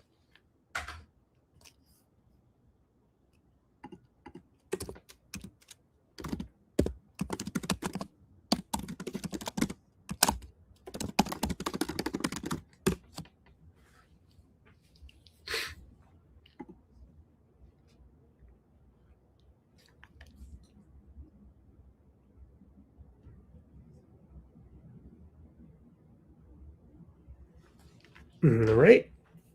Still nothing there. Let's check the NBA live feed because maybe there's someone else from Denver, but no.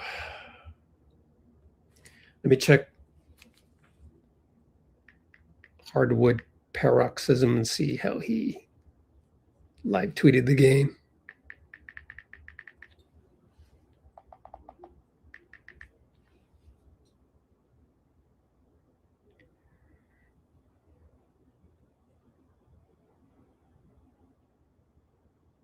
Caitlin Clark said Jokic is the best player in the world, and Bennett Durando of the Denver Post said that he asked Jokic about it, and he says that we have the same agent.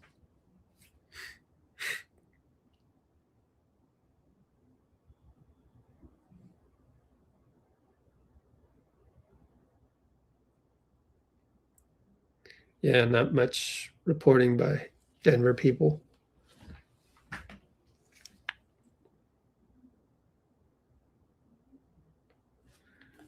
All right, let's take a look.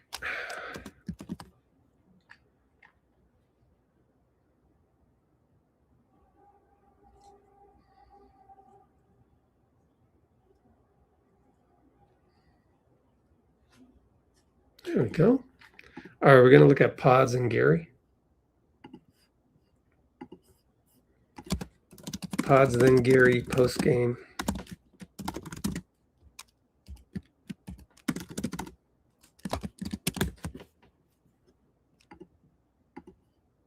Have to get through.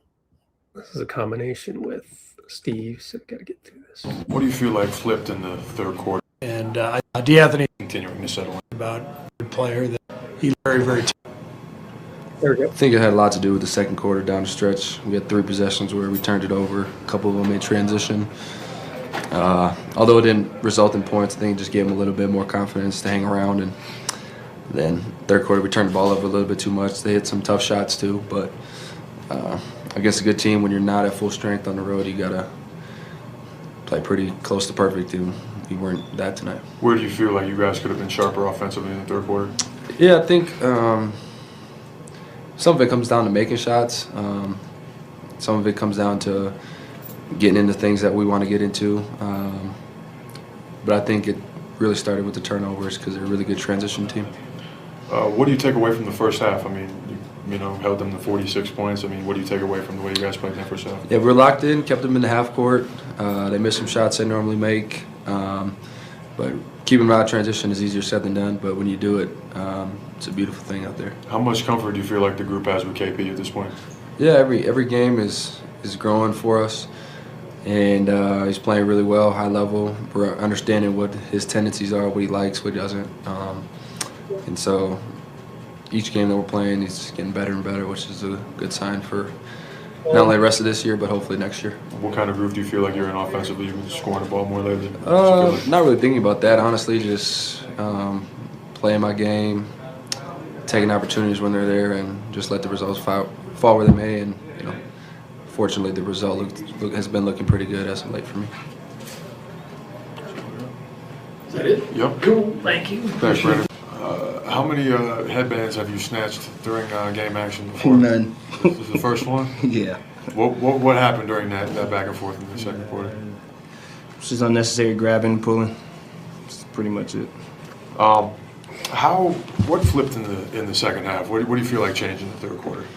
We just lose focus, and good teams are gonna capitalize on us losing focus and going to run. So we just gotta stay locked in those third quarter stretch right out of the break. So if we can stay locked in and limit our turnovers or just limit our opponent's runs, put ourselves in a good position. Steve mentioned, the pattern of third quarters, right, where this, has happened a few times. What are you seeing commonalities there when that pattern happens? Yeah, it's just we're bad in third quarters. We gotta stay locked in for 48, and third quarters just seem to be, the quarters that we lack focus. Is it challenging? I mean, the effort you guys put forth in the first half. Is it how challenging is it to sustain that being short, undermanned like you guys are now? No, we can do it. Just gotta stay disciplined. Just stay to what we was doing in the first half. That's just really much just discipline. Stay disciplined. Come out the half. Continue to do what we did in the first half, and and that'll help us carry on. Through the rest of the game. And what about that first half? Do you want to sustain forward the rest of the week with tough back-to-back coming up later? Yeah, we talk about this, and with tough teams, they're gonna capitalize. When we lock out for that, those possessions, those 2-minute spurts. So, we just gotta learn. Gotta learn quickly. How comfortable do you feel like the group is with Kristaps at this point? Oh no, we're good.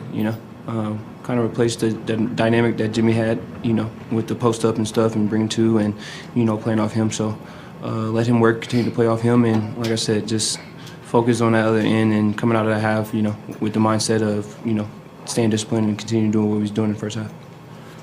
You guys are great. Weird dark palette out of Denver there, huh? On the color. All right. So as he was talking, said lack of focus. So I want to do an addendum to the recap. In conclusion, Gary on podium said lack of focus, but I recall just big shot making by Denver, but they hadn't run away with it there yet.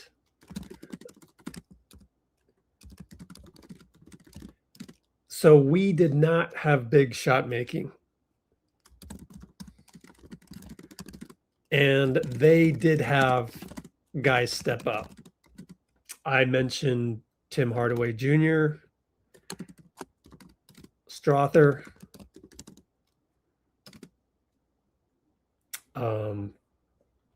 Peyton Watson, and Bruce Brown on 94 feet layups. And remember what I said? Our bench beyond the first 7, our 8th through 10th players were a combined 1 for 13. And that's with Malavai. That's with garbage time. So if I look at Malavai, so it was actually worse than that, because Malavai and Omer only played the last 4 minutes. So, oh, wow, it's bad. 0 for 5, 0 for 11, 7, 8, 9, and 10. No, 8, 9, and 10. 8, 9, 10, 11. 1, 2, 3, 4, 5, 6, 7, 8, 9, 10, 11. Our 8, 9, 10, 11 players were a combined 0 for 11. And you just can't have that. So you could chalk this one up to a little bit of that.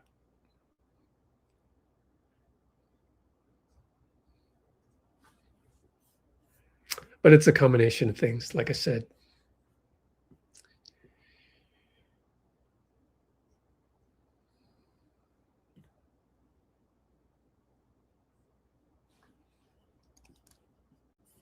One last look at Discord, and then we'll call it a night, because there's literally no other content for tonight other than, stuff that I've already talked about.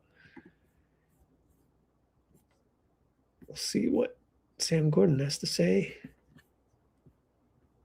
Oh, gotta go to the Warriors beat writers. So DeAnthony Melton is banged up. Yeah, so and that, and DeAnthony Melton. Oh no. So actually, if I include DeAnthony, plus DeAnthony's 0 for 5.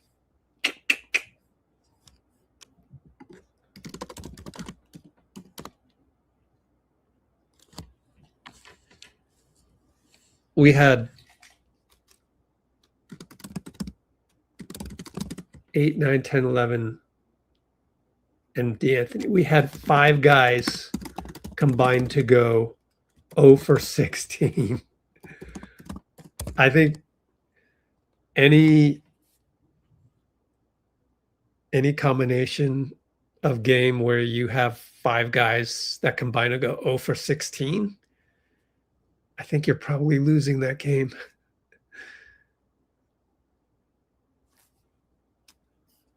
Yeah. All right, let's end the poll. So we can call it a night. And it looks like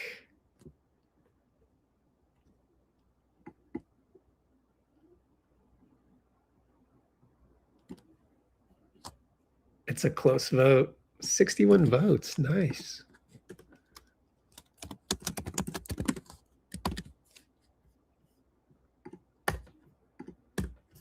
I want to screenshot that.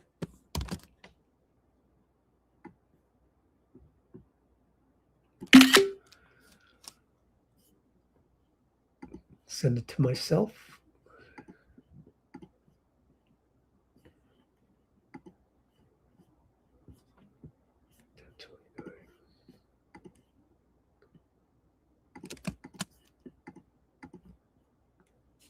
All right, folks, that's all I got for you. Next lives, Wednesday, April Fools, Spurs at the Warriors, 7 o'clock at Chase Center. Thanks for joining. Thank you, Sid. I agree with you on the draft stuff.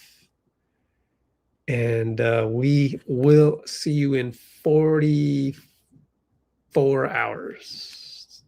Thanks, everybody. That's all I got to say is just us 1, 2, 3. And Brate, chin up. It was a good performance actually tonight against a very strong team. Final Four type team in the NBA this year. So played well, just couldn't sustain it completely. Still going through growing pains with Podz and all the other youngsters off the bench. And Melton is still not himself, but apparently has been dealing with a bad thumb. I would assume it's his right thumb being, shooting hand, and then hurt his left wrist as well. So we'll see the injury report in, 40 hours or so. Thanks everybody for joining, and we'll see you Wednesday, but tomorrow I'll probably post a couple new videos, recap, diatribe on pods, and maybe some other stuff. So I hope you can come back to the channel between now and the next stream. Take care, everybody. And yeah, the next stream will be Porzingis against Wemby. I hope he plays the whole back-to-back. I hope so. We'll see. Bye.